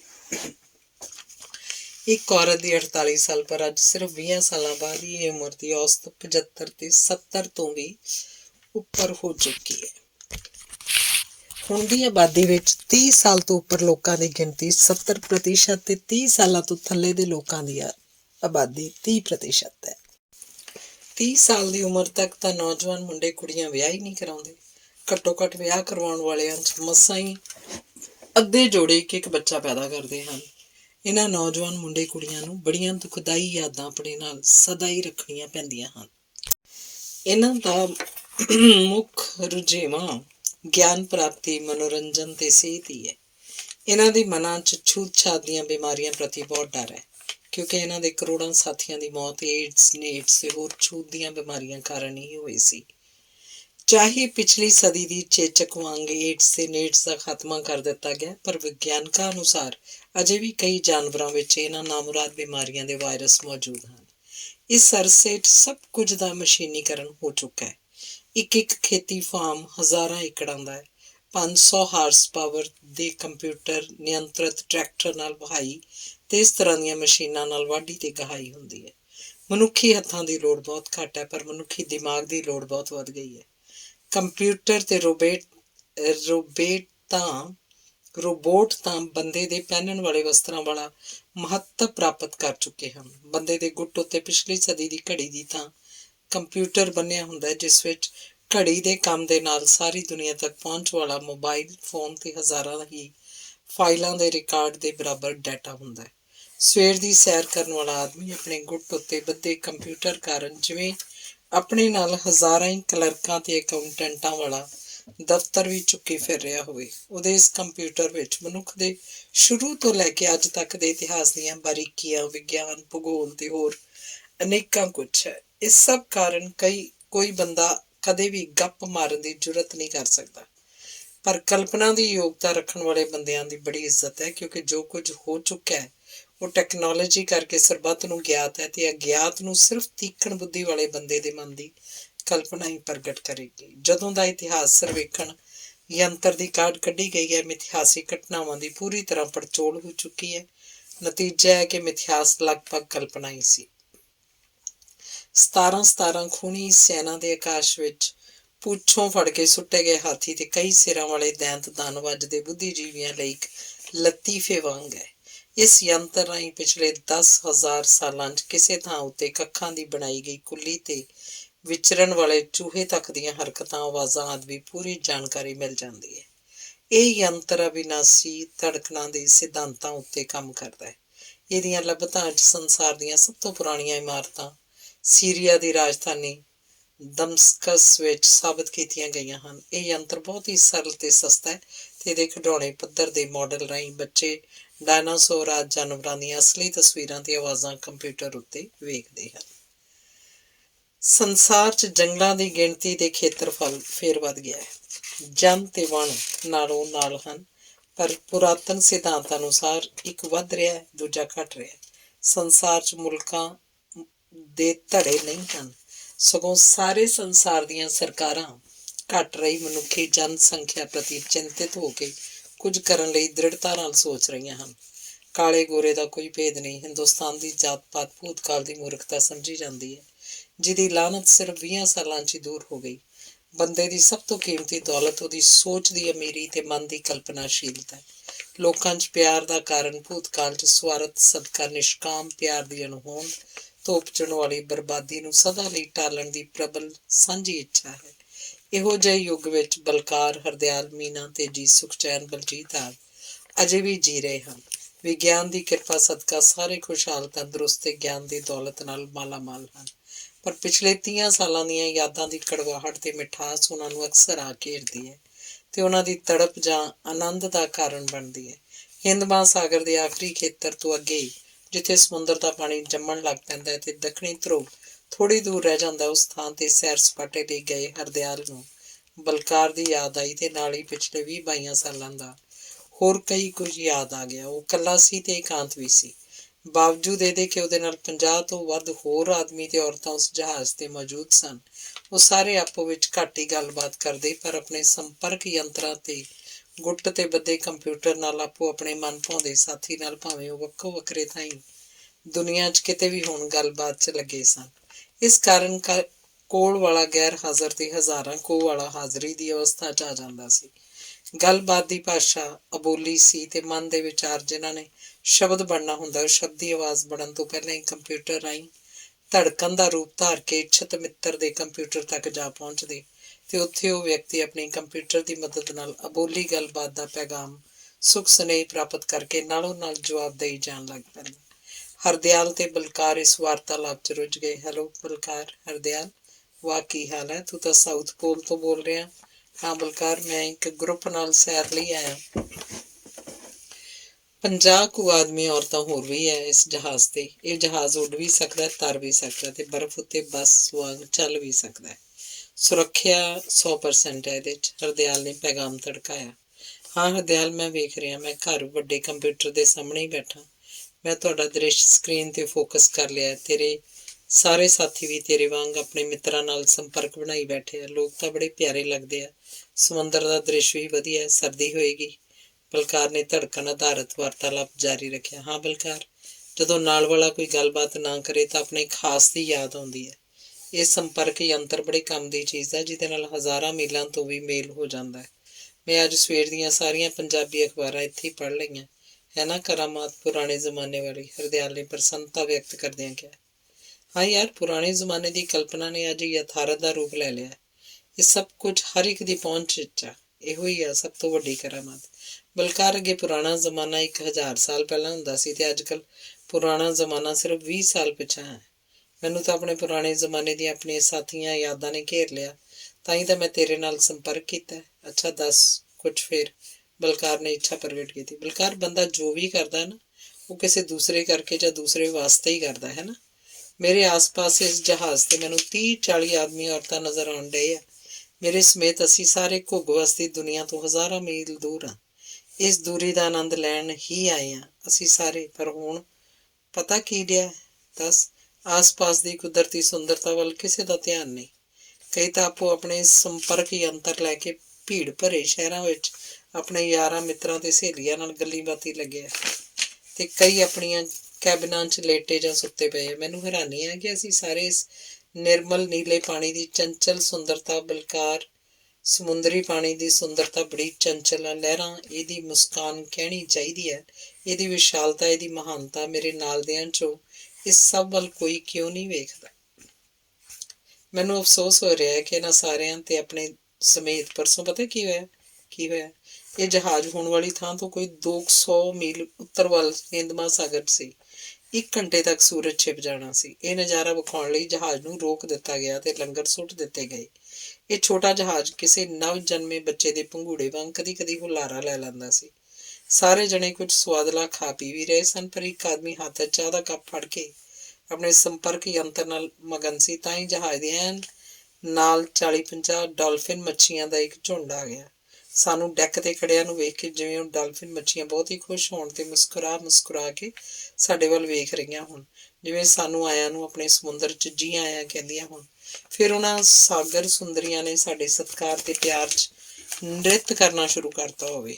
ਉਹ ਗੋਲ ਚੱਕਰ 'ਚ ਘੁੰਮਦੀਆਂ, ਪਾਣੀ ਤੋਂ ਬਾਹਰ 10-12 ਫੁੱਟ ਉੱਚੀ ਛਾਲ ਮਾਰਦੀਆਂ, ਪਾਣੀ 'ਚ ਗੋਤਾ ਮਾਰ ਕੇ ਫੇਰ ਬਾਹਰ ਆਉਂਦੀਆਂ। ਉਹਨਾਂ ਦੀ ਹਰ ਹਾਵ ਭਾਵ ਤੇ ਉਹ ਲੱਗਦਾ ਸੀ ਜਿਵੇਂ ਉਹ ਕਹਿੰਦੀਆਂ ਹੋਣ ਕਿ ਅਸੀਂ ਤੁਹਾਨੂੰ ਬਹੁਤ ਪਿਆਰ ਕਰਦੀਆਂ। ਸਾਰੇ ਇਸ ਨਾਚ ਦੇ ਕਰਤੱਬਾਂ ਨਾਲ ਜੇ ਤੁਹਾਨੂੰ ਜ਼ਰਾ ਕੁ ਵੀ ਖੁਸ਼ੀ ਹੋਈ ਹੋਵੇ ਤਾਂ ਅਸੀਂ ਧੰਨ ਹੋ ਗਈਆਂ। ਸੋ ਉਹਨਾਂ ਦੀ ਆਪਣੱਤ ਤੇ ਪਿਆਰੀ ਸਾਂਝ ਨਾਲ ਭਾਵੁਕ ਹੋ ਕੇ ਆਪਣੀਆਂ ਅੱਖਾਂ ਗਿੱਲੀਆਂ ਕਰ ਬੈਠਾ। ਪਰ ਉਹ ਆਦਮੀ ਜਿਹਦੀ ਮੈਂ ਹੁਣੇ ਗੱਲ ਕੀਤੀ ਸੀ, ਉਹ ਪਤਾ ਕੀ ਕਰਦਾ ਸੀ? ਉਹ ਇਹਨਾਂ ਪਿਆਰੇ ਜੀਵਾਂ ਦਾ ਅਪਮਾਨ ਕਰੀ ਜਾ ਰਿਹਾ ਸੀ। ਉਹਦੇ ਹੱਥ 'ਚ ਚਾਹ ਦਾ ਕੱਪ ਸੀ, ਸਿਰ ਤੇ ਸੰਪਰਕ ਯੰਤਰ ਦਾ ਹੈਂਡਫੋਨ। ਉਹ ਚਾਹ ਦਾ ਘੁੱਟ ਭਰਦੇ ਵਕਤ ਕਦੀ ਉਹਨਾਂ ਡਾਲਫਿਨਾਂ ਤੇ ਉਪਰੀ ਜੀ ਨਜ਼ਰ ਮਾਰ ਲੈਂਦਾ ਤੇ ਫਿਰ ਆਪਣੇ ਸੰਪਰਕ ਯੰਤਰ ਵਿੱਚ ਹੀ ਗੁਆਚ ਜਾਂਦਾ। ਉਹ ਚੰਡੀਗੜ੍ਹ ਤੋਂ ਆਇਆ ਤੇ ਇਹਦੇ ਮਕਾਨ ਦਾ ਰੰਗ ਰੋਗਨ ਹੋ ਰਿਹਾ। ਫਿਰ ਇਹ ਵਰਤਮਾਨ ਦੀ ਸੁੰਦਰਤਾ ਨੂੰ ਭੁੱਲ ਕੇ ਕਿਸੇ ਗੈਰ ਹਾਜ਼ਰ ਸਰੋਕਾਰ, ਮੇਰਾ ਮਤਲਬ ਘਰ 'ਚ ਹੋਣ ਵਾਲੇ ਰੰਗ ਰੋਗਨ ਤੋਂ ਆ ਵਿੱਚ ਗੁਆਚਿਆ।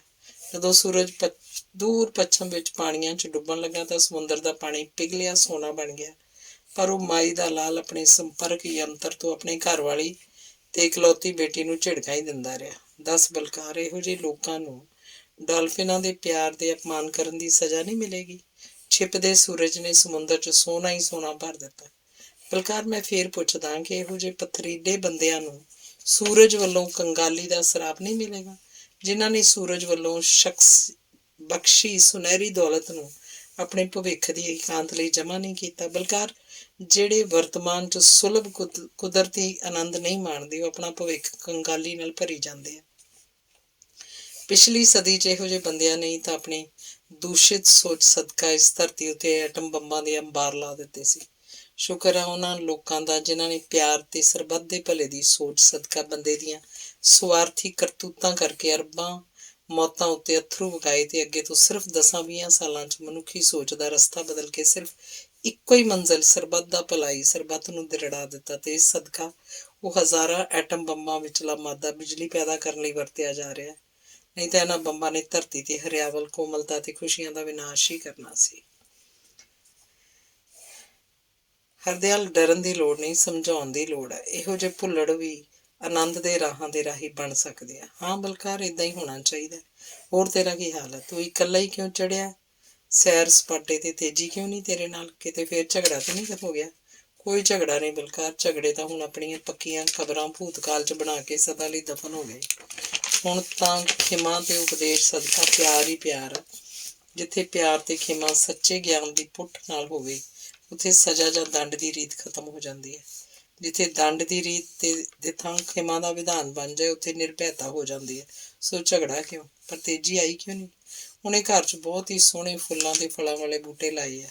ਉਹਨਾਂ ਬੂਟਿਆਂ ਨੂੰ 1 ਮਹੀਨਾ ਬਹੁਤ ਹੀ ਸੰਭਾਲ ਦੀ ਜ਼ਰੂਰਤ ਹੈ ਤੇ ਉਹ ਆਪਣੇ ਆਪ ਨੂੰ ਇਹਨਾਂ ਬੂਟਿਆਂ ਦੀ ਮਾਂ ਮੰਨਦੀ ਹੈ। ਕਹਿੰਦੀ ਸੀ ਜਦੋਂ ਬੱਚਿਆਂ ਨੂੰ ਮਾਂ ਦੀ ਲੋੜ ਹੋਵੇ ਉਸ ਵਕਤ ਮਾਂ ਉਹਨਾਂ ਨੂੰ ਛੱਡ ਕੇ ਚਲੀ ਜਾਏ ਕਿੱਡਾ ਵੱਡਾ ਅਪਰਾਧ ਹੈ।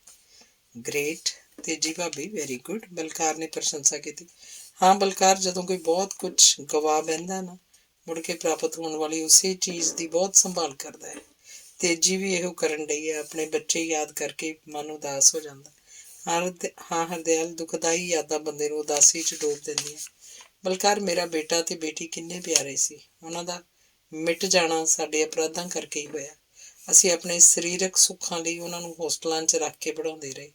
ਤੇਜੀ ਤੇ ਮੈਂ ਆਨੰਦਦਾਇਕ ਇਕਾਂਤ ਬੱਚਿਆਂ ਦੀ ਗੈਰ ਹਾਜ਼ਰੀ 'ਚ ਹੀ ਮੰਨਦੇ ਸਾਂ। ਪਰ ਅੱਜ ਜਦੋਂ ਉਹ ਦੋਵੇਂ ਬੱਚੇ ਰਹੇ ਨਹੀਂ, ਸਾਨੂੰ ਉਹਨਾਂ ਦੀ ਨਿਰੰਤਰ ਗੈਰ ਹਾਜ਼ਰੀ ਇੱਕ ਨਿਰੰਤਰ ਤਰਾਸਦੀ ਦਾ ਗਮ ਲਾਈ ਰੱਖਦੀ ਹੈ। ਬਲਕਾਰ, ਜੇ ਮੈਂ ਆਪਣੇ ਬੱਚਿਆਂ ਨੂੰ ਆਪਣੇ ਕੋਲ ਰੱਖ ਕੇ ਪੜ੍ਹਾਉਂਦਾ, ਉਹਨਾਂ ਨੂੰ ਆਪਣੇ ਸੱਭਿਆਚਾਰ ਤੇ ਧਰਮ ਨਾਲ ਜੋੜੀ ਰੱਖਦਾ ਤਾਂ ਮੇਰੇ ਧੀ ਪੁੱਤ ਮੇਰੇ ਆਗਿਆਕਾਰੀ ਹੁੰਦੇ। ਉਹ ਨਸ਼ਿਆਂ 'ਚ ਨਾ ਪੈਂਦੇ, ਡਰੱਗਸ ਦੀ ਆਦਤ ਕਰਕੇ ਆਪਣਾ ਚਾਲ ਚੱਲਣ ਖਰਾਬ ਨਾ ਕਰਦੇ। ਮੈਂ ਕਿਸੇ ਨੂੰ ਮੂੰਹ ਵਿਖਾਉਣ ਦੇ ਕਾਬਲ ਹਾਂ ਜਿਹਦੀ ਧੀ ਵਿਆਹ ਤੋਂ ਪਹਿਲਾਂ ਹੀ ਗਰਭਵਤੀ ਹੁੰਦੀ ਰਹੀ ਹੋਵੇ ਤੇ ਕਈ ਵਾਰ ਉਹਨੇ ਗਰਭਪਾਤ ਕਰਵਾਇਆ ਹੋਵੇ, ਜਿਹਦਾ ਇੱਕੋ ਇੱਕ ਪੁੱਤਰ ਏਡਜ਼ ਨਾਲ ਮਰ ਗਿਆ ਹੋਵੇ। ਇਸ ਵਿਕਾਰ ਦੀ ਪੂਰਤੀ ਲਈ ਮੈਂ ਤੇ ਤੇਜੀ ਬੱਚਿਆਂ ਨੂੰ ਦੂਰ ਕਰਕੇ ਇਕੱਲੇ ਰਹਿਣਾ ਚਾਹੁੰਦੇ ਸੀ। ਜਦੋਂ ਜਵਾਨ ਬੱਚਿਆਂ ਨੇ ਵੀ ਉਹ ਕਰਨਾ ਸ਼ੁਰੂ ਕੀਤਾ ਤਾਂ ਸਭ ਕੁਝ ਨਰਕ ਬਣ ਗਿਆ। ਕੋਈ ਖੁਸ਼ੀ ਬਾਕੀ ਨਾ ਰਹੀ। ਆਪਣੇ ਆਪ ਨੂੰ ਕੋਸਣਾ ਤੇ ਤਿਰਕਾਰਨਾ ਹੀ ਬਸ ਇੱਕ ਕੰਮ ਰਹਿ ਗਿਆ ਸੀ। ਹਰਦਿਆਲ, ਤੂੰ ਰੋ ਰਿਹਾ? ਨਾ, ਇਹ ਕੰਮ ਨਾ ਕਰ। ਵੇਖ ਜ਼ਰਾ ਸੋਚ, ਪਿਛਲੀ ਸਦੀ ਦੇ ਅਖੀਰਲੇ 5 ਸਾਲ ਤੇ 21ਵੀਂ ਸਦੀ ਦੇ ਪਹਿਲੇ 5 ਸਾਲਾਂ 'ਚ ਤਾਂ ਬਰਬਾਦੀ ਦਾ ਯੁੱਗ ਹੀ ਸਾਕਾਰ ਹੋ ਗਿਆ। ਇਹਨਾਂ 10 ਸਾਲਾਂ 'ਚ 4 ਅਰਬ ਜਾਨਾਂ ਗਈਆਂ। 3 ਅਰਬ ਜਾਨਾਂ ਨਸ਼ਿਆਂ ਤੇ ਬਿਮਾਰੀਆਂ ਨਾਲ, 1 ਅਰਬ ਜਾਨਾਂ ਲੜਾਈਆਂ ਆਤੰਕਵਾਦ ਵਗੈਰਾ ਕਰਕੇ। ਕਿਹੜੀ ਪੁਰਾਣੀ ਗੱਲ ਆ? ਜੇ 15 ਸਾਲ ਪਹਿਲਾਂ ਵੱਧ ਰਹੀ ਆਬਾਦੀ ਹੀ ਮੁੱਖ ਮਸਲਾ ਸੀ, ਅੱਜ ਘਟ ਰਹੀ ਆਬਾਦੀ ਮੁੱਖ ਮਸਲਾ ਬਣ ਗਿਆ। 30% ਨੌਜਵਾਨਾਂ 'ਚੋਂ ਸਿਰਫ ਅੱਧੇ ਹੀ ਵਿਆਹੇ ਹਨ ਤੇ ਉਹਨਾਂ ਵਿੱਚੋਂ ਵੀ 5 ਪਿੱਛੇ ਇੱਕ ਜੋੜਾ ਬੱਚਾ ਪੈਦਾ ਕਰ ਰਿਹਾ। ਕੀ ਵਿਡੰਬਨਾ ਹੈ। 100 ਆਦਮੀਆਂ ਪਿੱਛੇ ਸਿਰਫ ਇੱਕ ਬੰਦਾ ਹੈ ਖਿਡਾਉਣ ਵਾਸਤੇ। ਨਵੇਂ ਫੁੱਲ ਖੇੜੀ ਨਹੀਂ ਰਹੇ ਇਸ ਦੁਨੀਆ ਦੇ ਚਮਨ ਉੱਤੇ। ਬਹਾਰ ਕਿਸ ਤਰ੍ਹਾਂ ਆਵੇ? ਪੱਛਮ ਵਿੱਚ ਸ਼ਹਿਰ ਤਾਂ ਛੋਟੇ ਹਨ ਪਰ ਕਬਰਿਸਤਾਨ ਸ਼ਹਿਰਾਂ ਤੋਂ ਵੱਡੇ। ਇਹ ਸਭ ਕੁਝ ਪਿਛਲੇ 20 ਸਾਲਾਂ 'ਚ ਹੀ ਹੋ ਗਿਆ। ਆਪਾਂ ਵੀ ਤਾਂ ਇਸ ਡਰਾਮੇ ਦੇ ਹੀ ਪਾਤਰ ਸੀਗੇ। ਜੋ ਦੁਨੀਆ ਨਾਲ ਹੋਇਆ ਉਹ ਆਪਣੇ ਨਾਲ ਵੀ ਹੋਇਆ। ਹਰਦਿਆਲ, ਅਥਰੂ ਵਗਾਉਣ 'ਚ ਕੋਈ ਸਾਰਥਕਤਾ ਨਹੀਂ। ਬਲਕਾਰ, ਤੇਰੀ ਗੱਲ ਠੀਕ ਹੋ ਸਕਦੀ ਹੈ ਪਰ ਸੱਚਾਈ ਇਹ ਹੈ ਕਿ ਜਿਹੜੇ ਠੀਕ ਰਾਹ ਤੇ ਚੱਲੇ, ਜਿਨ੍ਹਾਂ ਦੇ ਪੈਰ ਥਿੜਕੇ ਨਹੀਂ, ਉਹ ਸਲਾਮਤ ਰਹੇ। ਮੈਨੂੰ ਤਾਂ ਪਛਤਾਵਾ ਆਪਣੇ ਗਲਤ ਰਾਹਾਂ ਤੇ ਥਿੜਕੇ ਪੈਰਾਂ ਦਾ ਹੀ ਆ। ਪਛਤਾਵਾ ਤੇ ਅਥਰੂ ਤਾਂ ਬਲਕਾਰ ਕਦੇ ਅੱਡੋ ਅੱਡ ਨਹੀਂ ਹੁੰਦੇ। ਮੈਂ ਸਮਝਿਆ ਨਹੀਂ ਤੇਰਾ ਕੀ ਮਤਲਬ ਹੈ। ਬਲਕਾਰ, ਯਾਦ ਕਰ ਸੁਖ ਚੈਨ ਨੂੰ, ਆਪਣਾ ਪਿਆਰਾ ਮਿੱਤਰ। ਉਹਦਾ ਪੁੱਤਰ ਬਲਜੀਤ NDA ਦੇ ਇੰਟਰਵਿਊ ਦੀ ਤਿਆਰੀ ਵਾਸਤੇ ਮੇਰੇ ਕੋਲ ਰਿਹਾ। ਚੰਡੀਗੜ੍ਹ 6 ਕੁ ਹਫ਼ਤੇ ਸਿਲੈਕਟ ਹੋ ਗਿਆ। ਅੱਜ ਕੱਲ੍ਹ ਉਹ ਲੈਫਟੀਨੈਂਟ ਜਨਰਲ ਆ। ਸੁਖਚੈਨ ਦੀ ਧੀ ਬਾਲੀ ਇੱਕ ਕਾਲਜ ਪ੍ਰਿੰਸੀਪਲ ਆ। ਉਹ ਦੋਵੇਂ ਭੈਣ ਭਰਾ ਕਿੰਨੇ ਰੱਬ ਦੇ ਭਰੋਸੇ ਵਾਲੇ ਆ। ਆਪਣੀ ਹਰ ਸਫਲਤਾ ਨੂੰ ਵਾਹਿਗੁਰੂ ਦੀ ਮਿਹਰ ਹੀ ਕਹਿੰਦੇ ਆ। ਇਹ ਸੰਸਕਾਰ ਇਹਨਾਂ ਨੂੰ ਸੁਖਚੈਨ ਤੇ ਉਹਦੀ ਪਤਨੀ ਕੋਲੋਂ ਹੀ ਮਿਲੇ। ਸੁਖਚੈਨ ਆਪਣੇ ਨਾਲੋਂ ਵਧੀਆ ਪੜ੍ਹਾਈ ਕਰਕੇ ਵਾਹੀ ਕਰਦਾ ਰਿਹਾ ਤੇ ਕੜਕਦੀਆਂ ਧੁੱਪਾਂ ਵਿੱਚ ਆਪਣੀਆਂ ਪੈਲੀਆਂ 'ਚ ਮੁੜਕਾ ਵਗਾਉਂਦਾ ਰਿਹਾ। ਉਹਨੂੰ ਥੱਕੇ ਟੁੱਟੇ ਨੂੰ ਰਾਤ ਨੂੰ ਨੀਂਦ ਤੇ ਆਰਾਮ ਦੀ ਜ਼ਰੂਰਤ ਸੀ, ਨਾ ਕਿ ਮੇਰੇ ਵਾਂਗ ਦਿਨ ਦੇ ਵਿਹਲੜਪਣੇ ਤੋਂ ਵੱਧ ਖਾ ਕੇ ਰਾਤ ਨੂੰ ਵਕਾਰਾਂ ਦਾ ਹੀ ਧਿਆਨ ਰਹਿੰਦਾ। ਉਹਨੂੰ ਕੋਈ ਜ਼ਰੂਰਤ ਨਹੀਂ ਸੀ ਆਪਣੇ ਬੱਚਿਆਂ ਨੂੰ ਹੋਸਟਲ ਘਲਾਉਣ ਦੀ ਮੇਰੇ ਵਾਂਗ। ਉਹਦੇ ਬੱਚਿਆਂ ਨੂੰ ਯਥਾਰਥ ਦੇ ਸੰਸਕਾਰ ਮਿਲੇ ਤੇ ਅੱਜ ਉਹ ਆਪਣੇ ਤਿੰਨਾਂ ਪਰਿਵਾਰਾਂ ਦੀ ਸਾਂਝੀ ਔਲਾਦ ਵਾਂਗ ਹੀ ਹੈਗੇ ਆ। ਅੱਜ ਨਾ ਤੇਰਾ ਤੇ ਨਾ ਮੇਰਾ ਕੋਈ ਖੂਨ ਦਾ ਧੀ ਪੁੱਤਰ ਹੈ, ਪਰ ਤੇਜੀ ਬਲਜੀਤ ਤੇ ਬਾਲੀ ਨੂੰ ਸਦਾ ਉਡੀਕਦੀ ਰਹਿੰਦੀ ਹੈ। ਕੁਝ ਵੀ ਕਰਨ ਤੋਂ ਪਹਿਲਾਂ ਸੋਚਦੀ ਹੈ ਕਿ ਇਹ ਕਰਨ ਨਾਲ ਬਲਜੀਤ ਤੇ ਬਾਲੀ ਕਿੰਨੇ ਕੁ ਖੁਸ਼ ਹੋਣਗੇ। ਉਹਨੂੰ ਸਭ ਯਾਦ ਆ ਕਿ ਬਲਜੀਤ ਤੇ ਬਾਲੀ ਨੂੰ ਕੀ ਸਵਾਦ ਲੱਗਦਾ ਹੈ, ਕਿਹੜਾ ਰੰਗ, ਕਿਹੜੀ ਖੁਸ਼ਬੂ ਉਹਨਾਂ ਨੂੰ ਪਸੰਦ ਆ। ਇਹ ਉਹਨਾਂ ਨੂੰ ਖੁਸ਼ ਕਰਕੇ ਆਪਣੀਆਂ ਖੁਸ਼ੀਆਂ ਨੂੰ ਜਨਮ ਦਿੰਦੀ ਹੈ। ਬਲਕਾਰ, ਇਹ ਉਹੋ ਹੀ ਤੇਜੀ ਹੈ ਜਿਹੜੀ ਇੱਕ ਵਾਰ ਬਹੁਤ ਹੀ ਗੁੱਸੇ 'ਚ ਆਈ ਸੀ ਸਾਡੇ ਬੱਚਿਆਂ ਤੇ, ਕਿਉਂਕਿ ਇੱਕ ਹਫ਼ਤਾ ਪਹਿਲਾਂ ਹੋਸਟਲ ਤੋਂ ਵਾਪਸ ਆ ਗਏ ਸੀ, ਜਿਸ ਨਾਲ ਇਹਦੇ ਕਈ ਪ੍ਰੋਗਰਾਮਾਂ ਦੀ ਆਜ਼ਾਦੀ 'ਚ ਖਲਲ ਪੈ ਸਕਦਾ ਸੀ। ਤੇ ਅੱਜ ਇਹ ਸਭ ਕੁਝ ਕਾਰਨ ਆਪਣੀ ਔਲਾਦ ਦਾ ਖਾਤਮਾ ਹੋਣ ਤੋਂ ਬਾਅਦ ਬਗਾਨੀ ਸ਼ਾਖ ਤੇ ਆਲਣੇ ਵਾਲੀ ਗੱਲ ਹੈ ਕਿ ਨਹੀਂ ਬਲਕਾਰ? ਨਹੀਂ ਹਰਦਿਆਲ, ਸੁਖਚੈਨ, ਉਹਦੇ ਬੱਚੇ ਤੇ ਦੋਤੇ ਪੋਤੇ ਤੇ ਦੋਤੀਆਂ ਪੋਤੀਆਂ ਆਪਣੇ ਹੀ ਆ। ਮੈਂ ਤਾਂ ਸਮਝਦਾ ਕਿ ਜੋ ਆਪਾਂ ਆਪਣਿਆਂ ਕੋਲੋਂ ਨਹੀਂ ਲੈ ਸਕੇ, ਉਹ ਆਪਾਂ ਬਗਾਨੇ ਸੁਖਚੈਨ ਨੂੰ ਆਪਣਾ ਬਣਾ ਕੇ ਪ੍ਰਾਪਤ ਕਰਕੇ ਸਖਣੇਪਣ ਨੂੰ ਭਰਪੂਰਤਾ 'ਚ ਬਦਲ ਲਿਆ। ਘੱਟੋ ਘੱਟ ਆਪਣੇ ਪਿਆਰ ਨੂੰ ਸੁਖਚੈਨ ਦਾ ਪ੍ਰਵਾਨ ਕਰਕੇ ਪਿਆਰ ਵਿੱਚ ਹੀ ਮੋੜਾ ਦਿੰਦਾ ਹੈ। ਅੱਜ ਦੇ ਜ਼ਮਾਨੇ 'ਚ ਇਹ ਉਹਨਾਂ ਦੀ ਮਹਾਨਤਾ ਤੇ ਆਪਣੀ ਖੁਸ਼ਕਿਸਮਤੀ ਹੈ। ਹਾਂ ਹੈ, ਪਰ ਬਲਕਾਰ ਇਹ ਵੀ ਤੇਰਾ ਹੀ ਉਪਕਾਰ ਆ ਮੇਰੇ ਉੱਤੇ। ਤੂੰ ਖੁਸ਼ਹਾਲੀ ਤੇ ਅਫਸਰੀ ਦੌਰਾਨ ਵੀ ਆਪਣੇ ਗਰੀਬ ਮਿੱਤਰ ਸੁਖਚੈਨ ਨੂੰ ਯਾਦ ਰੱਖਿਆ, ਉਹਦਾ ਦੁੱਖ ਸੁੱਖ ਵੰਡਾਇਆ। ਉਹਦਾ ਸਵਾਰਥ ਗ੍ਰਸੇ ਸਮਿਆਂ 'ਚ ਤੂੰ ਉਹਨਾਂ ਦੀ ਵੇਚੀ ਹੋਈ ਜ਼ਮੀਨ ਉਹਨਾਂ ਨੂੰ ਵਾਪਸ ਕੀਤੀ। ਬੜੀ ਜੁਗਤ ਨਾਲ ਉਹਨਾਂ ਦੇ ਘਰ ਆਉਂਦਾ ਜਾਂਦਾ ਰਹੇ ਹੋ।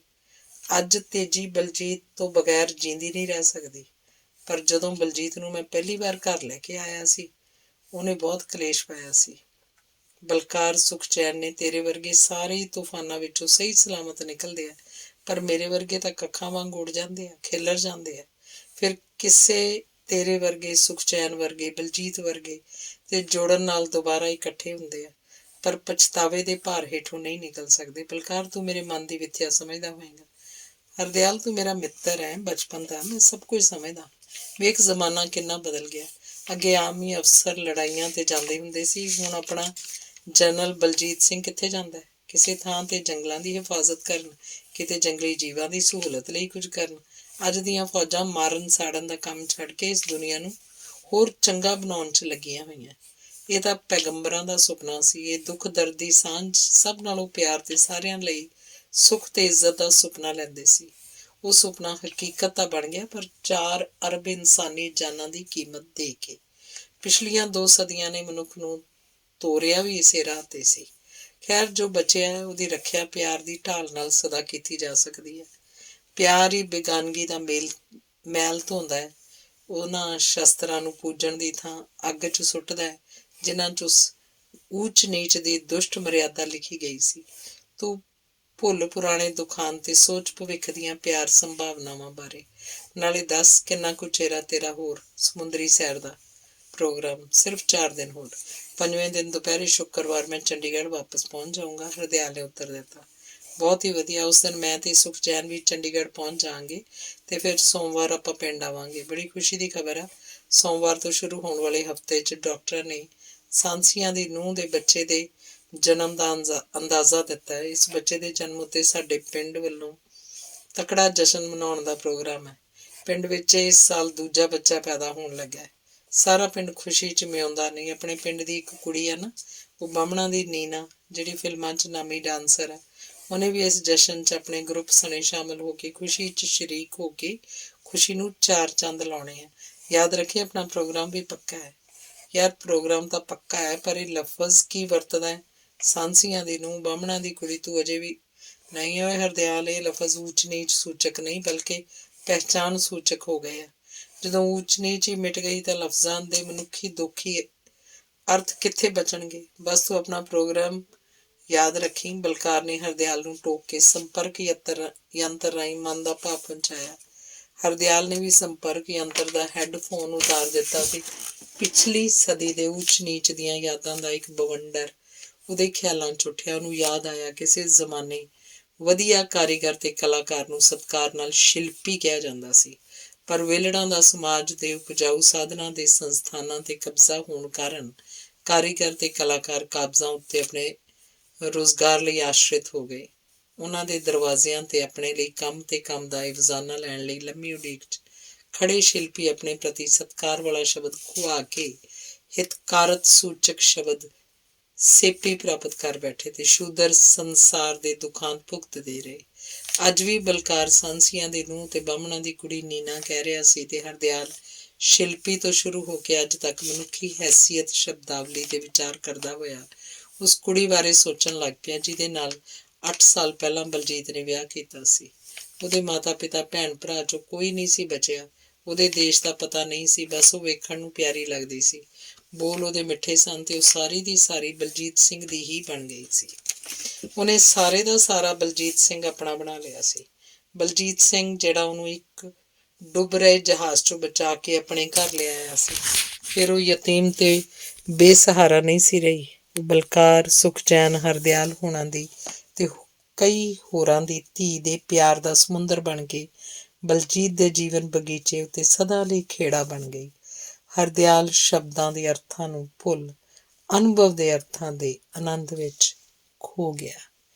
ਧੰਨਵਾਦ।